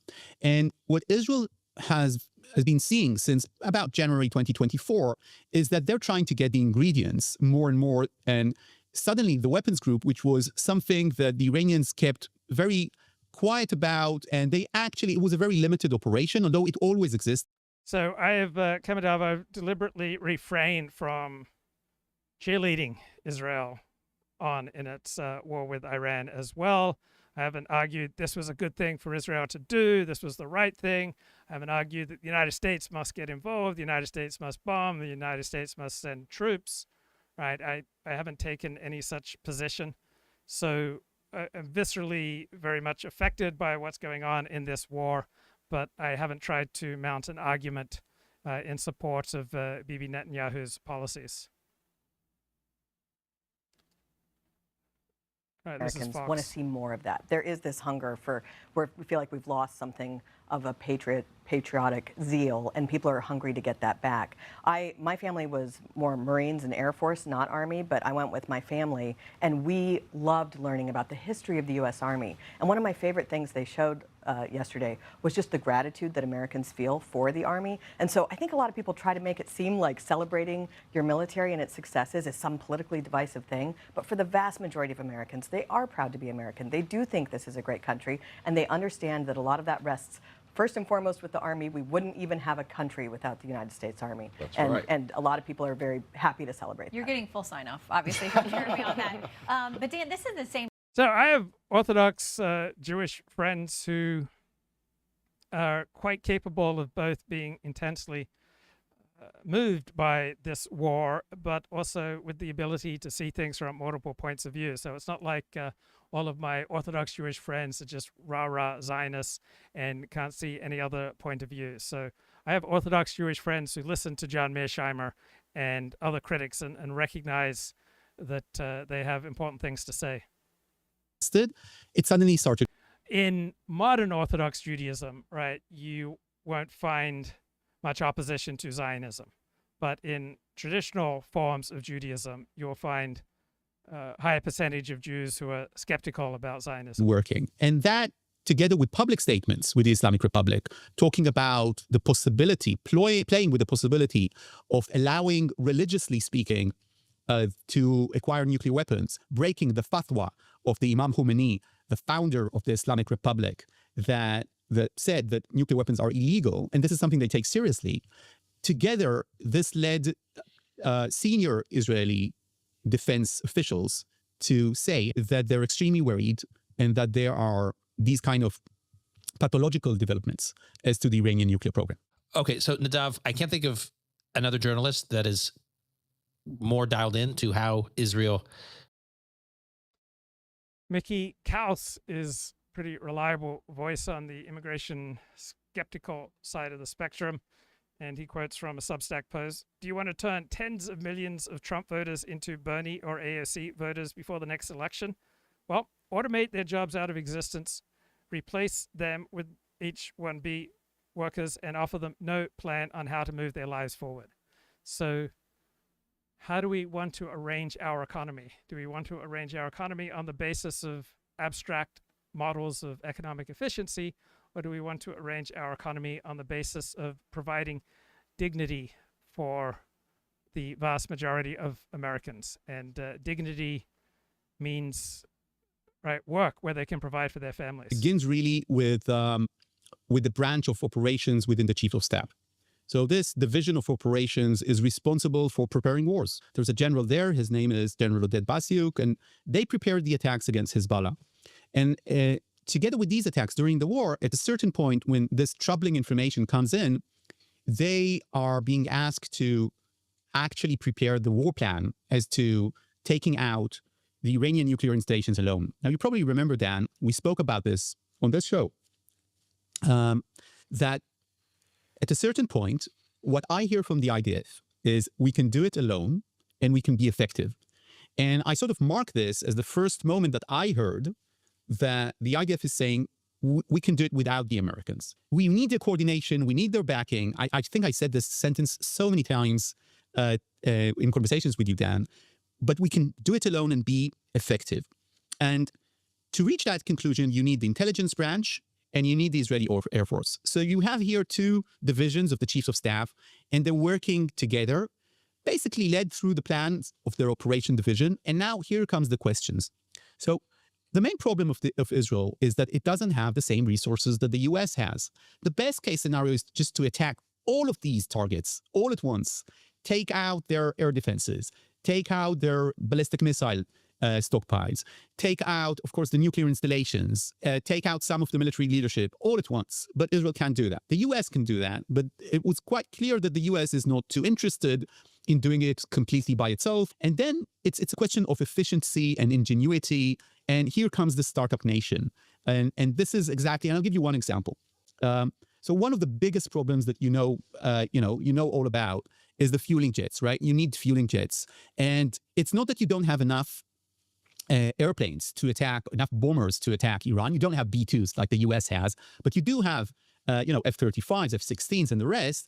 The problem is that you need to fuel them in the air in order to reach Iran. How do you do that if you want bigger and bigger sorties? And one of the conclusions is maybe you can use drones physically in Iran. It's fascinating that we don't have any evidence yet of an Israeli airplane going down in Iran. Maybe you can have, a small base there of drones. Maybe you can have other installations that will be automated, and you somehow manage to import them secretly into Iran. And on the D-Day, someone will push a button and they will automatically attack the targets that they had destined to attack beforehand. And this is something that the Mossad did. And we heard about this. So the anti-interventionist analysts were right with regard to America's invasion of Afghanistan in 2001 and with regard to America's invasion of Iraq in 2003 and with regard to NATO's assault and taking out of Gaddafi. When was that? Something like 2013, 2014, right? These were all disasters. On the other hand, the eviction of Iraq out of Kuwait in early 1992 seemed to be an American intervention that worked, and it's the only public policy question where it appears to me that the neocons were not, the paleocons were wrong, right? The paleocons were against using American and international forces to evict Iraq out of Kuwait.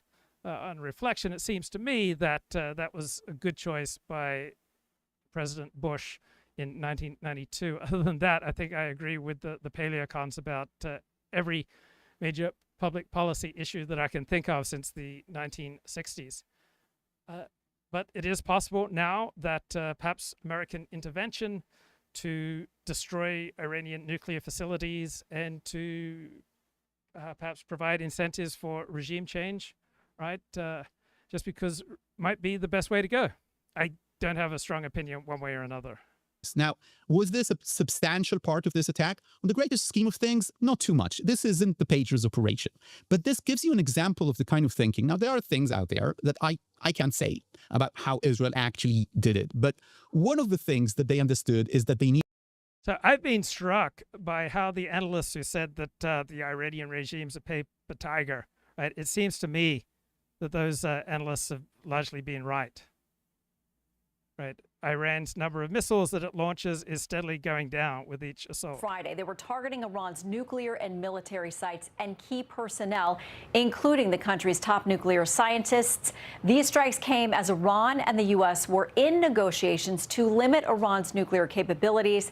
That 60-day deadline that President Trump had set to make a deal had just passed. So the Israeli operation took out 4 top military leaders, including the head of Iran's Revolutionary Guard Corps and its Air Force.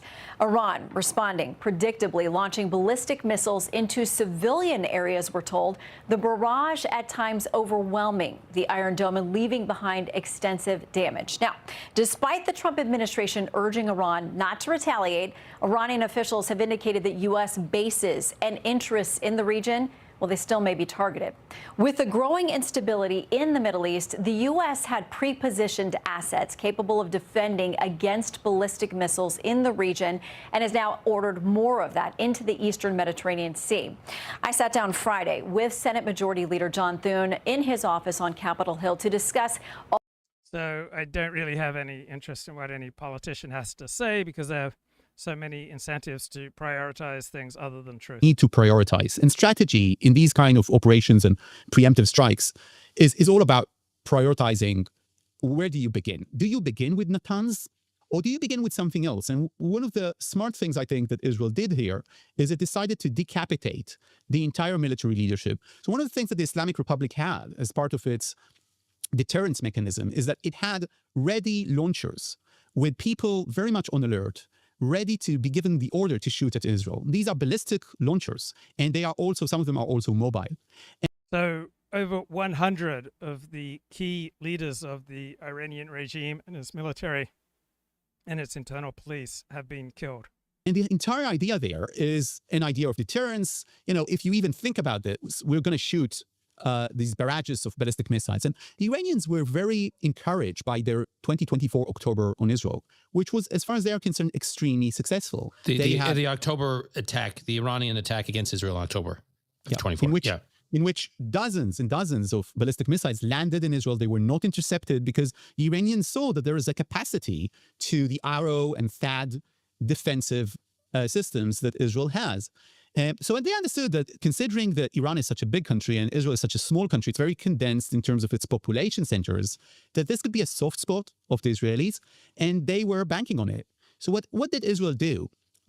First of all, it managed to basically strike, assassinate, kill all the people that could give the order to these launchers to actually shoot at Israel.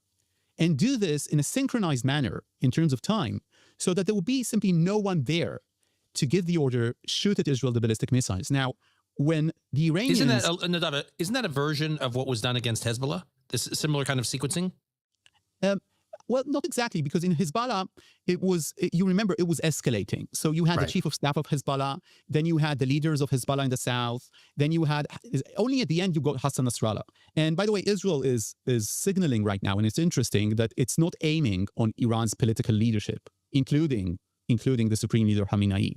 So when the Israelis did that, because Iran is not a terror group, and someone needs to give the order, when they suddenly woke up and understood they're under attack, all the people that could give the order were dead.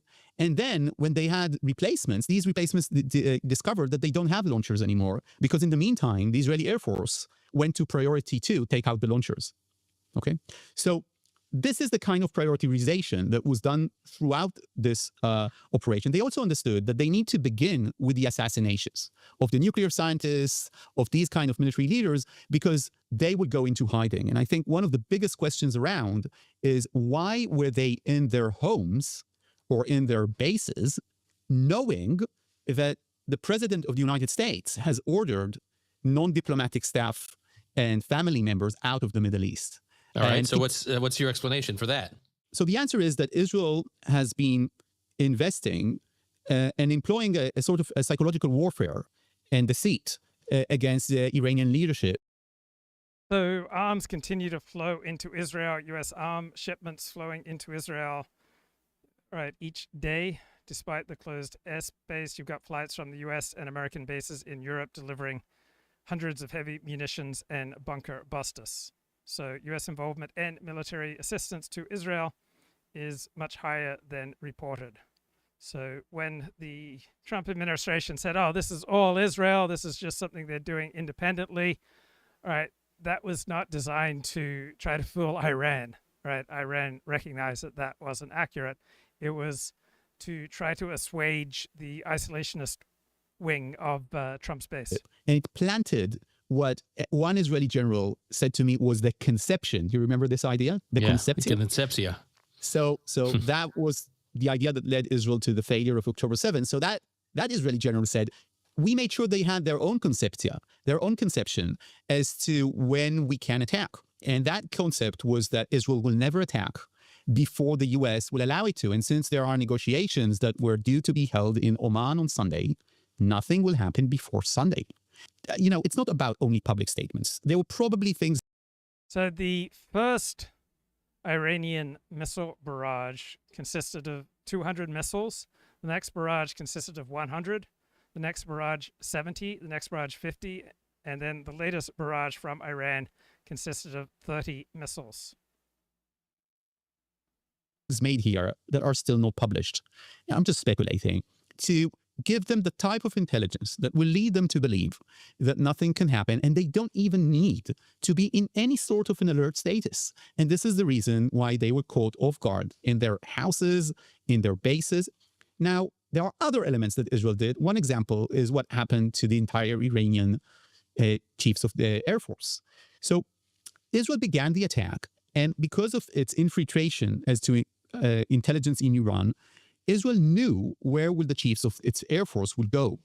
And it made sure not only that they will go to a specific place, it also made sure, through some sort of ploy, that these chiefs, the Iranian chiefs of its Air Force, will remain in that house or bunker so that Israel could take them out together. And by UCLA economics professor Russell Roberts, an economist who's now in charge of a small liberal arts college in Israel, just a post says, Israelis are superb at solving problems once they appear, right? They are clever and they are patient. The pager operation is a perfect example, an extraordinary, unimaginable feat that would seem silly and implausible in a movie over 10 years in the making. It'd be very surprising to me if Israel's strategy with Iran's deep underground nuclear facilities such as Fordo and other nuclear sites is just hoping that the US will join in because Israel can't effectively bomb anything that deep in the ground. Right? Israel has something else in mind. Right? The Israelis behind this war are very smart people. They've been thinking about this challenge for a long time, and their job is to think of things other than relying on the US. Right? If you cared about the future of your country, right, how many people and what kind of resources would you devote to making sure that a genocidal enemy cannot destroy you? So I suspect that something unusual is coming. It might be Indiana Jones with a pistol against a scimitar. It might be a brute force attack. There's probably more than one alternative to this problem. It's probably something that's been in the works for a long time. Right. It's probably unlikely that the Israeli strategy is simply to rely on America to take care of this problem. So what you see here is the result of a huge intelligence project. And the people to be credited here are really the soldiers and the officers of the Israeli intelligence branch, the same branch that failed miserably in October 7. And there was a treasure trove of intelligence that Israel obtained at some point during the war since October 7th, revealing Iran's plans to some degree. What did that intelligence reveal, and what role did it play in Israel's planning? So during the war, two things happened. The first one I already mentioned. We discovered that the Iranians have actual plans as to... And you're wondering, what is John Podhoretz having to say? And he just posted on X. Every time Iran fires a missile, Israel has a chance to secure the location of the launcher and take it out. So the more barrages from Iran, right, you have fewer missiles every time. Iran is stuck in a death spiral. The weapons group. But the second one is that data, information, and documents found in Gaza. And okay, so overall, it's pretty clear that as of right now, Iran's response to this Israeli attack is being underwhelming, and it seems to be less impressive by the hour, while Israel is having more success than it would have expected by this point. And also in other places, showed that the Iranians have an actual plan to what they label the destruction of Israel. You know, death to Israel is a slogan in mosques across the Islamic Republic since the revolution then. But this was not seen as an actual plan. And what the Israelis discovered during the war is that it's very practical, and that the Iranians have discussed this with Hamas before October 7 and after October 7 about how this actually will happen. And these two elements, together with another element, led the chief of staff of Israel to be basically in agreement, which doesn't happen, too much, as you would expect in a Jewish majority country. They don't agree on many things all the time, but there was an agreement that you need to act now. And the third element that led them to this is that the Iranians decided to be a ballistic missiles empire.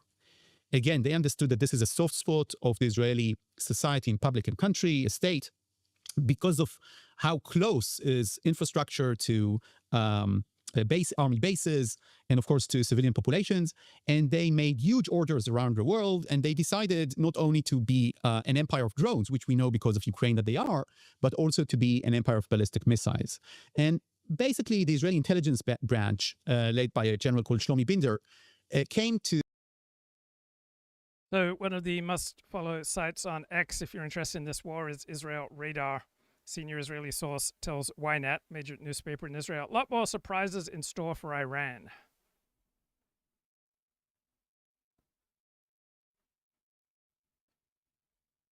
To the cabinet and said, look, there's a window of opportunity here, and it's closing. And here's why it's closing. They are developing so fast with their nuclear program and the arms or the weapons group and the enrichment and all the rest, that at a certain point, we will come into an area in which we will tell you, look, we don't know what we don't know. We have lost control of the Iranian nuclear project.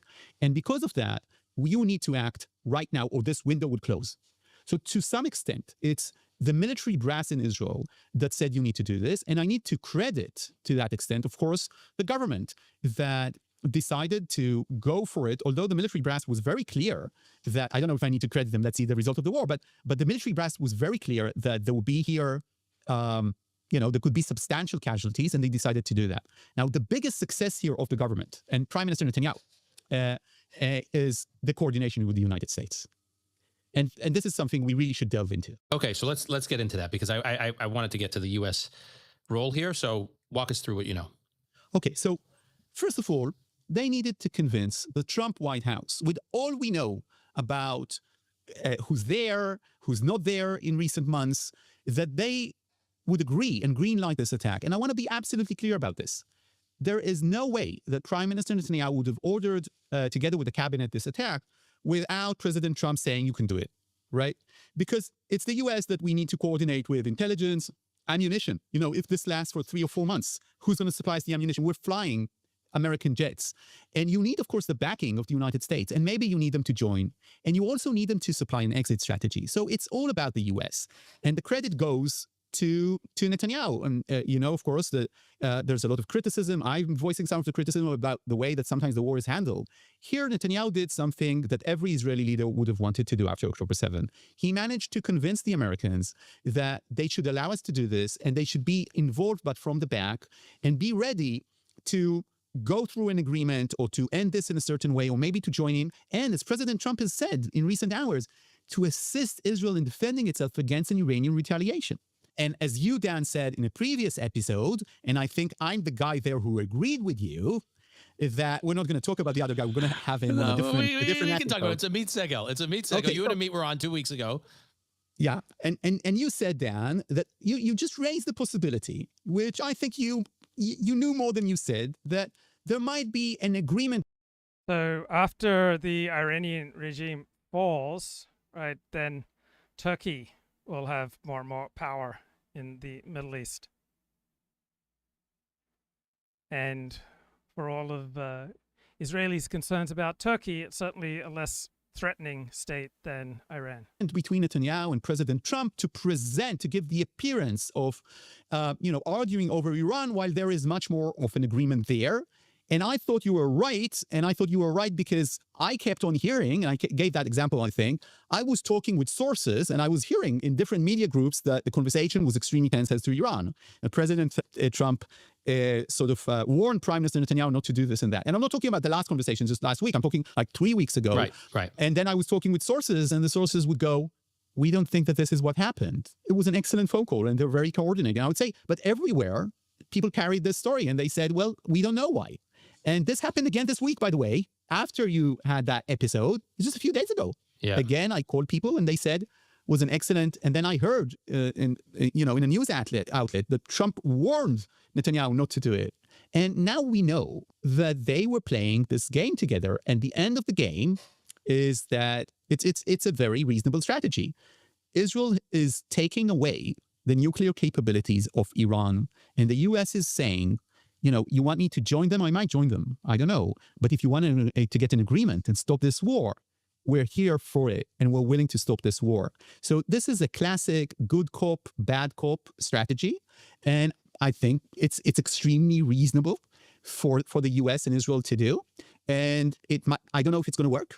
Right. It's really very much dependent on what the Iranians are willing to sacrifice. I should say, as we are speaking, that the Israelis are warning the Iranians. As we are speaking, this is coming out.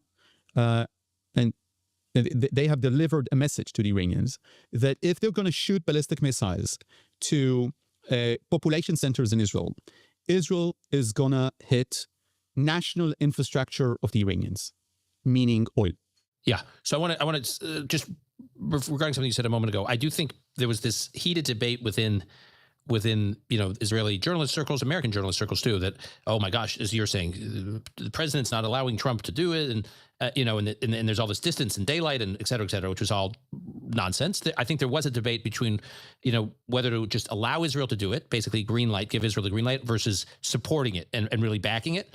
But that was the basic difference. It wasn't about whether or not the U.S. was going to red light or green light. No matter what, Israel was getting the green light. And then it was just a matter of what role the U.S. played. But as it relates, Nadav, to what you just said, is the reason Israel did not hit economic oil infrastructure last night, and by the way, the reason it didn't take out the supreme leader, is that largely because it sounds like they could have taken out the supreme leader, is that partly because they want to give Iran a set of incentives to think twice about which to think twice in terms of their retaliation. Like, you now see what we can do. We've left some assets, both human and physical, that you value highly. And you must believe now, Iran, that if we choose to take it out at a time of our choosing, we will. So think twice about how you retaliate. Absolutely. I think this is... So all nations at war employ restrictions on rights, including freedom of speech. So there's some information that's being cleared for publication out of Israel that Israel believes it will need a months-long military campaign to fully destroy Iran's nuclear sites. This is from Ynet, unless the United States joins the war and deploys heavy munitions. So on the one hand, there's a very strong case for America staying out of this war. On the other hand, if you want this war ended, it can only be ended if America intervenes. The IDF is prepared for a lengthy war. Israel prefers to push a weaker Iran into a robust nuclear deal. Here are Israel's initial war objectives: harm Iran's nuclear project, destroy Iranian air defenses to allow free access to Tehran, reduce ballistic missile threat, eliminate Iran's military leadership, produce a credible threat to wipe out Iranian leaders, and possibly target energy assets. This might be enough to secure a good nuclear deal. The other option is a longer war. So both American and Israeli officials expect this Israeli assault on Iran to take weeks, not days. The message, I'm going to choose my words very carefully now. Israel has a lot of options to escalate, much wider than people anticipate, I think, globally speaking, and also in Iran. And it's not only about national infrastructure such as oil. Israel has prepared a few alternatives of escalation. And at the end, after taking out as much of their abilities as Israel can, it wants this to be over and to the Islamic Republic to have some sort of a real agreement with the world, now having much less of uranium to negotiate about. This is what Israel is aiming to.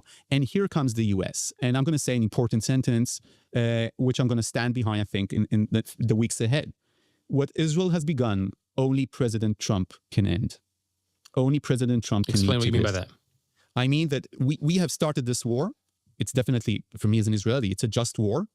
But only the United States as a superpower. So one poster on X, a Zionist, says, I'm getting an unprecedented number of messages from Iranians begging for the IDF to strike the Islamic Republic state broadcaster. It's one of the last strongholds of the regime. It serves as a symbol. This is one of the ways that they've been threatening the public not to protest. Israel should do all they can to support the people of Iran in reclaiming their country. Power can lead to restoration of stability and security in the region, and make sure that the Iranians understand that this is not going to be the Iran-Iraq war. They're not going to drag the entire region to some sort of a crusade trying to salvage their national honor because they just lost a lot of their nuclear military capabilities. And the Islamic Republic, I should say, the Islamic Republic is known to conduct this kind of long-term operations. This is the type of proxy campaign they have been having against Israel for the last 20, 25 years. And if you want to stay up to date with this war, an excellent resource on X is Norman Rule, former U.S. official Middle East watcher. He says, the abysmal performance of Iran's air defense systems against Israeli pilots armed with advanced U.S. technology, and the inability of Iran's domestic security services to detect and to thwart the recent and ongoing Israeli operations against military leadership have left the Islamic Republic strategically exposed to a greater degree than at any time since 1979. Right? The near-term fate of the regime is a question for debate. A generation of Iran's military leaders have been erased. Significant portions of Tehran's prized nuclear industry have been destroyed, will take years to rebuild. Tehran's leaders are aware of the fragile condition of their country and its unhappy people. Iran's missile attacks on Israel allow it to demonstrate defiance, but they don't change the outcome of this conflict. And these Iranian ballistic missile attacks could accelerate the demise of the regime because they widen the scope for Israeli retaliation. So more ballistic missile attacks. Go to Alex Hogan, live in central Israel with the very latest. Hello, Alex. Hi, Shannon. We are just now getting word after this barrage of drones and missiles that was fired by Iran towards Haifa and Tel Aviv that there have been no direct impacts. This was just moments ago. Right now, we're in a parking garage as soldiers and civilians have gathered here, coming underground to seek shelter as the sirens go off overhead, meaning Tel Aviv, once again, even in the middle of the day, has come under attack. Death toll rising to 11 people, including kids, killed in Israel and more than 300 wounded after Iran launched waves of attacks overnight. Today, Israel is increasing efforts to hit Iran's energy industry and defense ministry headquarters. And in a rare move, the IDF made an address in Farsi today, calling on all residents living near reactors in Iran that they should evacuate. Now, back here in Bat Yam, a suburb of Tel Aviv and the site of one of the direct missile hits in the early hours of this morning, the IDF says this is a perfect example of why it is so important to go to the shelters when those sirens blare, because the people who did survived and the people who did not go to shelters did not. Shannon. Alex, thank you very, very much. Before we go, I want to tell you about something special. Next week, Fox News Sunday will be live at the Supreme Court. Okay, little conversation in the chat about this man, Orion Taraban. Here he is talking about how to be a man. If you have a spine and you have some balls, then you're a man. And just so we're clear, I'm not talking literally. All humans have a spine and all males have balls. What I'm talking about is a spine and a pair figuratively. It's simple, but not necessarily easy. Let's talk about each one individually, shall we? First, what does it mean to have a spine? A spine means that you are willing to stand up. Anatomically, you need a spine to stand erect. Figuratively, you need a spine to stand up for what you believe to be true, which is, in your heart of hearts, who you are. And this, of course, presupposes that you actually know what you believe to be true, and this ain't easy. Most of the things in your head were put there. All right, you shouldn't stand up for what you believe to be true if that will get you fired, if it will cause the end of your marriage. All right, so this is a very individualist, idealistic perspective, but there are important truths here, that the essence of being a man is to display courage.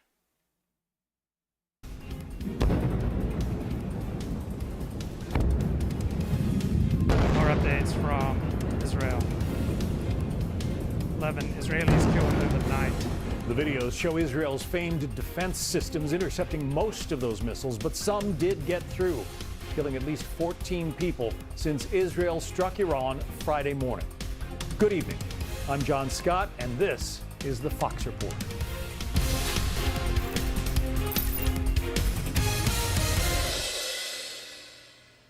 We have team coverage on this today. Peter Doocy is in Canada, where President Trump will meet with world leaders at the G7 summit. But first, the latest from Israel with Chief Foreign Correspondent Trey Yingst in Tel Aviv. Trey.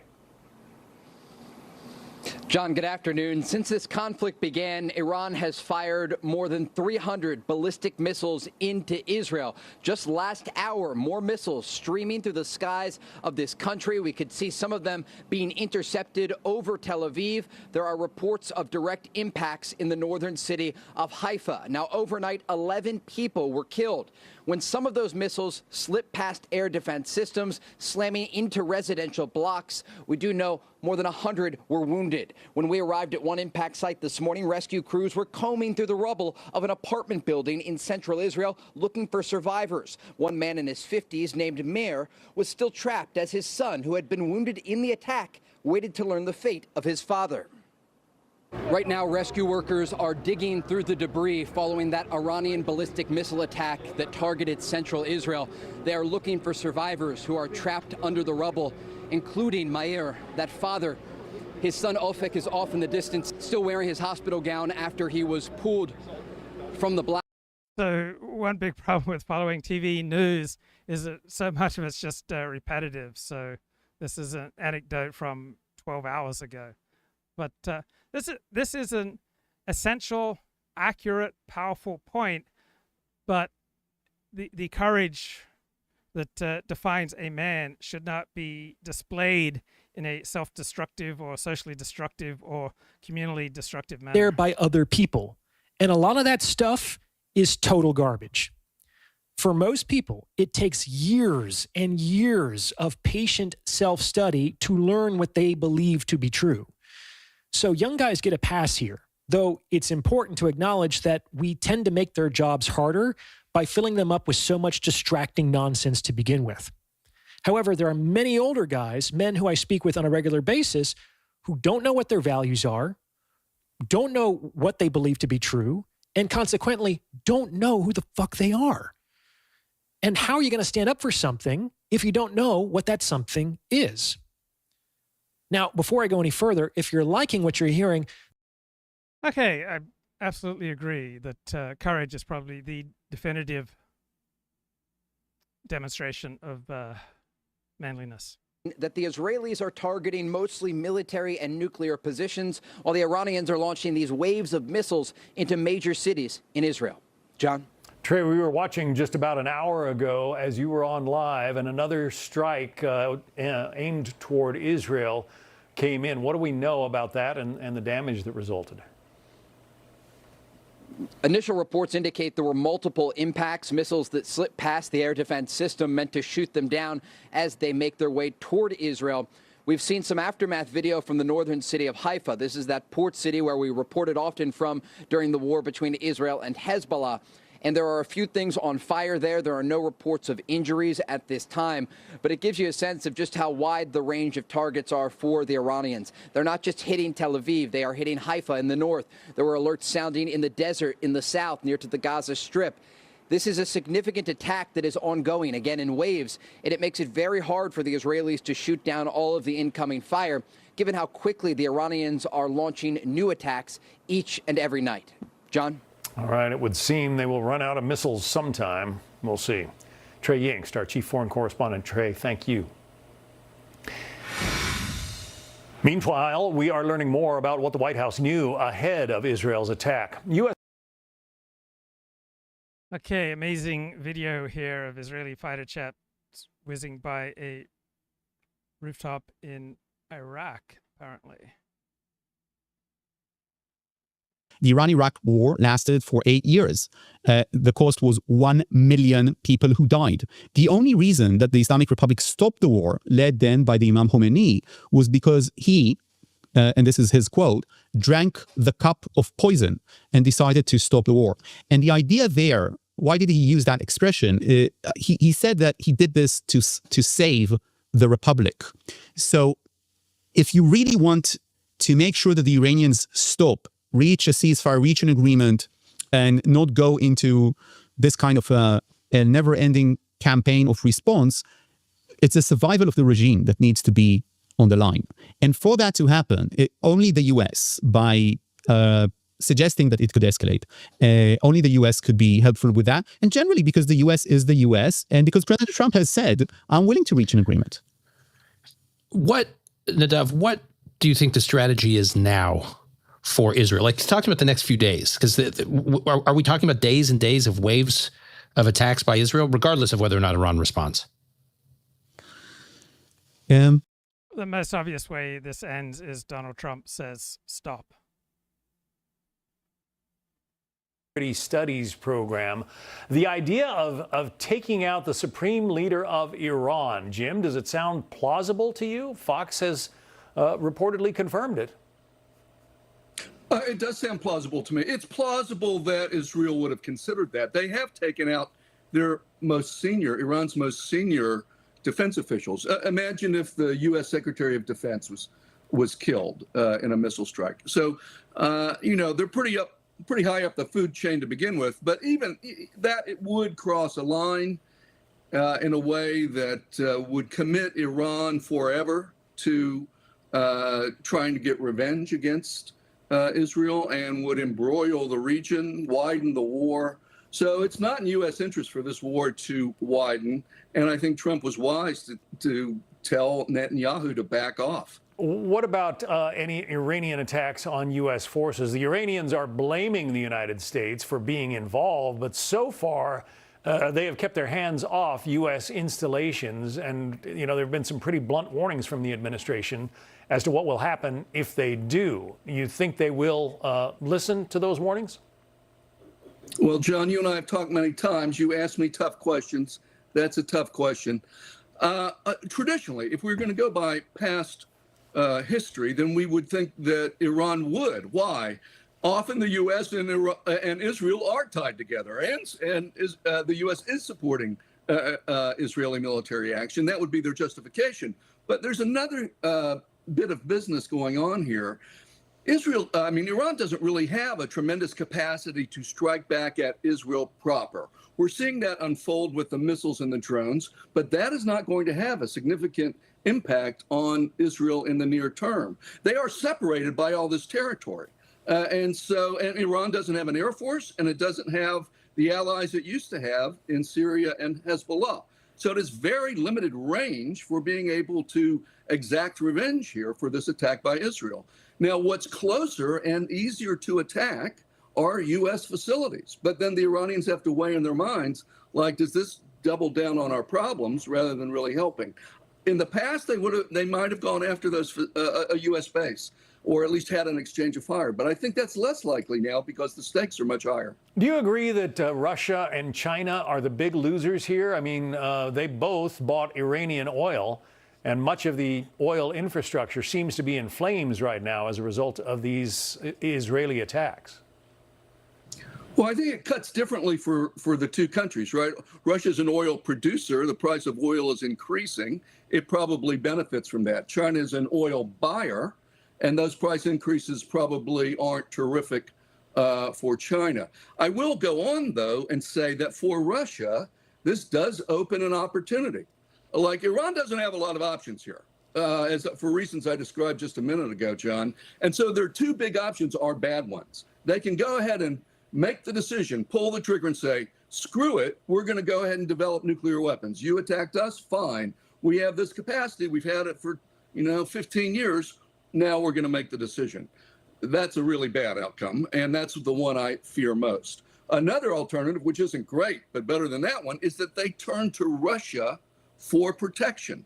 This is an opportunity, if Russia wants to take it, to expand its footprint in the Middle East, form an alliance with Iran like it did with North Korea, and then Israel would have to think twice about continuing to bomb Iran. That is not a particularly savory outcome either, but it's better than Iran becoming. All right, question in the chat. If able, Luke, would you green light the annihilation of the current regime of Iran? I find it much easier to stay out of expressing many opinions.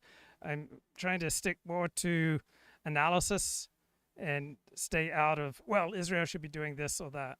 A nuclear weapon state, and us having two nuclear weapon states in the region, Israel and Iran. That would be a real danger to the U.S. and to everyone in the region. As Peter Doocy just reported, President Trump is suggesting that Vladimir Putin might be called in to broker some kind of a peace agreement between Israel and Iran. Would that be a good idea? Would it work, do you think? Well, is it a good idea? Would it work? It's a better idea than Iran becoming a nuclear weapons state. I don't like to see Putin, who is a war criminal, who invaded Ukraine, increasing his reach and influence in the Middle East. But sometimes you have to take the least bad alternative. The question is whether Iran wants that. Iran has had a prickly relationship with Russia in past decades. The old Russia and Soviet Union invaded Iran a long time ago, but invaded them twice. They think of themselves as being independent of Russia and the great powers in the U.S. and blah, blah, blah. But, they're under it. They've got a gun to their heads, literally. So they may swallow hard and accept an offer of Russian help. Will the Russians offer it? I don't know. But Putin's certainly got to be enjoying this moment in the sun. All right. It's tense times in the Middle East. We're going to see what comes of all of this. Jim Walsh, thanks. All right, let's leave it there. I'll talk to you later.